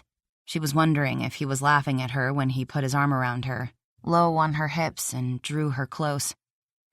With the confidence of a man who'd probably kissed more women than he could count, this time he didn't rush. His lips teased hers, lingering, tasting at their leisure, in a lengthy exploration that, instead of engulfing her in flames as his earlier kisses had, trapped her in gauzy layers of sensation. His other hand gathered up her hair, which had fallen loose around her shoulders while she'd been rowing across the lake. Once again, he was taking control, but once again, she liked it. A lot. His teeth nipped at her bottom lip, just hard enough to send desire surging through her like a bolt of lightning from a summer storm. Someone had trembled. Him? Or her? What did it matter when, despite already having 2 orgasms, she was so desperately hungry, and Gabriel so blatantly aroused? Knowing she'd had the same effect on him as he did on her was proving an aphrodisiac in itself. Was he actually turning her around and around, or was that spinning, dizzying feeling just in her head? Before she could decide, he lifted his head, and with a touch as gentle as one of the rare snowflakes that had fallen on Honeymoon Harbor last Christmas, he ran a fingertip over her still tingling lips. "I knew you'd be trouble as soon as you walked into the shop." No one had ever referred to her that way, but instead of being insulted, she decided she rather liked it. It made her sound dangerous, like some femme fatale wearing a sexy body-hugging dress, killer heels, and dark lipstick, who'd sashay into a film noir detective's seedy office and get him mixed up in murder while searching for a missing blackbird. "One more, for the long, lonely road home," he said, then kissed her again, a light touch of lips that promised so much more. As he strolled back to the Range Rover that undoubtedly cost as much as, if not more than, she made in a year, Chelsea had an urge to call him back, one she managed, just barely, to resist. After a restless night, reliving her time at Eagle's Watch with Gabriel Mannion, tossing and turning, achieving, according to her wrist Fitbit, a total of 3 hours sleep, Chelsea woke with a headache, stuffed-up nose, sinuses that felt as if they'd been stuffed with an entire roll of cotton batting, and a throat that felt as if someone had taken a sandpaper block to it. Which didn't help as she started hacking like a cat, trying to throw up a furball. Oh, great. She recognized the drill, having had one cold a year for most of her life. And unlike during the cold and rainy winter season when it would make sense, hers always hit in the middle of the summer, which also happened to be her busiest time at the library. The only good news was that today was Monday. Forcing her aching body out of bed, she brushed her teeth, washed her face, tossed down 2 Advil, gargled with salt water, and warmed a rice-filled sinus mask in the microwave. Then dragged her body back to the bedroom and climbed under the covers. As she lay there, hoping the padded warm mask over her eyes and nose would help clear her head, she thought back on last night. Her hands were still slightly blistered, but not punctured, which she'd read on the web meant that new skin was already growing.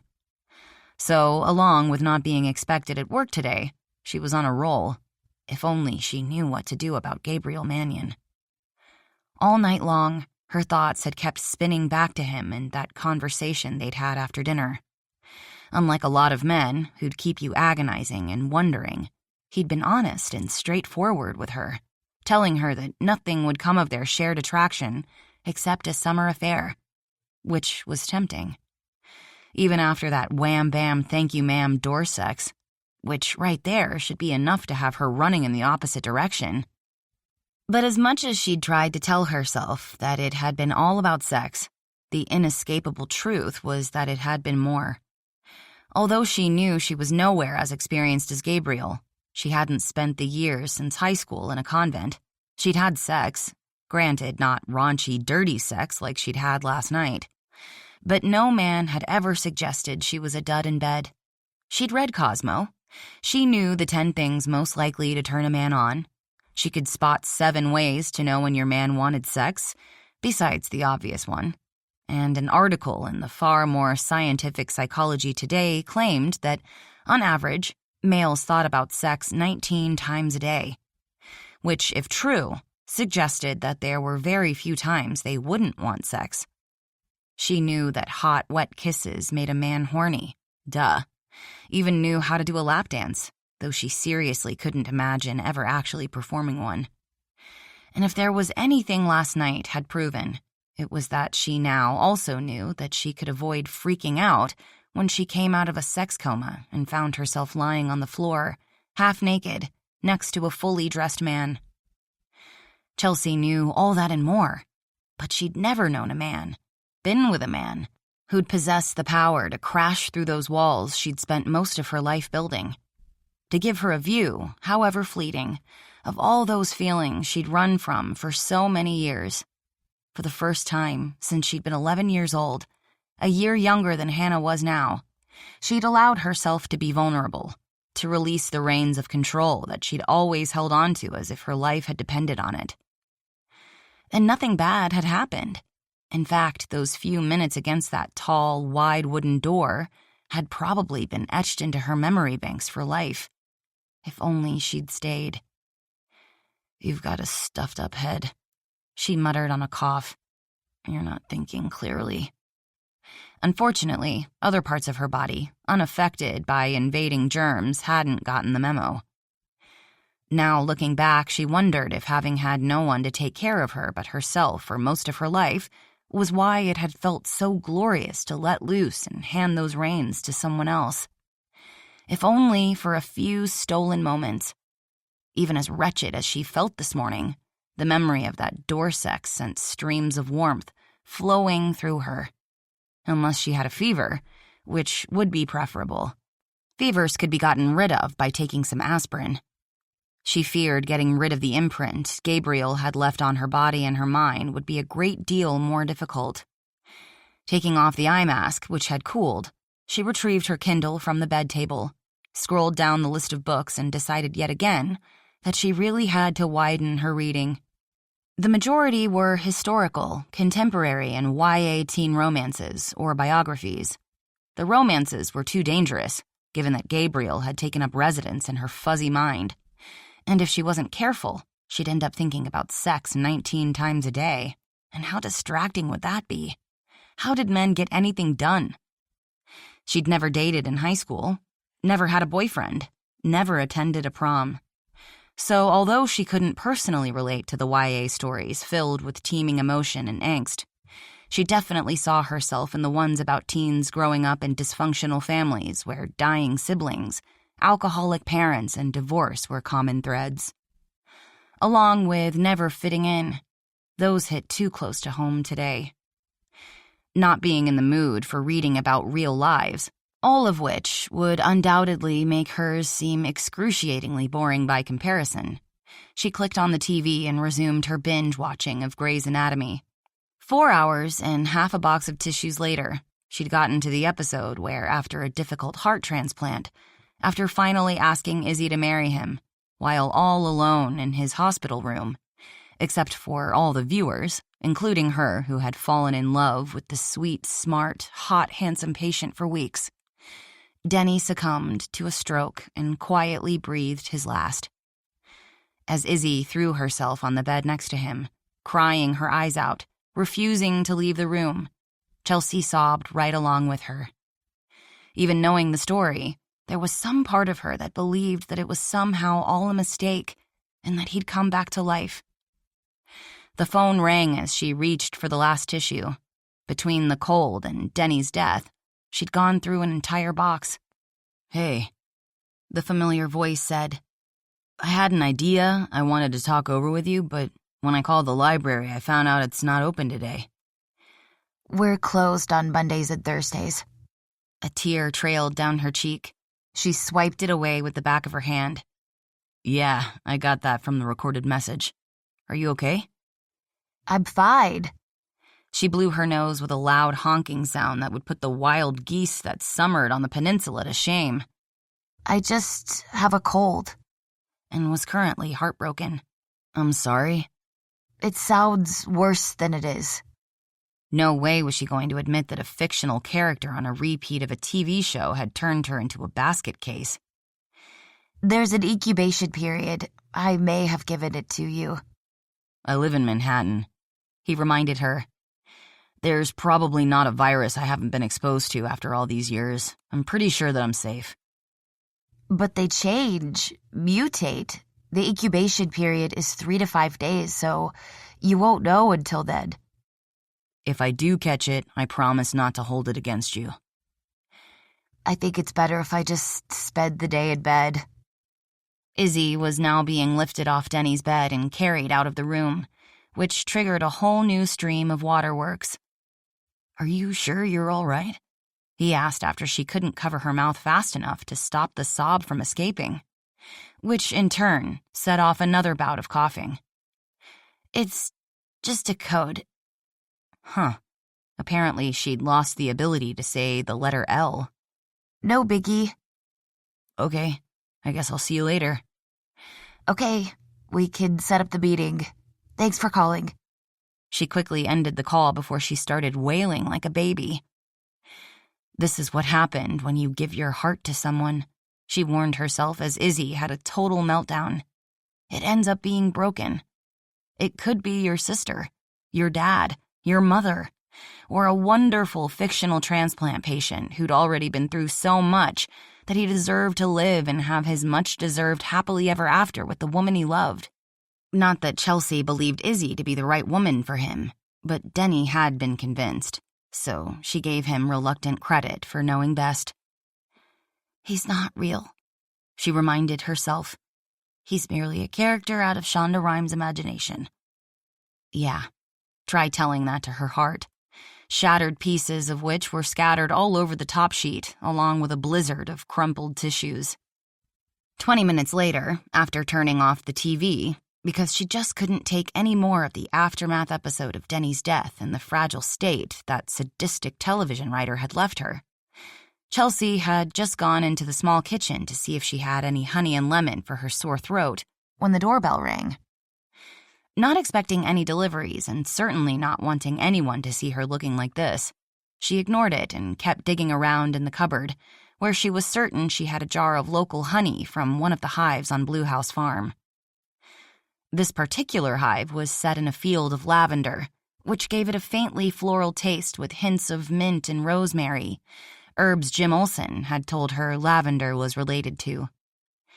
The bell rang again. Seconds later, she heard her cell chiming from the bedroom and ignored it. I know I bought honey the day I was with Lily at the market. She pushed aside a bag of flour, thinking that perhaps it was hiding behind that. No luck. Apparently, giving up on the bell, whoever it was began knocking. Didn't they get that she wasn't going to answer? Her annoyance rising, she was pulling the bag down when it slipped from her hands onto the counter, split apart, and sent flour flying everywhere. At the same time, her landline, which she kept because cell signals were iffy in this part of the country, began ringing. Chapter 14. Frustrated and covered in flour, she snatched the receiver from its base on the counter, not recognizing the number. Who is this? It's me. Just that. No name. Not that she needed one. She'd dreamed of that voice crooning sweet nothings to her while they made love in a Viking fairing anchored in Serenity Cove. I'm sorry, but I'm a bit busy here. She sneezed, creating a new cloud of flour. Can you take time to open the door? Why? Because I'm outside. No, I can't let you in. I already told you I'm contagious. She was also wearing pajamas printed with ice cream sundaes, not to mention the flour all over the front of them, in her hair and undoubtedly all over her face. I'll take my chances. I come bearing soup. Soup? Chicken noodle from Luca's. It's his Nona's recipe. Damn, the man didn't fight fair. I also have cold medicine and the 50th anniversary DVD of Charade. Where did you find that? Blockbuster had closed years ago. There was only a single rack of rentals at Marshall's Market, and she sincerely doubted he'd brought the romantic suspense comedy with him from New York. After Brianna told me it was your favorite movie, I called my mom. She always made us watch old movies when it was her night to choose. I figured she'd have this, because it's a classic. Was it that handy? Did you ever think your sister's trying to set us up? It occurred to me. She could hear the shrug in his voice. And you're not bothered by that? Not particularly. I'm only bringing soup, cold medicine, and an old movie. I'm not asking you to wear my class ring. It wasn't a Letterman sweater, but it was close enough to have her uneasy that they were thinking along the same lines. He'd be so much easier to resist if he were more like horrid greed is good Gordon Gekko. She heard voices, a brief conversation, on the other side of the door. That was your neighbor, he said, wanting to make sure I wasn't harassing you. If you don't let me in, we'll start drawing a crowd. Or you could leave. But then you wouldn't have the chicken soup, which is supposedly not only good for your soul, but also for colds. I'm beginning to understand why you're so successful. Because I'm always right? No. She sneezed again, a second time, then a third. Because you won't take no for an answer. That's because I'm always right. Before she could answer, she heard another voice, this one a female's. Then his baritone response, followed by a girlish giggle. That was your landlady. He informed her of what she'd already figured out. She thinks I'm very sweet and a hottie. Her words, not mine. Mrs. Moore is in her 80s, and I don't want to burst your bubble, but while you may be good-looking, in a black Irish way, she also hits on the UPS guy when he's wearing his browed summer shorts, along with the college kid delivering pizzas to earn college money. She's an equal opportunity flirt. I imagine it helps keep her young. My grandparents have been married for decades, but I dropped by the house one morning and noticed that my grandmother had put on fire engine red lipstick before going out to Luca's pasta-making class at the senior center. But I'll take your compliment. It wasn't a... Oh, damn. Realizing that he wasn't going to go away, and they were definitely going to soon be drawing a crowd, she marched over to the door and flung it open, and felt that same skip of her rebellious heart and those butterflies start fluttering their wings again. But since last night, they'd turned into great blue herons like the ones that nested at Heron's Landing. You might as well come in. Thanks. Her already tiny foyer seemed to shrink even more when he entered. He also took the air out of the room, making it difficult to breathe. Even dressed in jeans, a Black Manion's Brewery t-shirt, and work boots, the man radiated a masculine charisma that probably drew women to him like a magnet. Don't think of that. Blaming her stuffed-up head for that uninspired simile, as those gray eyes swept over her, she remembered what she must look like. I had a flour bag mishap while searching in the cabinet for honey. She combed her fingers through her bedhead in an attempt to somewhat tame it, which only succeeded in sending up another cloud of flour. I could go to Marshall's and get a jar. No, it's in the cupboard somewhere. I bought it at the farmer's market with Lily. She's a friend and library volunteer who's in charge of marketing at the college. But you don't need to know that. Some women would undoubtedly be struck speechless by such male beauty. And yes, Gabriel Mannion somehow managed to be beautiful and manly at the same time, which really wasn't fair. But for some reason, he had the exact opposite effect on her because her mouth kept getting ahead of her brain whenever she was around him. Are you laughing at me? His lips were doing that corking thing again. Did you hear me laughing? No, but you could be doing it on the inside. I could be, but I'm not. I was thinking you look cute. I'm not certain I believe that. But even if I did, Do you happen to recall me mentioning that cute is not my favorite description? Sorry. His gaze skimmed over her flour-dusted pajamas. How about sweet and tasty?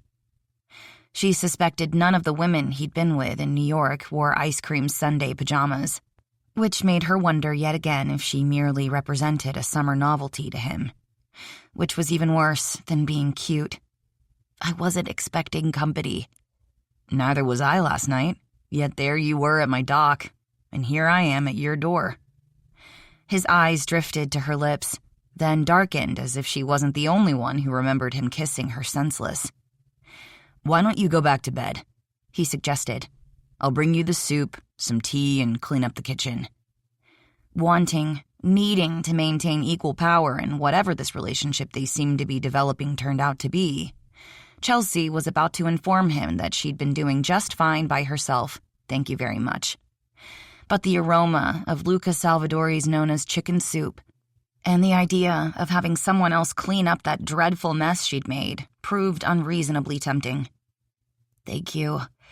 Though if you catch this cold, you can't say I didn't warn you. I'll take my chances, and if I do catch it, maybe you could bring me soup.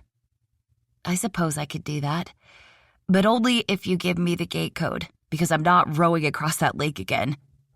It's a deal. I don't suppose you happen to have one of those white nurse's outfits with the lacy white stockings handy? Just in case.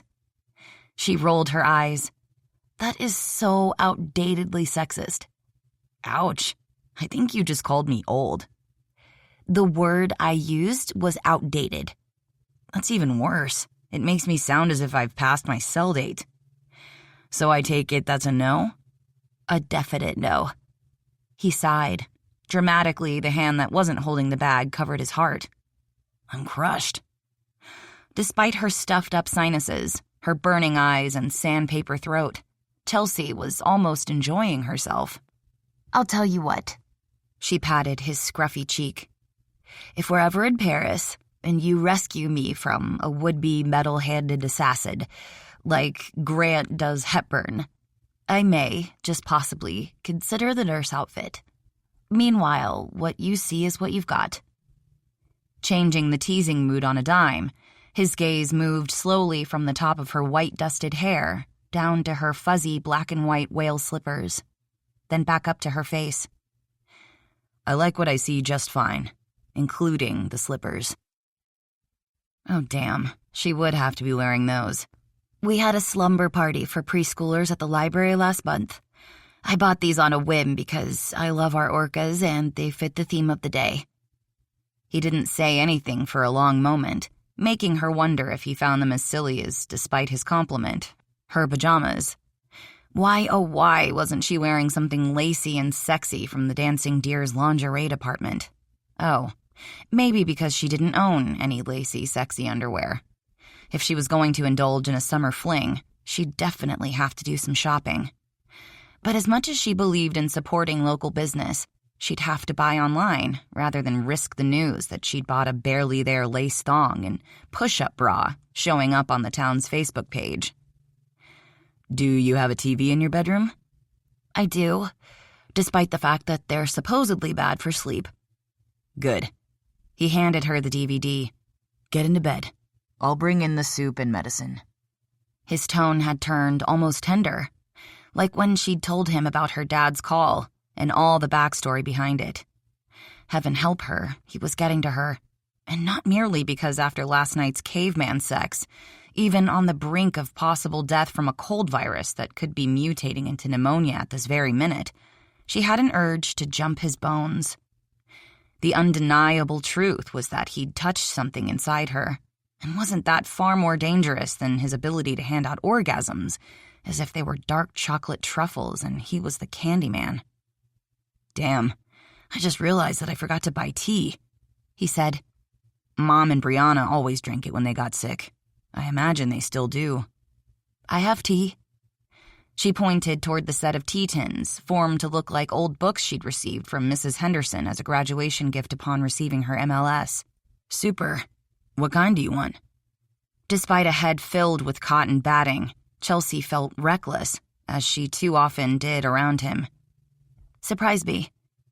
That challenge hanging in the air, she raced back to her bedroom and began madly gathering up the blizzard of Kleenex. Deciding she didn't have time for a shower, she stepped into the stall just long enough to brush the flour from her hair in pajamas onto the tile floor and decided that she could wash it down later.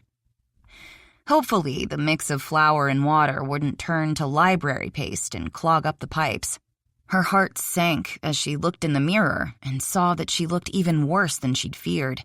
After brushing her teeth for the second time that morning, she washed the flour off her face, then tugged a brush through her tangled hair, which was sticking out as if she were auditioning for the role of Doc in a Back to the Future sequel. Well, at least you're not going to have to fight him off, she told her reflection. Even a cave-dwelling Neanderthal probably wouldn't be turned on by you right now. She considered putting on lipstick, but decided she didn't want him thinking she'd gone to extra trouble just for him. But a little pink-tinted chapstick wouldn't hurt, right?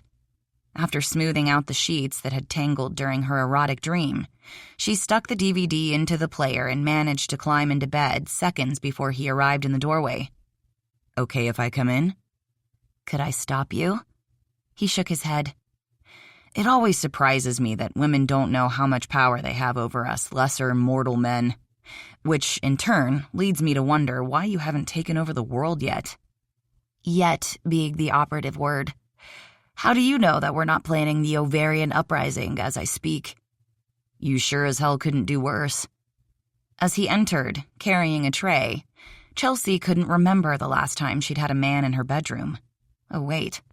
It had been after last year's public employees' Christmas party in the Friendship Hall, when, not wanting to be totally alone for the holidays, she'd allowed a cute rookie fireman to talk her into letting him come over afterward. Not that it had taken that much talking. He'd been fun, ridiculously fit and energetic, and she'd enjoyed herself enough to go out with him 2 more times. Then, when he'd shown warning signs of getting serious, she'd broken it off. Fortunately, he'd bounced back quickly. A week later, she'd seen him playing darts at Mannion's with the owner of Rain or Shine Books. Chelsea knew from therapy that her unwillingness to commit stemmed from having lost the 3 most important people in her life during such formative years. But the head and heart weren't always the same, and although she understood intellectually that the odds of everyone she might ever love leaving, or worse, dying on her were slim, the protective stone walls she'd built around her heart were tall and thick. Or they had been. Until she'd walked into that boat shop and felt the first crack appear in the mortar. Okay, it was more than a crack. Because she'd known he was the one. Which wouldn't make any difference unless he felt the same way about her. Which he obviously didn't. Before he'd blasted through that wall last night, sending stones flying, he'd been upfront about his plan to leave at the end of the summer. That he was not interested in a long-term relationship. She'd gotten that message loud and clear. Now she just had to decide if she wanted to settle for a summer romance. And not a sweet Lifetime movie romance where the couple strolled through wildflower meadows with birds chirping and little hearts circling their heads as the soundtrack from Beauty and the Beast played, but a down and dirty, hot summer fling. She knew what her friends would advise her to do. Brianna Mannion had loved Seth Harper most of her life, only to watch him marry her best friend Zoe, after which she'd left Honeymoon Harbor for years.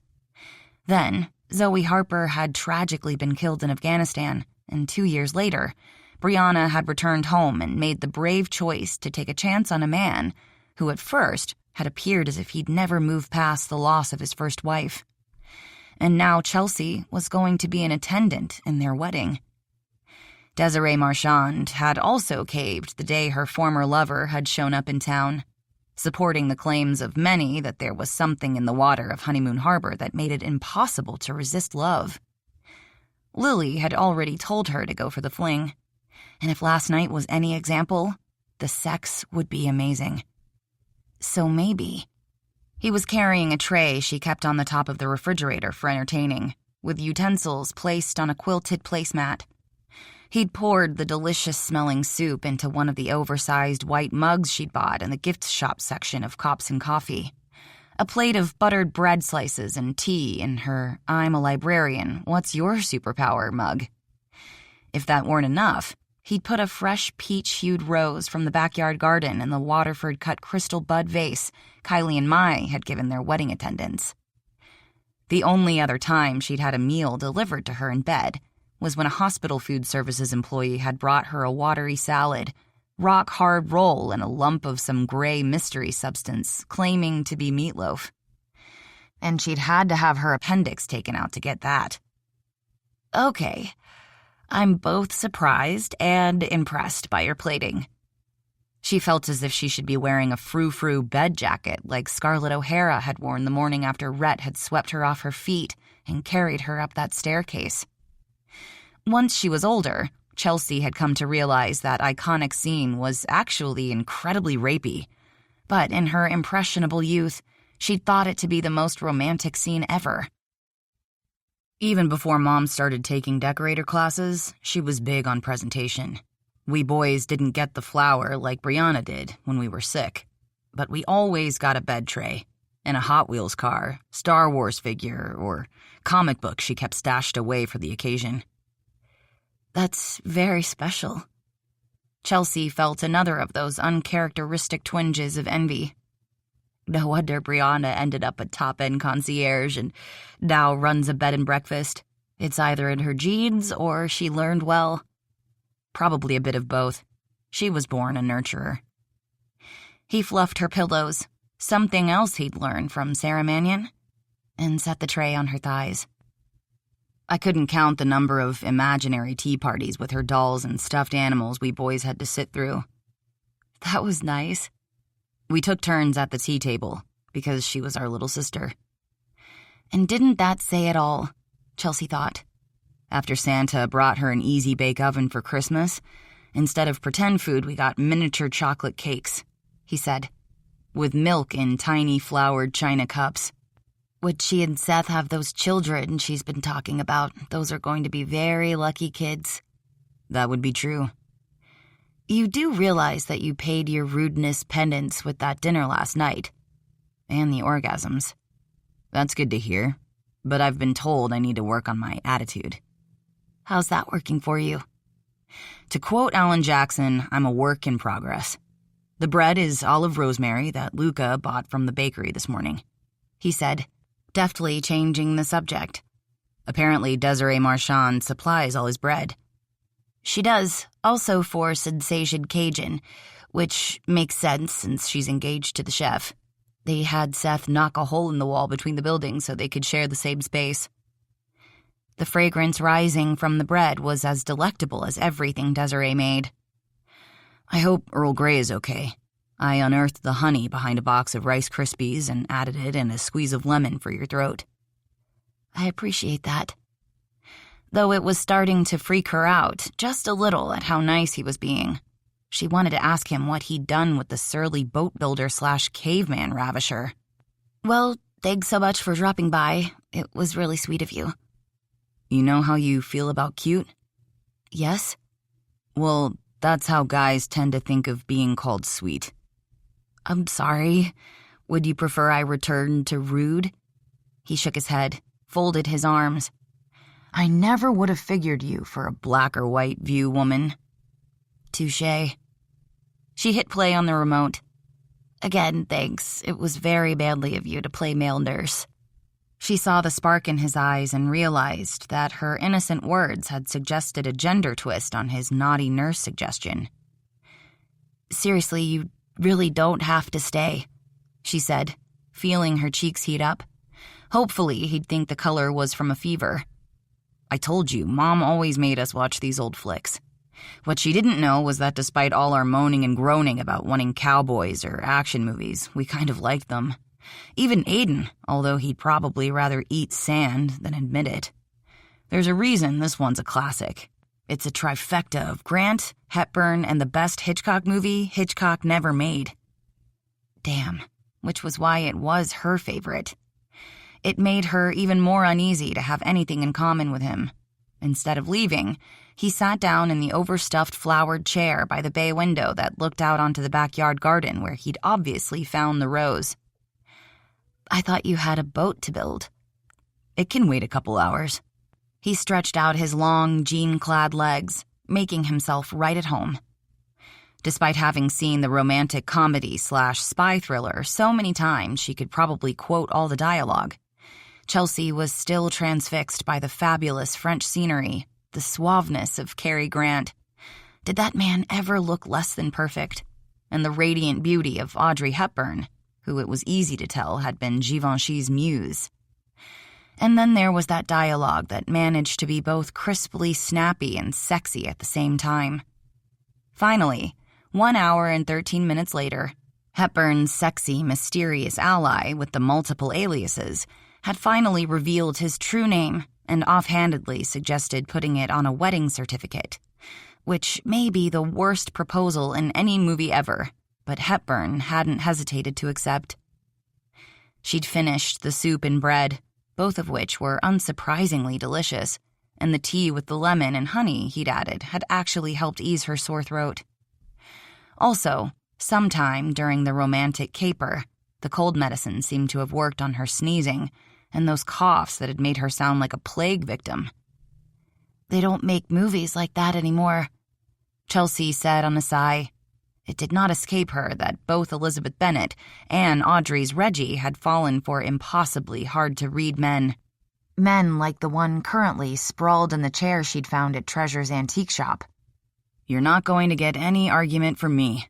Grant set a high bar for the rest of us. And didn't that have her wondering what Gabriel was like in Manhattan? All she'd seen him wearing were jeans, t-shirts, and work boots or sneakers. But she imagined him standing in front of his skyscraper office in a crisp shirt, silk tie, and an Italian suit surveying his realm.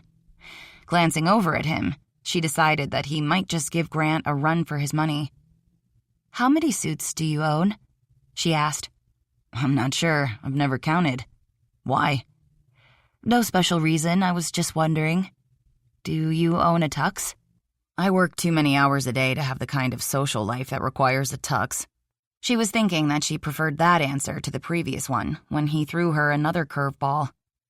You remind me of Hepburn. Her short, sharp laugh set off a coughing bout that made her sound and feel as if she were about to hack up a lung. So much for the miracle cure pill. In what universe? She finally managed to ask once she got enough air back to talk. If Hepburn had ever coughed, Chelsea was certain that she'd done it discreetly into a lace-trimmed white linen handkerchief, embroidered with her initials in a flowery feminine script. This one. I don't look anything like her.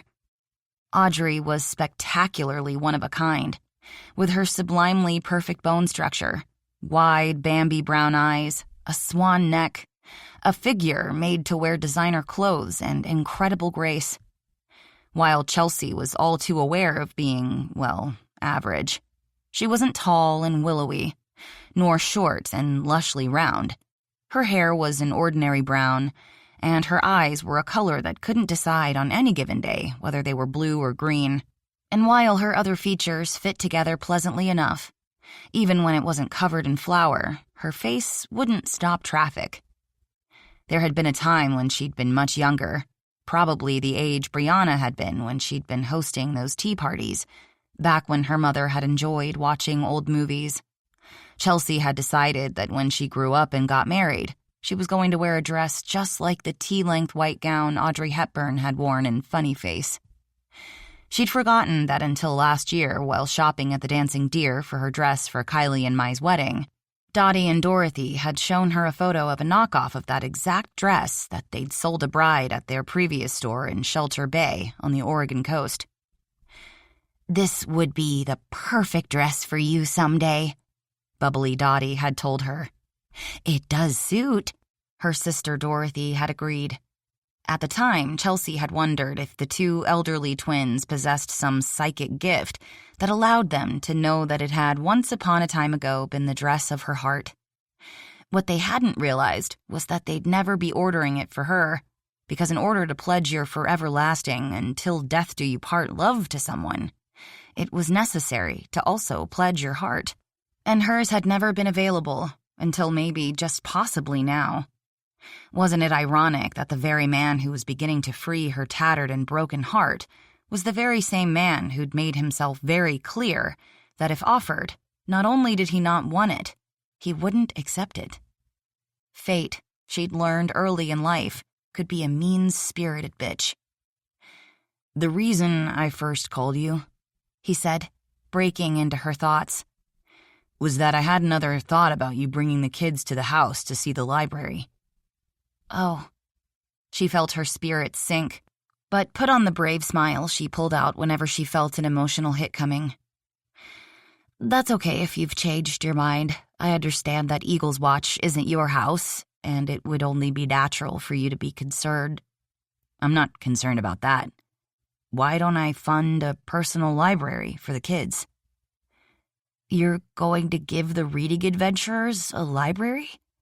He couldn't possibly mean that. The cold medicine must have gone to her head. Not exactly. I was thinking more along the lines of a book club, like Dolly Parton's Imagination Library, where I'd provide the seed money, then the community would get involved to keep it going, so kids could receive their very own book every month. You'd need to select a group of key people, the most important being someone to coordinate the program, though having gotten a handle on how you work, that would undoubtedly end up being you. Are you serious? I'm always serious when I'm talking about business and money. I can help you set up a nonprofit. Or better yet, Quinn, since he's undoubtedly written up that type of paperwork while practicing law. That would be a huge undertaking, she said, even as her mind whirled with glorious possibilities. Like I said, you'd need people with the right skill sets to help you run it. You're talking about more than the library advisory board. You may want to put one or two of those people on the team. That'd be up to you. But you'd need to keep them separate entities to avoid breaking federal nonprofit finance laws. I'm sorry. She rubbed her temple, where a headache was threatening. I can't quite process all this. I'm not surprised. I had all last night to think about it, then sprang it on you when you're feeling bad. Not to mention being under the influence of a cold medicine. Why don't you think more about it, and if you're interested, we can drill down to more detail once you're feeling better. In other words, when I don't look like a cast member from The Walking Dead wearing a Rudolph nose? Could her bid for a compliment be any more transparent? Since you brought it up, he pushed himself out of the chair, came over to the side of the sleigh bed and gave her a long look. You should see your face. Even recognizing Grant's line from the film, she instinctively lifted a hand to her cheek. What about it? It's lovely, but you have circles beneath your eyes. He swiped a finger beneath each eye, one at a time, this touch unnervingly tender. And your nose is definitely not a Rudolph one, but it is a bit pink. He skimmed a fingertip down her nose, which, unlike Hepburn's, tilted up a bit. And you are pale. Damn, definitely The Walking Dead. It's the Pacific Northwest. We don't tan here. The old joke was that Pacific Northwesterners didn't tan, they rusted. And I prefer to think of myself as fair. My Fair Lady, he murmured. Another movie Mom would make us watch. If you're still stuck in bed tomorrow, I'll bring it by. I'd rather you didn't. That happens to be a very misogynistic retelling of Pygmalion. Granted, but Rex Harrison has to grovel to win Hepburn back. I thought your kind liked that in your fiction. He didn't grovel nearly enough, especially considering that George Bernard Shaw intended Eliza to leave Higgins at the end. And what do you mean by my kind? Chelsea was surprised when even arching a brow hurt. Romantics. I'm not a romantic. I'm very much a realist. Okay. His gaze drifted meaningfully over to the stack of paperbacks on the bedside table and the bookshelves lining the small room, the well-worn spines of all those romance novels looking like a brightly colored kaleidoscope. It was obvious that she had not chosen her books by the crate. They're entertainment, she pointed out, glad to feel the spark of annoyance steamrollering over her earlier heady feeling of attraction. Not a guide to real life. Just because I enjoy them doesn't mean I can't tell fiction from my actual life. The same way you could read thrillers without feeling a need to go blasting away at bad guys with automatic weapons and snapping necks with your strong, bare alpha man hands. At least, I hope that's not one of your fantasies. He laughed at that, a bold, rich sound that caused those awakened body parts to do a happy dance. Not a happy dance, she corrected. A mating dance. Like the ones on all those nature documentaries Larry Franklin from the hardware store was always checking out. Whenever the 60-something widower returned them, she was forced to listen to a play-by-play of various courtships. Point taken, he agreed, and I apologized for sounding sexist. You wouldn't be the first, she said. As a reader and a librarian, I've always found it interesting, albeit annoying, that women who love the romance genre help put those male writers on all the bestseller lists because we're very eclectic readers. But men who eat up blood and guts thrillers like beer nuts would die before even picking up a romance novel. As it happens, I had the same conversation with my sister back when she was in college. And how did that go? It was a long time ago, but I seem to remember her claiming that men were cowards, afraid to explore our emotions. Chelsea was thinking that was pretty much on the money when he surprised her yet again. I didn't disagree. At least you're honest. Unlike Cary Grant's undercover spy character with all those aliases in the movie, I never lie. In the first place, my mother had this saying about spiders and lies. What a tangled web we weave. Wed first we practice to deceive. He nodded. That's it. Dad weighed in and pointed out that if you always tell the truth, you never have to remember what you might have told someone. And even more important, in my business, getting caught lying can end you up in federal prison. As I've seen on the news. The depressing shift in topic hadn't calmed her reawakened body, which brought her unruly mind back to where his too appealing laugh had caused it to drift. There's this patron, Larry Franklin, owner of Franklin & Sons Hardware. After being widowed last year, he got hooked on watching documentaries. He'll watch anyone I order, then gives me a detail-by-detail review. He was in the other day to tell me all about the courting techniques of birds. Sounds riveting. You'd be surprised. There's this songbird in New Guinea and Australia called a bowerbird who has a very complicated courtship ritual. It begins with the males building nuptial bowers, a tower of sticks which other males try to destroy. If they can protect them from being torn apart, they decorate them with exclusively blue objects. They'll steal anything blue, often from other bowers. It doesn't matter what the object. As you listen, remember that rest is also part of the experience. Enjoy this break as a small gift for your mind, and thank you for choosing this free audiobook.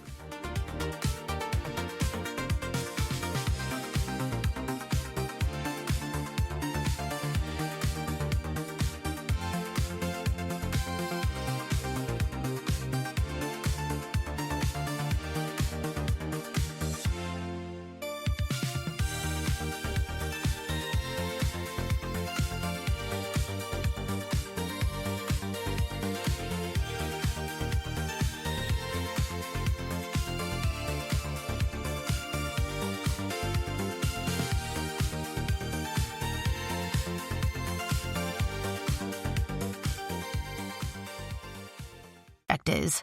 It can be natural, like a flower or a ribbon or even a piece of plastic. So long as it's blue, after they're finished, the female will go around and inspect them. Pressure time. Like being a contestant on Cake Wars, she agreed. But instead of $10,000, you're out to win sex. Those are really high stakes. Indeed. But even then, it's not over. If the female approves of the blue bower, the male has to dance for her. Proving once again that females of all species hold the power. I wonder if they line up and compete like avian Chippendales. I don't know. She laughed. Probably not, because Larry would have definitely mentioned that. But he did tell me that there's some sort of selection process going on because researchers tried putting red objects on the bowers, and every time the females chose the males who removed the red items. So while the bird wars suggest the survival of the fittest selection process, the females were choosing the more intelligent ones. They seem to be. Thereby giving an entirely new meaning to bird brain. And remind me to never play Trivial Pursuit with you. She smiled and tilted her head. You're turning out to be very different from the man I met in the shop. Like I said, I'm supposed to spend the summer finding my zen, which is going a lot better at the moment than it was before I came over here. That's what I love about old movies. They provide an escape from real life. That's what my mom would say. But in this case, I think it's more the company. Just because I'm a small-town girl doesn't mean you can get away with a line you'd never try on a New York woman. That's because I've met very few New York City women with a zen vibe. I can't decide if that's a backward compliment or you just called me boring. The one thing you could never be would be boring. He leaned over, and although for an instant she was hoping he'd risk the plague and kiss her again, he merely picked up her phone on the bedside table and clicked in some numbers. I'll take this tray into the kitchen. Now that you have my number, you can call me later if you want another delivery for dinner. What Chelsea really wanted him to deliver was another orgasm, or two. No, bad mind. Apparently, the cold medicine was making her as loopy as the time she did tequila shots at a going-away party for Fran, who'd left town for the sunshine beaches of Costa Rica after selling her bakery. Why on earth did she bring up bird sex? Oh, her mind must have circled back to her ovaries doing the mating dance, which had in turn brought up Larry. And once again, as so often happened around Gabriel, her thoughts had gone directly from her head to her mouth, without passing through a filter first. She'd really have to work on that. I'll be fine, and thanks again. That was more than I usually eat for lunch. Okay, get some sleep then, he said. I'll call tomorrow, and if you're feeling better, we can discuss ideas for the personal library book club plan. Hopefully, I'll be at the library tomorrow. Tomorrow evening, then. I haven't had Cajun food for years. How about we discuss it over dinner? Are you asking me out on a date? Do you want me to ask you out on a date? No. Now she was as big a liar as Cary Grant in Charade. It just sounded as if you might be. We could call it a working dinner. You have to eat. I have to eat. We can kill two birds with one stone. And Cajun spices should be good for your cold. I think this is where I tell you that I need to take a step back. Okay. How big a step back? I don't know, just a step. Maybe two. Do I have to be so specific? It's just that I wasn't planning. How about I promise no door sex? I think that's a given, considering we'd be in a public place, and I doubt you'd want your brother arresting us. Good point.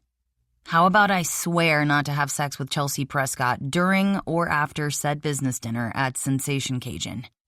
He lifted his right hand. You left out before. His laugh was short and definitely more amused than she was feeling. Maybe you'd be happier with Quinn. You both think like lawyers. She'd been quite happy with Gabriel. No, that didn't come close. Ecstatic? Euphoric? More like intoxicated. And wasn't that part of her problem? She needed him to be with the Stepping Back program because she couldn't entirely trust herself. How about kissing you goodnight at your door afterward? There's a logistical problem with that idea because I'd be driving myself home in my car, which would be parked out in front of the restaurant. Since I suspect you don't want to be caught kissing on a public street, yet I could follow you home in mine. She frowned, considering the idea. Now you're starting to sound a little stalkerish. We do happen to live in the part of the country with the most serial killers. I wouldn't want anything to happen to you on the way home. I live 3 blocks from the restaurant, with streetlights all the way. Yet, I suppose since my house is on the way out of town, meaning you'd be passing it anyway, a kiss would be okay. There was that quirk again. Chelsea folded her arms. I'm glad I'm proving to be a source of amusement. Make that enjoyment, and I'll cop to it. because I can't think of anything I don't enjoy about you, Miss Prescott. Especially when you talk like a librarian. It gives me ideas of ravishing you in the stacks. There will be no ravishing. Hadn't he already done that? Even bringing up that word isn't helping. Okay, I'm here for the summer, and you're not going anywhere, right? I couldn't if I wanted to, because of the reading adventures. So we've plenty of time for you to decide whether or not you're up for a fling. The sensible thing to do would be to cancel the entire idea of the boat shop visit and just stay on her side of town and away from Mirror Lake. But Chelsea had spent her entire life being sensible. And wasn't sensible a close cousin to boring? "Why don't you call me tomorrow afternoon?" she suggested. "I may just come home and collapse." "You need to take care of yourself," he said agreeably. "For all those reading adventurers." "I'm not going to let them down." "Of that I have no doubt. Lock the door behind me." With that, he took the tray into the kitchen. Chelsea heard water running, then the dishwasher open and close, then start. Finally, the door to her apartment closed.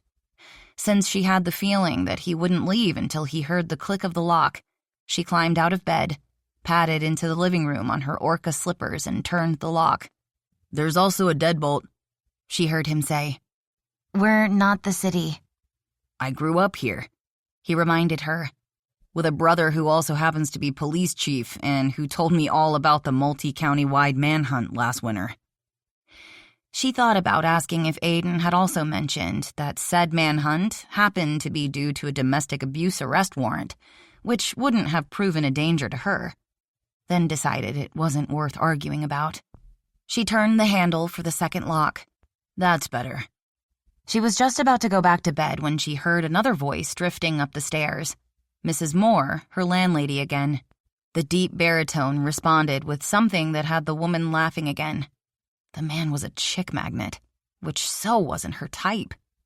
On the rare occasion she did date, she preferred easygoing men, like that cute fireman who'd only been up for fun times. Or Dwayne, the county auditor who droned on about analytical procedures, compensation balance, and lockboxes from the appetizers through dessert. Or Bruce, the county's IT guy who'd gotten the library's computer system going again after last winter's storm. He was cute, trending toward hot, but her mind had started drifting after 20 minutes of tech talk. The last two had proven boring. All three had been safe. Gabriel Mannion was neither. He was the type of man a woman might have a fling with, which was becoming more and more seductive. It could be a once-in-a-lifetime experience, something she'd still remember when she was an old, white-haired centenarian, rocking in a chair on the porch of Harbor Hill, waiting for a volunteer to read her Harry Potter. He'd already warned her that just like Cinderella at the ball, her romance would come with a countdown clock, or more specifically, a countdown calendar. As long as she could remember that, she'd be okay. Chapter 15. What the hell was he getting into? She wasn't his type, at all. But the thing was that, damn, he liked her. Not only in a want-to-drag her off to bed caveman style and keep her there until September, which, yeah, he did. Even when she was wearing ice cream Sunday pajamas covered in flour. The attraction had been near instantaneous when she'd walked into his shop, which was one reason he'd been so rude to her. He'd known that if he searched Manhattan for a decade, he'd never find any woman less his type. He was city. She was happy in a hometown so small it had all of 3 stoplights. And one didn't count because it existed only to direct traffic boarding the ferry. His work was his life, and his life was his work. Since landing on Wall Street, there had never been any distinction between them. And although this forced time off wasn't turning out to be as excruciatingly boring as he'd feared, Gabe knew that as soon as his plane landed at JFK, his phone would explode with texts and calls. Catching up with work, especially after Carter's death, would require even longer hours than before the funeral. In stark contrast, Chelsea Prescott, who was as dedicated to her work as anyone he'd ever met, still somehow managed to have time for a life outside those library walls. Not only had she created the reading adventurers, he'd skimmed through the photos on the town's Facebook page and saw her auctioning off books to raise money for school supplies, packing boxes of holiday food at the food pantry, and delivering library books to patients at the hospital, along with creating a library at Harbor Hill Nursing Home. Factoring in all her volunteer work, she probably worked as many hours a week as he did. But her time actually made a difference in people's lives, while he made money. Which is important too, he reminded himself. It wasn't as if he hoarded his wealth like Scrooge. He was a firm believer in philanthropy. And if it weren't for people like him who made the money in the first place, how could the recipients of his charities ever have their scholarships, hospital wings, and school computers? If there were times that it occurred to him, especially when he considered the number of homes, yachts, and cars of those whose net wealth equaled more than the GDP of many countries, that a more equal distribution of that wealth would be a good thing. Gabe assured himself that when he reached that lofty level of what many were, not precisely wrongly, referring to as modern-day robber barons, he'd be different. He'd never been in it for the money.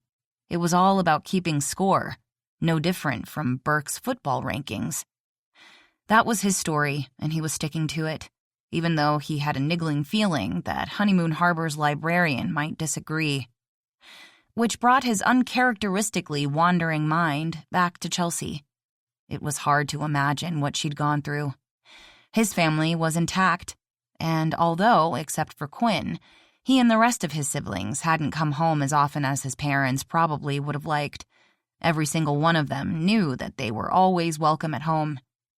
When Dr. Doogie had strongly suggested him taking some time to regroup to save his life, rather than escaping to some tropical island or going summer skiing in France, Gabe knew that, like the swallows signaling the return of spring every year, this lush green land with its towering trees and impossibly blue lakes, formed more than 10,000 years ago as the last ice age receded, was precisely where he'd needed to be.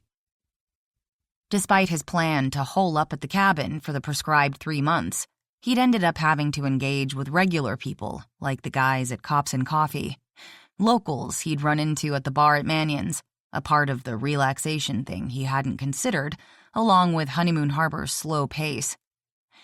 Then there was also Megan, owner of the clean team, who insisted on supervising her team to ensure that the cabin was left as clean as the fir and salt-scented peninsula air. He and Megan had dated for a few weeks in high school, but had an amicable breakup because he was determined to make his fortune in New York, while she'd chosen to remain a hometown girl. Divorced after what she'd casually brushed off as a bad choice in husbands, she occasionally brought her 3-year-old daughter to work. Although he wasn't usually all that into kids, he had to admit that the little girl with the double blonde ponytails was pretty cute and well-behaved. After Jarl and Quinn had pressed him to tackle the fairing, he'd set up shop in an old storage building on the school's property and reconnected with men who'd known him since he was a kid. Guys who'd taught him how to cut chines and inwales from the same pieces of timber to ensure that both halves bent with the same uniform pressure, to patch every screw rebate and even the smallest space with epoxy putty, and that he could never do too much sanding. Just like the anxiety attack that had been the impetus for this journey home, Chelsea Prescott had hit like a lightning bolt from a clear blue sky, even as every instinct kept warning him that the cute girl-next-door librarian was trouble. Gabe knew that he wouldn't be able to stay away from temptation. "It'll be okay," he assured himself. "Be honest about your intentions. Only take it as far as the lady wants to take it, and you could have one hell of a summer to remember." Although her head still felt stuffed up, and she was drinking gallons of honey and lemon tea from the coffee cart to soothe her throat, Chelsea was feeling much better Tuesday morning. Although Friday should have been the last day of the school year, Monday and Tuesday were school makeup days, lost to a surprise February snowstorm.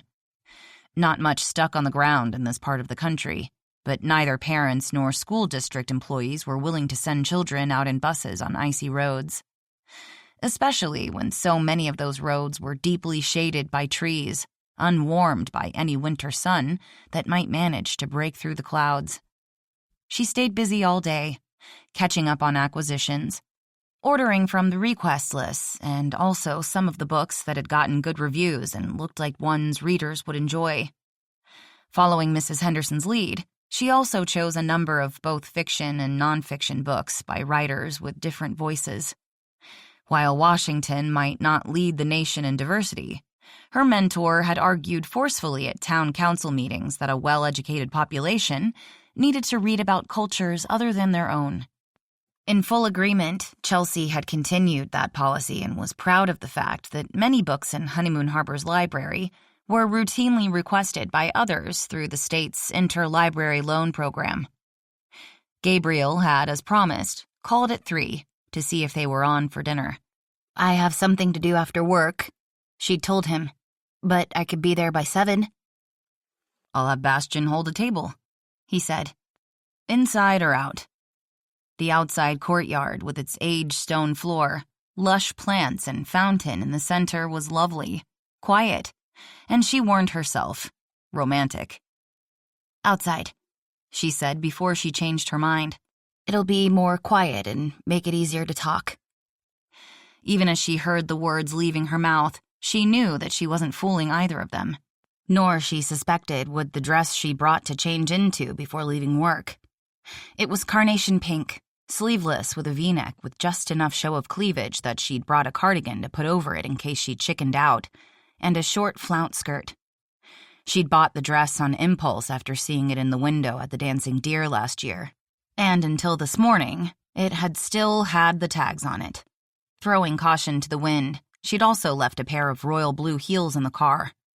It had been so long since she'd had any occasion to wear heels, she hoped she could walk from the car through the restaurant to the patio without falling over. "Outside it is," he agreed. "Hot date?" Farah asked on her way out, after Chelsea had changed clothes in the staff restroom. "It's a working dinner," she insisted, not fooling either of them. "Well, whatever you're after, you're going to definitely get it in that dress." She blew Chelsea a kiss, then breezed out the door. The library closed at 6:30 on Tuesday, and that half hour would allow her to take Hannah and Haley home, which reminded her that she'd been so buried in work she hadn't come out of her office to check on them as she usually did when they'd first arrived after school. "And wouldn't you make a great mother?" she scolded herself, wishing she could blame cold meds for her inattention, but she hadn't taken any due to that warning about operating heavy machinery. No point in taking any chances. You'd be the type who'd leave children behind at a rest stop on the way to Disneyland. Yet another reason child-rearing was better left to women like Kylie and Mai, and Brianna, and Sarah Mannion, who'd somehow managed to raise all 5 of her children to adulthood without losing one of them. When she found the children's library nook empty, she decided they must be at the coffee cart, getting the milk she'd always encouraged them to drink every day, which was certainly better for them than the soda Hannah had been buying at Marshall's on the way from the school to the library. Nothing.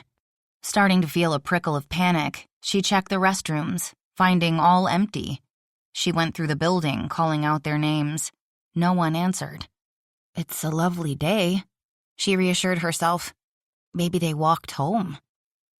She called Farah, who, after giving it a thought, said that she hadn't seen them either. Assuring herself she was overreacting, Chelsea drove over to the house and, finding that the bell didn't work, knocked on the door.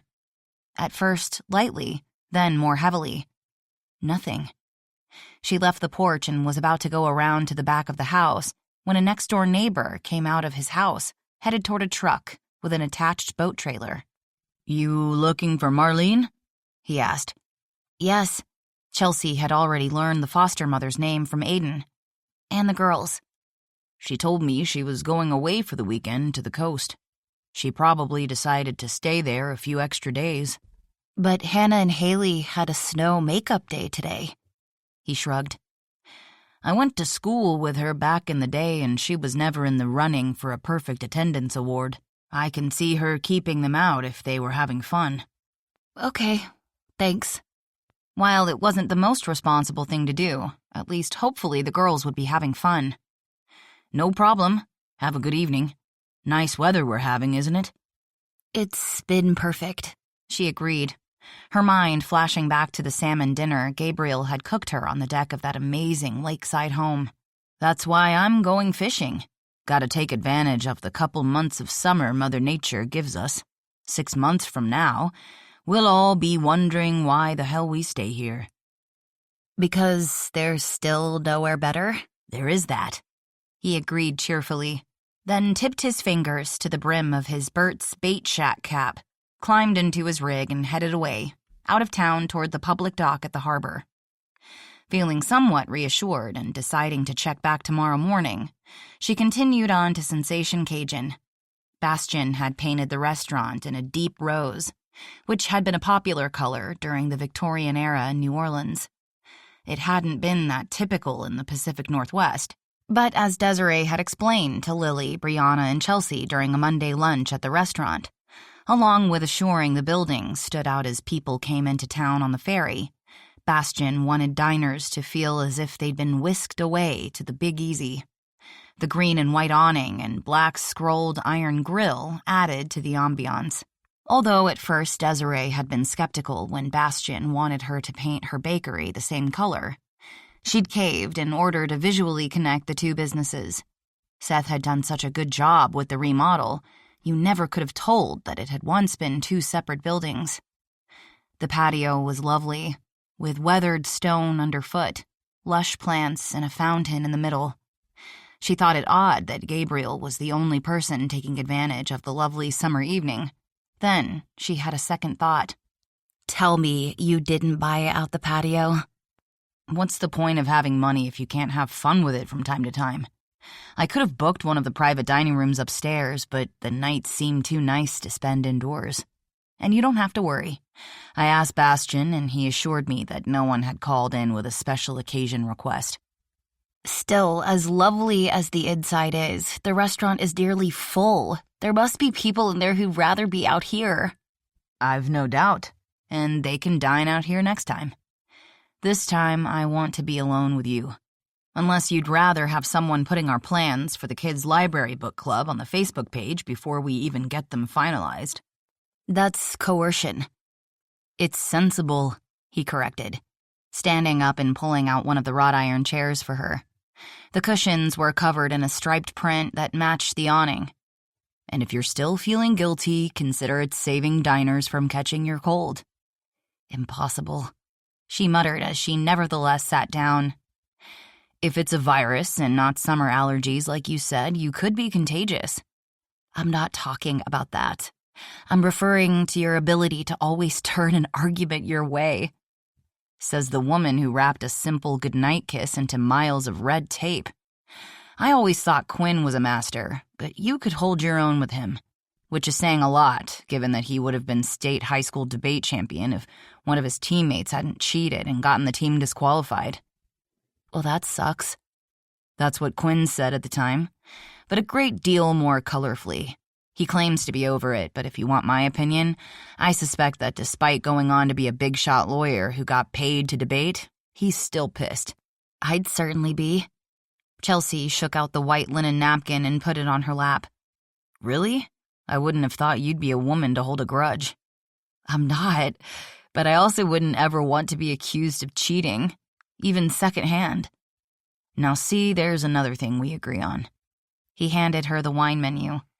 "There was a guy at Harborstone who was stealing from his accounts. Auditors caught him before the feds did, but there are still times when I go in a finance bar and wonder how many people are wondering if I was in on it with him. Wall Street thrives on gossip, which is also how people get caught inside trading, because someone will have one or more drinks too many and talk about something he's not supposed to know." "I can't imagine anyone thinking that about you," she said. "And I had no idea there are such things as finance bars." "They're not really designated that way, but they've morphed into them over the years, like sports bars or cop bars." "I like the idea of library bars," she decided. "We could all have intense conversations and arguments over books, like Robert Benchley, George S. Kaufman and all the others of the self-named vicious circle who had lunch at the Algonquin Hotel. They had a game where they had to make a sentence from a word. When Dorothy Parker got horticulture, she came up with, "You can lead a horticulture, but you can't make her think." He laughed. Clever, though you seldom find finance guys talking about books, unless they're business ones. And those are usually audiobooks listened to in cars or on the train. That's rather limiting. Yeah, well, you have to understand that Wall Street's like a fraternity, in that it feeds on people's insecurity and need to fit in. So if the conversations all revolve around trading, then that's what you gotta be able to talk about. I can't envision you ever being insecure. You should have seen me when I landed at Columbia. I was thrown into the pool with all these students who'd grown up with fathers in the business, so they were light years ahead of me, not just on contacts, but knowledge they'd learned growing up. But you caught up. Sink or figure out how to swim, he agreed. Would you like a glass of wine? The menu suggests pairings. That's helpful, she decided. Last time I was here, I had the gumbo, which was delicious. I think this time I'll have the étouffée, according to the pairing notation. She read, "A German Riesling has balanced acidity and sweetness that goes well with the spice of the dish." Not that I'd honestly notice, she admitted. Ah, a voice behind her said, with that familiar Bayou accent that had more than one woman in town regretting that Bastien Broussard had put a ring on Desiree Marchand's finger the same day he arrived in town. That's the point of a good pairing, cher. Wine and food are supposed to go so well together that you never think about it. If you had, say, a Pinot Noir or a boldly oaky Chardonnay, you'd undoubtedly notice something off about the meal. Chelsea smiled up at the chef who'd moved to Honeymoon Harbor solely to follow his long-ago sweetheart and singer for his former blues jazz band. And didn't that gesture cause more than one romantic heart to flutter?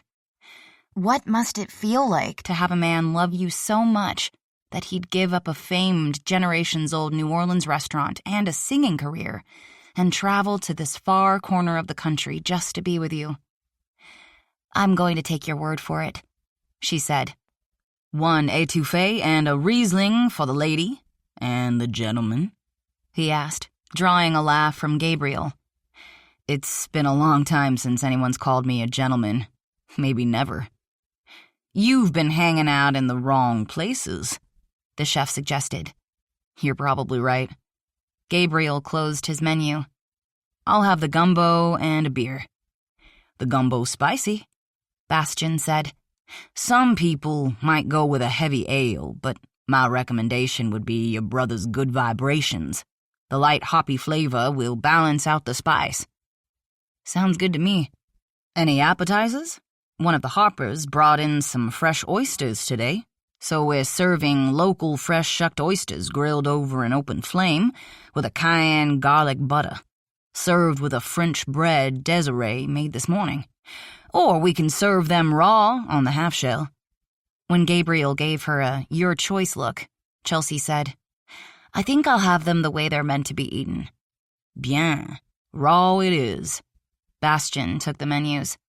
The server will be out with your drinks and oysters right away. You're adventurous, Gabriel said as the chef stopped at various inside tables to greet diners on his way to the bar. I grew up here, the same as you did. I know people who can tell what beds oysters have been pulled from by the taste of the brine, but my palate isn't that refined.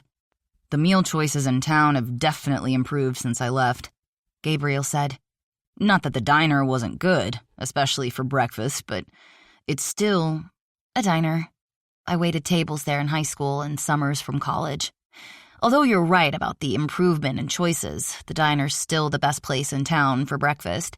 Unless you want a donut with your coffee. But you're not going to get all that many fishermen stopping by Cops and Coffee for a latte before going out on their boats early in the morning.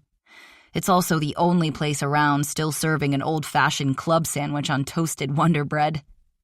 Gotta stay with tradition, he said as their drinks arrived, along with a plate of oysters on a bed of rock salt, a quartered lemon, Cocktail sauce, the server warned them, came with a kick of Cajun Tabasco, and a small loaf of herbed bread with butter formed into the shape of a Louisiana crawfish. After they were alone again, Gabriel lifted his bottle of beer. "To our partnership." "It's your money," she said, even as she lifted her glass.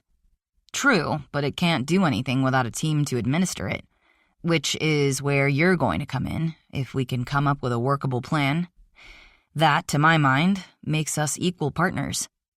As the rim of her wine glass touched the neck of his beer bottle, it occurred to Chelsea that whatever happened with her possibly potential fling, she and Gabriel wouldn't entirely be going their separate ways at the end of the summer. Not with the Children's Library Book Club between them, but that would only be business. "So tell me more about Wall Street," she said. "Is it as cutthroat in real life as it is in fiction?" "You want the truth?" "Of course." "Honestly, a lot of days it's worse. Thus the finance bars that, unfortunately, are what help keep the white male patriarchy so strong. The way you get into the group isn't necessarily due to intellect or merit, but whether or not people want to hang out with you." "It seems that would make it an even more difficult world for women." She took the time to dip an oyster into her mouth, enjoying the bite of brine. Many years ago, her father had taken her out to an oyster farm and taught her that the proper way to eat oysters, fresh from the water, was to eat the first one naked, so you could get the full taste before adding anything to it. After she'd placed the shell upside down on the rock salt and caught the intense way Gabriel was looking at her, she wondered if choosing raw oysters had been a tactical mistake. "Yeah," he said after a long pause. "There aren't many women at Harborstone, or any of the other firms I know. I remember reading a study a few years ago that put them at 11% in leadership positions." "So it's a boys' club." As he slurped down an oyster, it occurred to Chelsea that if you weren't accustomed to raw oysters, they might not be the best first-date appetizer. Eating them wasn't at all dainty. It was, in a way, primal. "Pretty much," he said once he'd swallowed. "I wonder if that gender gap isn't because women aren't getting hired, but because they're not given the opportunity or encouragement to succeed once they get there."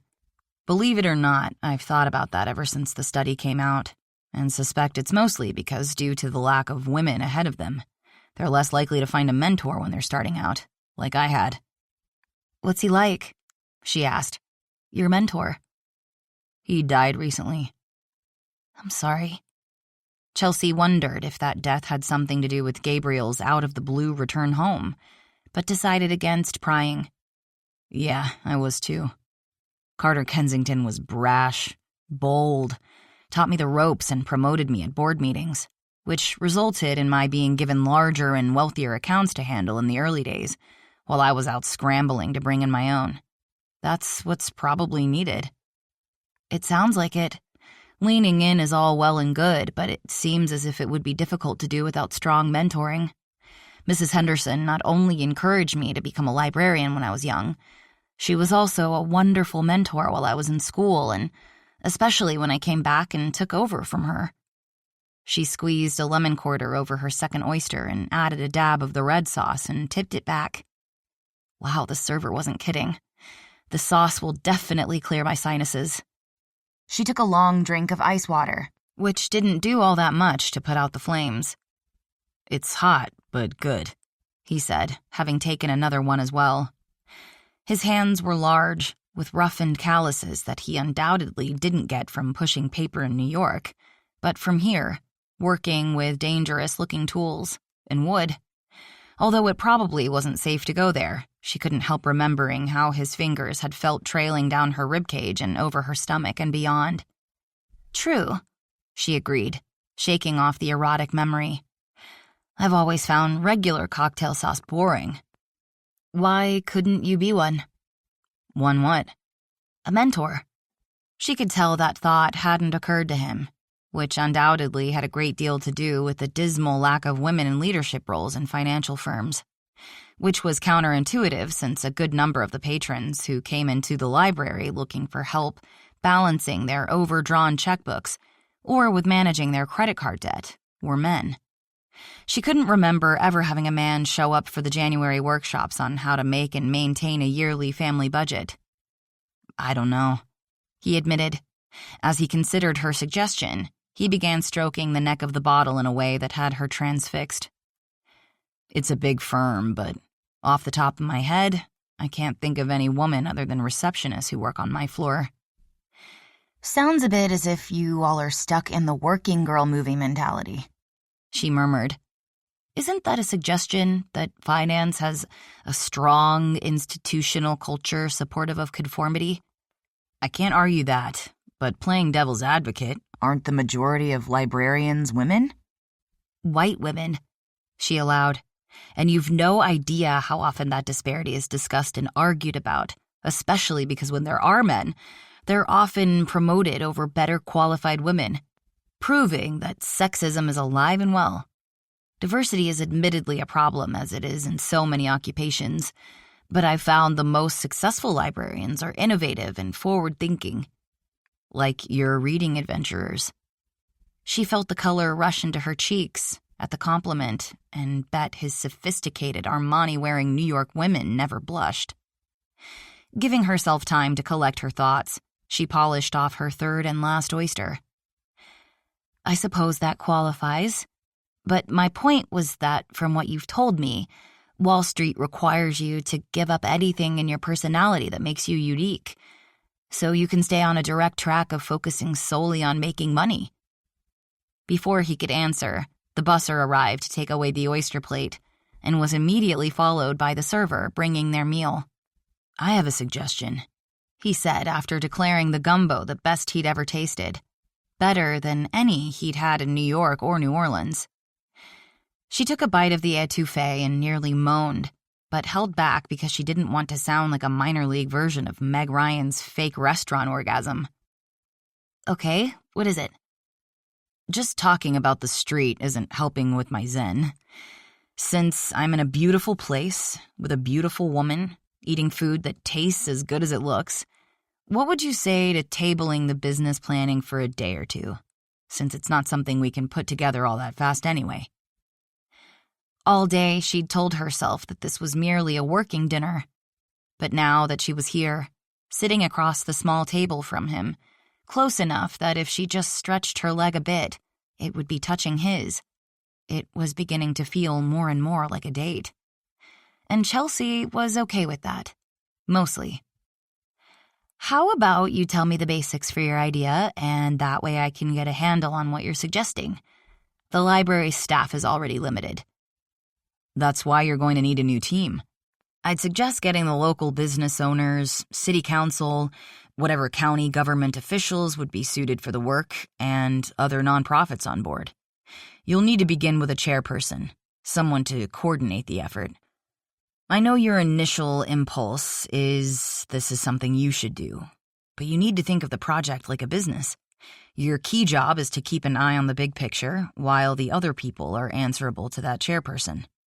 Or you'll have everyone taking up all your time with unnecessary stuff that can be dealt with lower down the chain. She liked that he hadn't insisted on entirely changing the topic. Wizards of Wall Street were undoubtedly accustomed to getting their way. Okay, you're right. I'm a control freak. But you know your Zen project? Sure. That's how I am about surrendering control. I'm a work in progress. He took hold of her hand, turning it over, and traced an infinity design on her palm. The blisters had fortunately turned out to be only hot spots, and there were times today when she'd forgotten all about them. Until now, when an entirely different type of heat seeped into her blood. You did a pretty good impression of surrendering control the other night, he reminded her. His low, husky voice, along with the memory, had the rest of her warming. After dithering for days, Chelsea decided that she had two choices. She could spend the rest of her life looking back with regrets and wondering what if. Or she could take a leap into the unknown, only to find out that what she was feeling was merely due to that initial jolt of attraction. How could that be a bad thing, since there'd be no need for regrets, because she'd have more fantastic sex in the meantime? Looking at it that way, There was only one choice. Leap. It wasn't an imitation, and perhaps next time we could see how well you can pull it off. She suggested from beneath her lashes in the same way Hepburn had outrageously flirted with Grant, something she'd never ever done before. And from the way his eyes had darkened with emotion, she must have pulled it off. "You're on," he said. When she was tempted to leap across the table, she dragged her unruly mind back to the book club proposal. "What's next?" she asked, pulling out her planner and turning to a blank page in the back. "Here." Obviously stifling a sigh, he reached down beside his chair, retrieved a portfolio that some alligator had given its life for, and pulled a piece of paper from it. I printed out a copy.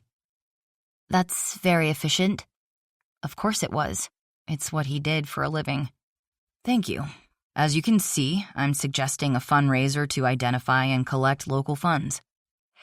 "I know a county auditor. He'd probably be perfect. He's very efficient, although a bit stodgy." "All the better. He's less likely to run off to Rio with the funds." She laughed, remembering her seemingly centuries-long date. No, Dwayne would definitely not do anything that involves foreign food. Some men were meat and potatoes guys, the meat usually meaning a steak, or ribs. Dwayne had been a meatloaf and mashed potatoes man. Next, a person to plan where and how to enroll the children, oversee the registration, create and distribute brochures, and create marketing plans. "I'm close friends with the college's marketing director who volunteers at the library. She'd do it in a heartbeat." "Terrific. Then you'll need someone to enter the new registrations, accept pending online registrations, and update addresses." "That person shouldn't be hard to find. Maybe a student from the college." "What else?" "Community outreach to collaborate with other local organizations and coalitions." "Again, Lily from the college would be great. And perhaps your father would help us reach out, being that he's mayor." "He and Mom would both be in. And finally, you'll need family engagement, which means coming up with ways to encourage parents to better engage their children through books and to read more often." "We're already doing that at the library. Mrs. Henderson did it for years before I took over. I'm firmly convinced that's why Salish County always ranks so high on state reading comprehension tests." "Sounds as if you're off to a good start." "You make it sound, well, not easy exactly, but doable." In the boat shop, she'd seen a craftsman who cared about his work. While he'd been making her dinner, bringing her chicken soup, and watching that old movie with her, she could see him as Sarah Mannion's son. But now she was looking into the steely eyes of a Wall Street master of the universe. "Aiden told me that one of the mottos Marines live by is that failure to plan is a plan for failure," he said. "But failure is not an option. So yeah, we're going to make it work and it's going to be great." If anyone else had told her that, she'd have reason to doubt him. But with all Gabriel's success, she doubted that he was familiar with failure. "Well, that's encouraging, and you've given me a lot to think about." But for now, sitting here with a gorgeous man on a patio that reminded her of a secret garden, she was going to put the topic aside as he'd suggested, relax and enjoy the evening. She was surprised once again at how easily the conversation flowed between them. She told him of the other excursions the reading adventurers would be taking around town, and he told her more about the fairing and how Jarl had advised him to name the boat Freya, the daughter of the god Njord and the goddess of love and beauty, she said.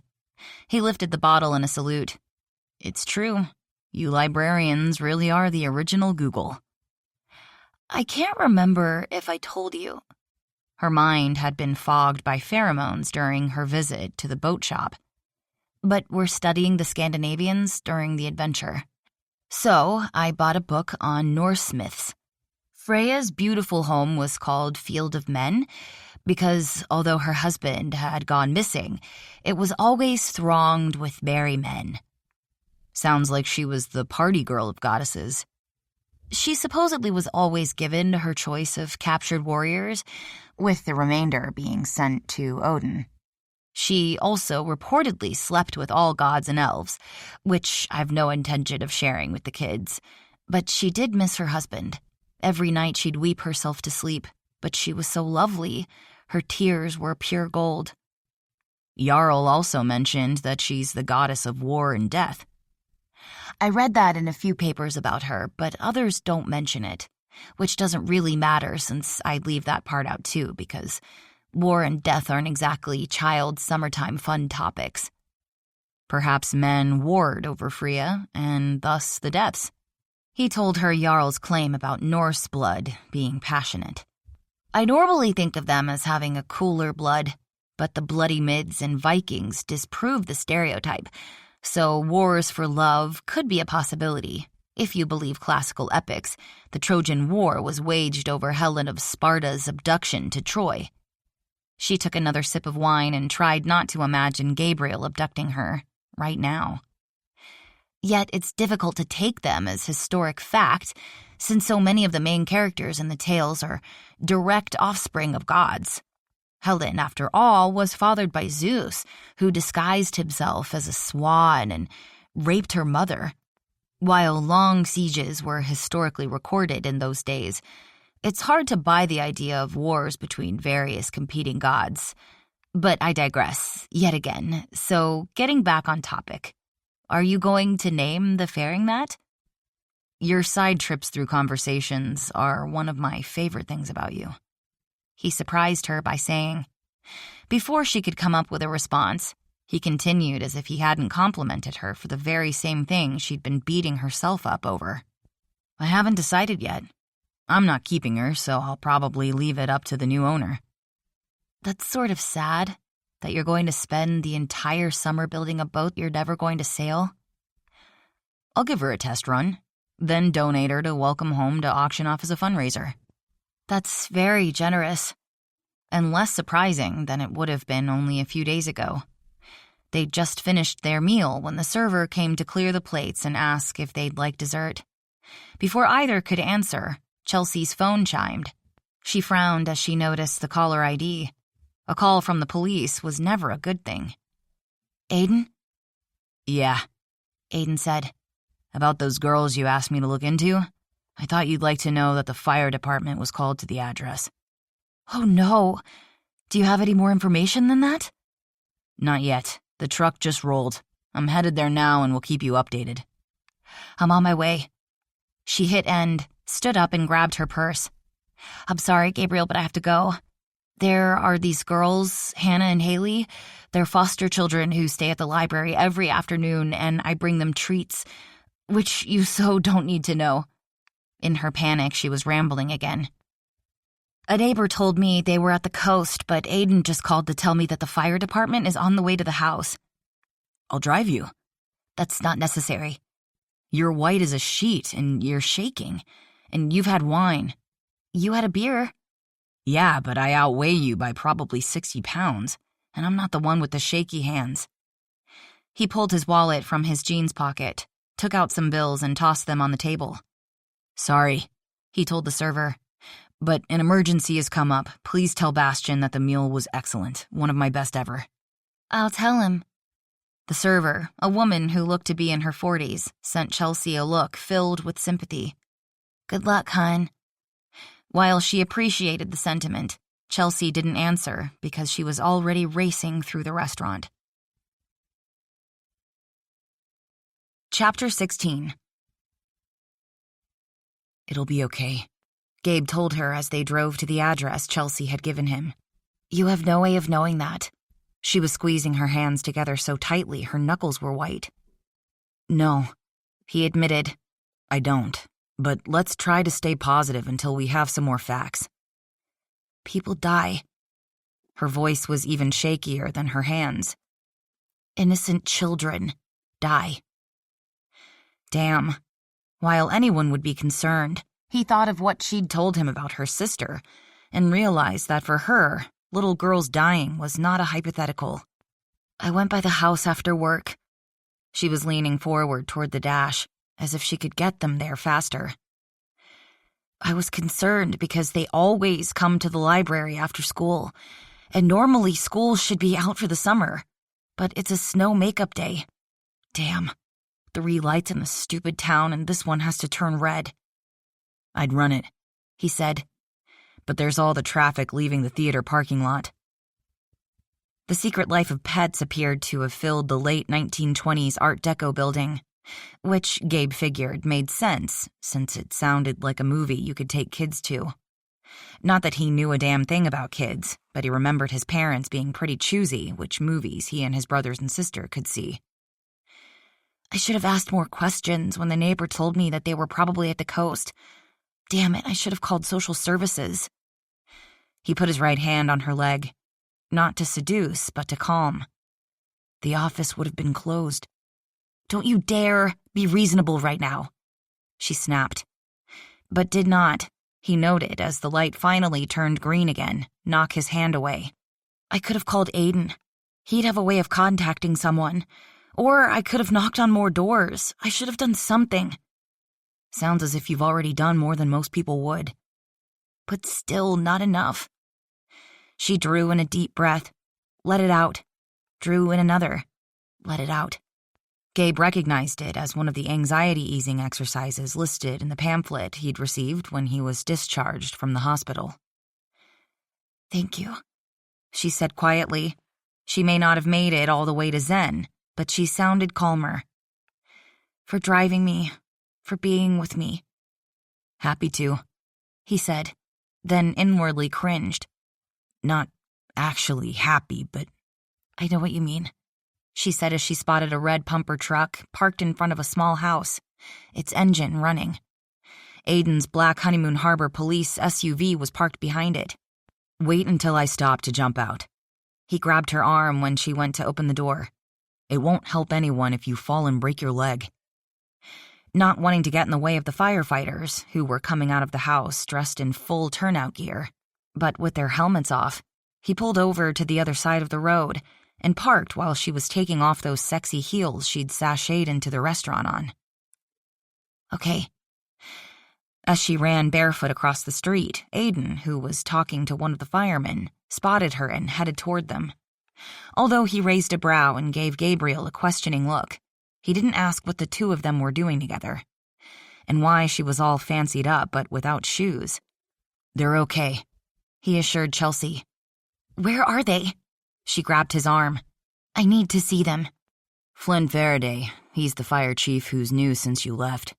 He told Gabe. Says they're next door. It wasn't anything major. The house is old and the microwave shorted out and filled the place with smoke. The neighbor was walking her dog, heard the detector blaring, and called 911 at the same time that the older girl did. She took the kids home with her. I need to see them, she repeated. It's fine with me. What about the foster mother? Is she there too? No sign of her. Flynn said the kids were on their own. The older one, Hannah. Okay. Anyway, she was nuking some s'mores when the thing shorted. Smoke came billowing out and set off the alarm. She got her little sister out right away. Of course she did, Chelsea said. She's a big sister. It would have been impossible to have missed her having to push that second part past the huge lump that appeared to have settled in her throat. Gabe wanted to assure her that she hadn't been responsible for keeping her sister alive, but this was neither the time nor the place, so instead, he merely put his hand on her lower back. Let's go check on them. Just as he didn't know anything about kids, Gabe had no way of guessing how old the two girls were. One was obviously older than the other. Her lips were pulled into a tight line, while the little one was holding a stuffed dragon tight against her bony chest. Hi, Miss Prescott, she said, seeming none the worse for the experience. That's a really pretty dress, like what a princess would wear. Pink is my favorite color. She took a breath. We almost had a fire. The alarm went off and there was a lot of smoke, and Hannah made me go outside. Then Mrs. Lawler brought us over here and gave us chocolate chip cookies. I baked today, the elderly woman, who appeared to be about Gabe's grandmother's age, said. There's a funeral at St. Peter's tomorrow, and Lily and Henderson and I bake for the lunches. I always put an extra amount of love into them to hopefully make someone's very sad day a little bit better. I could taste the love, Dragon Girl said. Her older sister had not yet said a word, just stood there, one hand protectively on her sister's shoulder. Are you both all right? When Chelsea bent and gave the little one a hug, thin arms went around her neck and clung. We're okay. I didn't do anything, the older one said defensively. I just turned on the microwave the way I do every night. He could tell that captured Chelsea's attention. She glanced up at Aiden, who gave a slight shake of his head. An electrical wire shorted out, Aiden said. It would have happened to anyone. Gabe had a feeling it was the first time the girl, Hannah, he remembered, noticed Aiden, because the color suddenly drained from her face. As he watched, she straightened her shoulders and folded her arms. Because of his uniform? What happens now? She asked. Her voice sounded both angry and resigned at the same time. This obviously wasn't her first rodeo. We find your foster mom, Aiden said. She's on the coast. She got a gig last weekend at a casino dealing blackjack that pays more than both her jobs here. This is Tuesday. Chelsea's voice was calm but tight. He knew Hannah had heard it too when her arms tightened. She was offered a few more days, then some more, so she decided we should take the bus back here. It took forever, the younger one said. We had to keep stopping for all these other people to get off, Hannah said. That's why it was so slow. Mrs. Hayes said the tips are awesome. Haley piped up. Maybe we'll go out for ice cream when she gets back. Who's taking care of you in the meantime? Chelsea asked. Gabe knew she was keeping a tight rein on her emotions when her voice turned to an ice he'd never heard. Not even when he'd been purposefully rude to her in the shop to make her go away. Hannah shrugged. Me? More squaring of shoulders as if she were mentally preparing for a cage match. I've done it before. It's no big deal. You're a wonderful big sister, Mrs. Lawler said. And Haley's fortunate to have you taking care of her. But as happy as I am to have you visit, you girls really do need an adult. One a little younger than me. Not that I feel that old, but I suspect I don't quite make the qualification age cut. Hannah shot Aiden a hard look, far older than her young years, whatever they were. Haley, she said, maybe you and Mrs. Lawler could go get another cookie and a glass of milk. What a great idea, the older woman said, immediately catching on. Gabe figured at one time she'd had kids and could pick up on the signs. She took hold of the younger girl's hand. Do you think you could help me plate them to take to the church tomorrow? I can't decide which would be the best one to put them on. Okay. Do you have a plate with dragons? That would be the best. I'm afraid I don't, but I do have several decorative ones with flowers. I even have one from my wedding. Her cloudy eyes turned a little dreamy. Truth be told, she leaned down and said as if sharing a secret with the child. 50 years ago, my mama and daddy said we'd never last. But we showed them. I only lost my husband in January of this year. My favorite plate has a painting of Lake Crescent Lodge on it, with pink roses around the rim. My Joe bought it for me when we were honeymooning at the lake, and my bouquet had been made of pink roses. Back in those days, Blue House Farm wasn't growing flowers, so they had to be brought in all the way from Portland. Do you know it's called the Rose City? No. Well, now you do. I also didn't know people got to eat cookies at funerals. I don't remember Mommy and Daddy's funeral, she said as they left the room. Hannah told me it was really nice, though, with lots of flowers. I like flowers. Hollyhocks are my favorite, because if you turn them upside down, you can pretend they're princesses wearing colored gowns and make them dance. Once the swinging door to the kitchen had closed, Aiden addressed Hannah's question. I have a night number for social services. I'll call and they'll send someone to get you settled. We're not going anywhere if they try to separate us. I'm not sure that's your choice at the moment, he said gently. Yes. A sharp young chin shot up. It is, because if anyone tries to put me in a different home than my sister, I'll run away and come get her. Then we'll both run away to some place where I can take care of her without anyone moving us around all the time. Chelsea dragged her hands down her face. When she took them away, Gabe could see the tears shining in her eyes.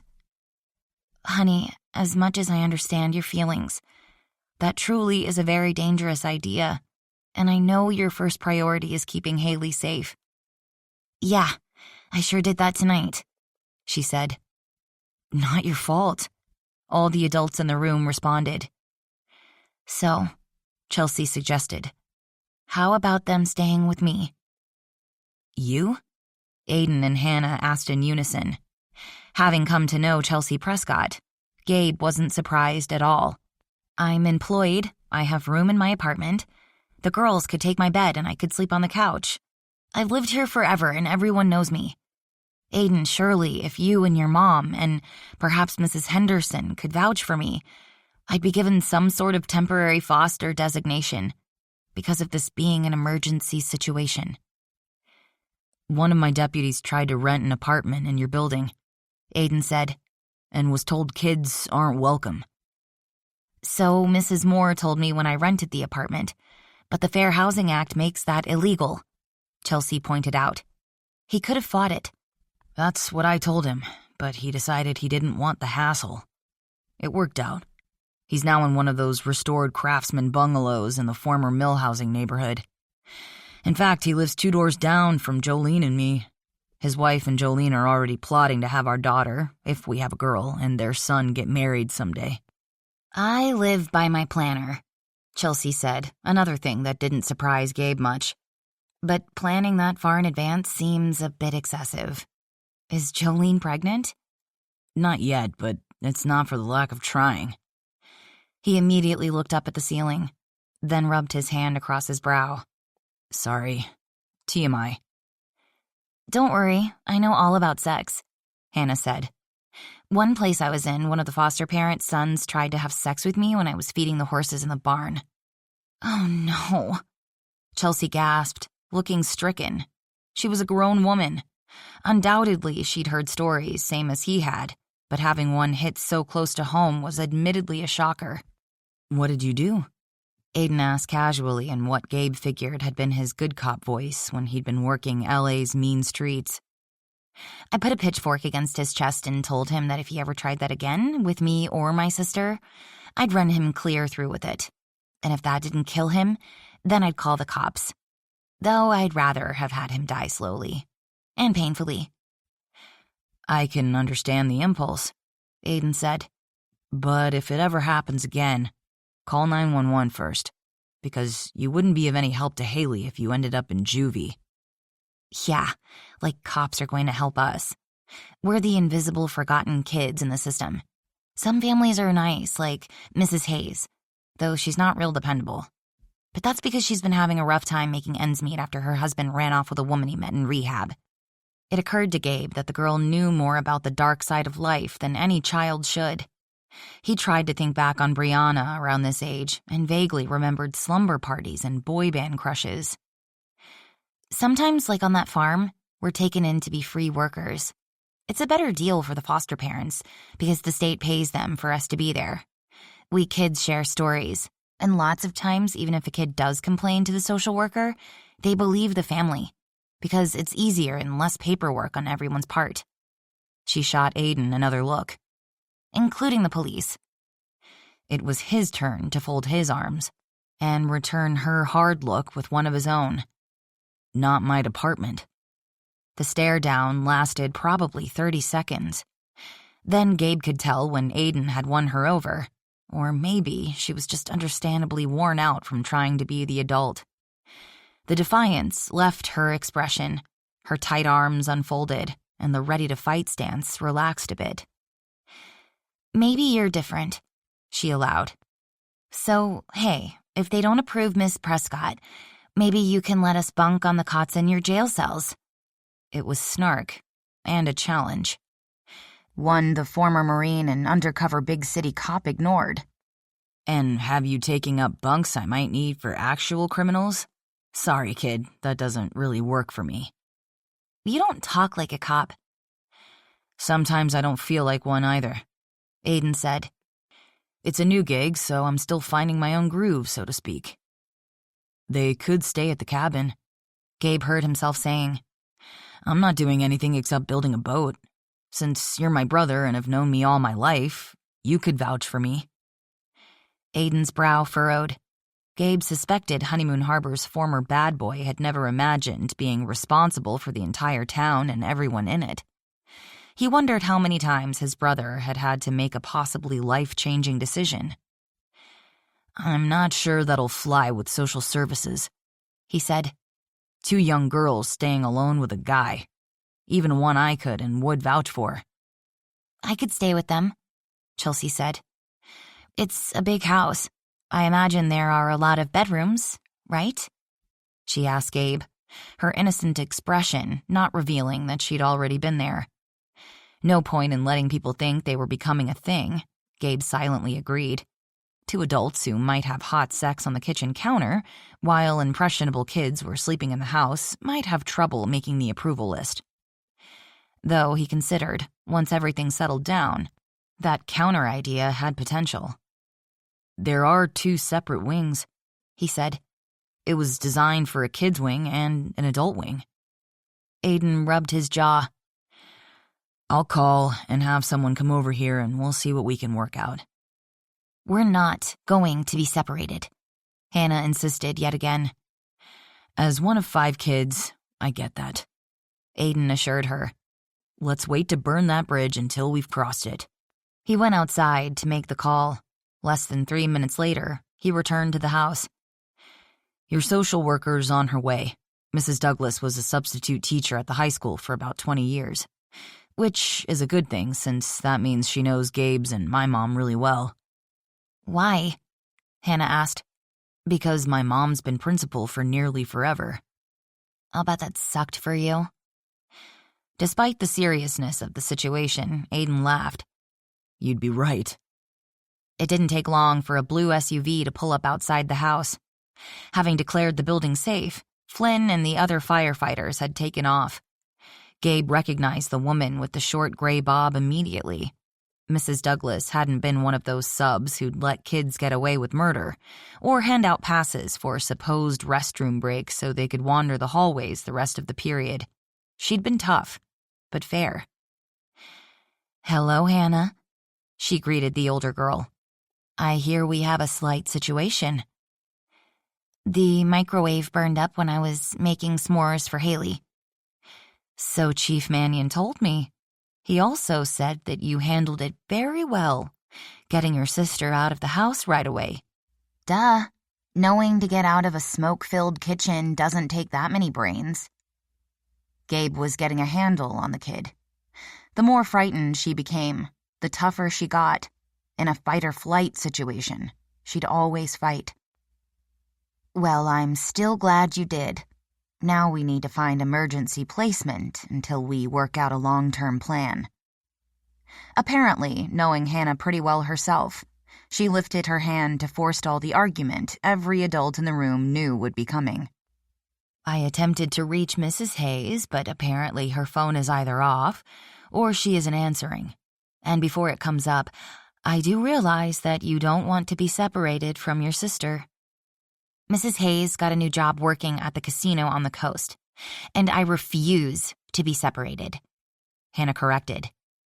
Gabe exchanged a glance with Chelsea that told him that once again they were thinking the same thing.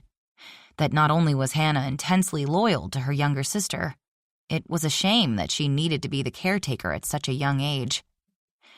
Well, the bad news is that we don't have any licensed homes that can take in 2 children at the moment. However, she pressed on before the girl could state her refusal yet again.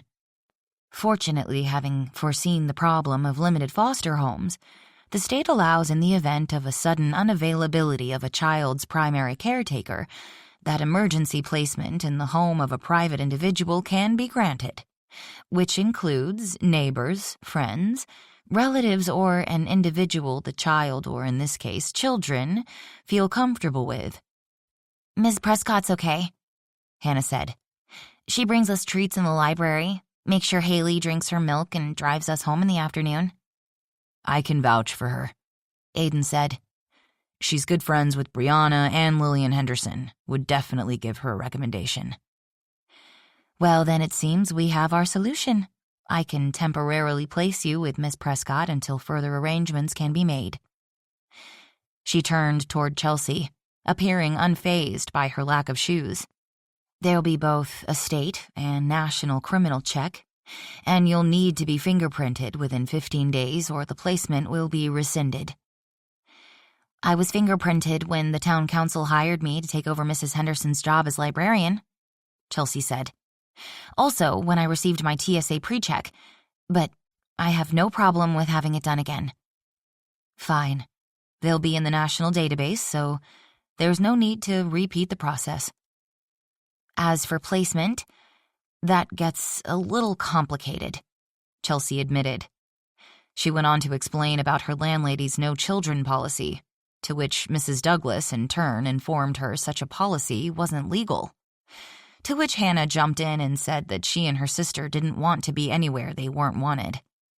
Which was when Gabe repeated what he'd said earlier about the house and the separate wings, and that he and Chelsea Prescott were merely friends who were working together on a book program for the county's children and a reading adventurer visit to his boat shop. And he'd also stated that he'd been fingerprinted for both his TSA Nexus and securities license.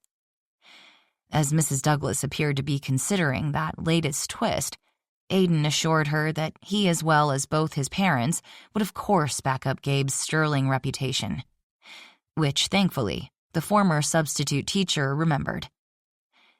"You're only here for the summer, correct?" she asked him. "Yes, Mrs. Douglas," he responded in his most polite tone. "We're both adults now," she said.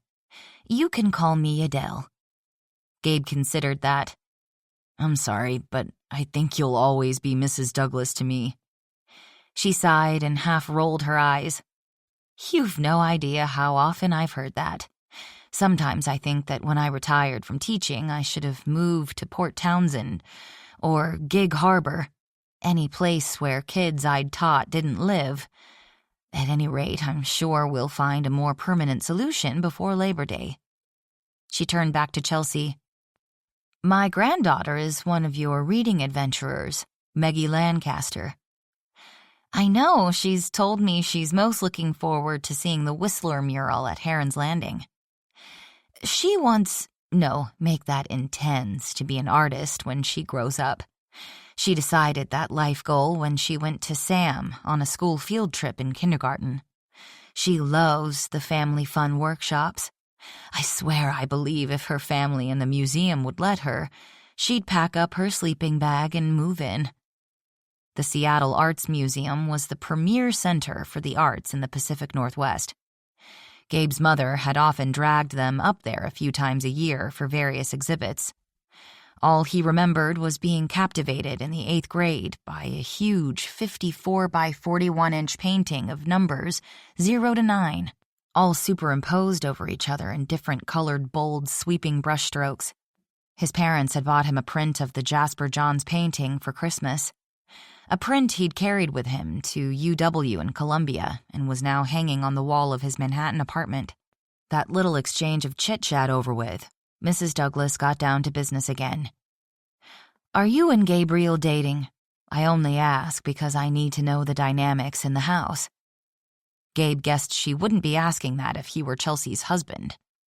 "As Gabriel said, we're working on those projects together." Chelsea hedged. It wasn't technically a lie. They had discussed business. "There's a housekeeper's cottage on the property," Gabe said. "Since I don't have a housekeeper, I can stay there while the girls are in the house." "That sounds appropriate enough. Well then." She glanced down at her watch. "Since it's not getting any earlier, even though the girls don't have school tomorrow, they've obviously had an eventful day. So I'll get the paperwork and one of the extra booster seats I keep in the trunk just in case of emergencies like this, and we'll make things official so they can get to bed." She turned toward Gabriel after the paperwork was signed, sealed, and back in the woman's portfolio. I forgot to mention we're going to need a home visit to assess the situation. She opened the calendar on her phone. I need to complete it within 30 days. We'll make any date work, Chelsea assured her. No problem, Gabe said at the same time, wondering what the hell he was supposed to do with 2 young girls in the house for possibly a month. Brianna's tea parties had been a very long time ago.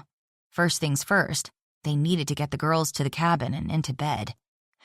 They all watched her drive away. Hannah, Chelsea said, why don't we go over to the house and pack up some things for you and Haley? Hell, Gabe hadn't even thought of that.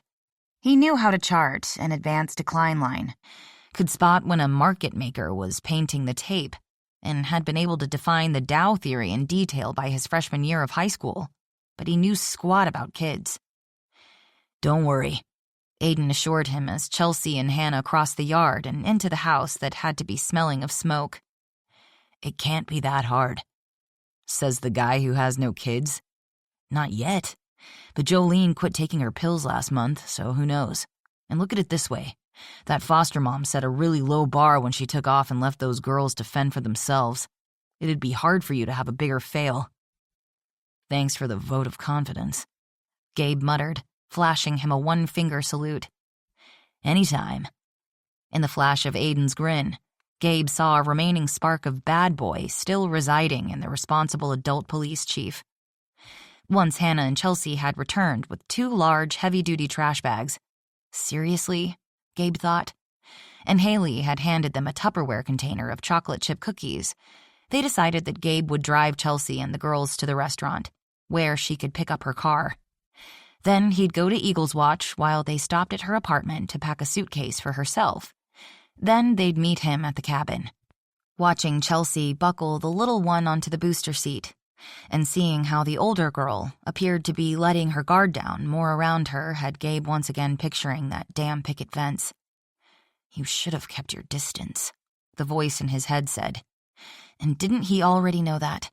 But it was too late now, because he'd opened his big mouth and invited the 3 of them to stay at the cabin.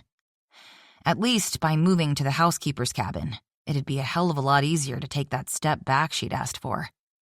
Good luck with that, pal, the damn annoying voice mocked. Chapter 17. Wow, Haley said as she pulled up in front of the large Victorian house. Is this where you live? You must be rich. Despite the seriousness of tonight's situation, Chelsea laughed at that. Librarians don't make enough to afford all this. I rent one very small apartment in the house. If she owned the whole thing, we wouldn't be having to stay with Mr. Mannion, Hannah pointed out, a bit more sharply than the comforting way Chelsea had always heard her talk to her sister, revealing that she was under even more stress than usual. As bad as things had gotten in her family once Annabelle had gotten sick, Chelsea had never had to carry all her possessions in a heavy-duty Glad bag. She could, however, relate, in a way.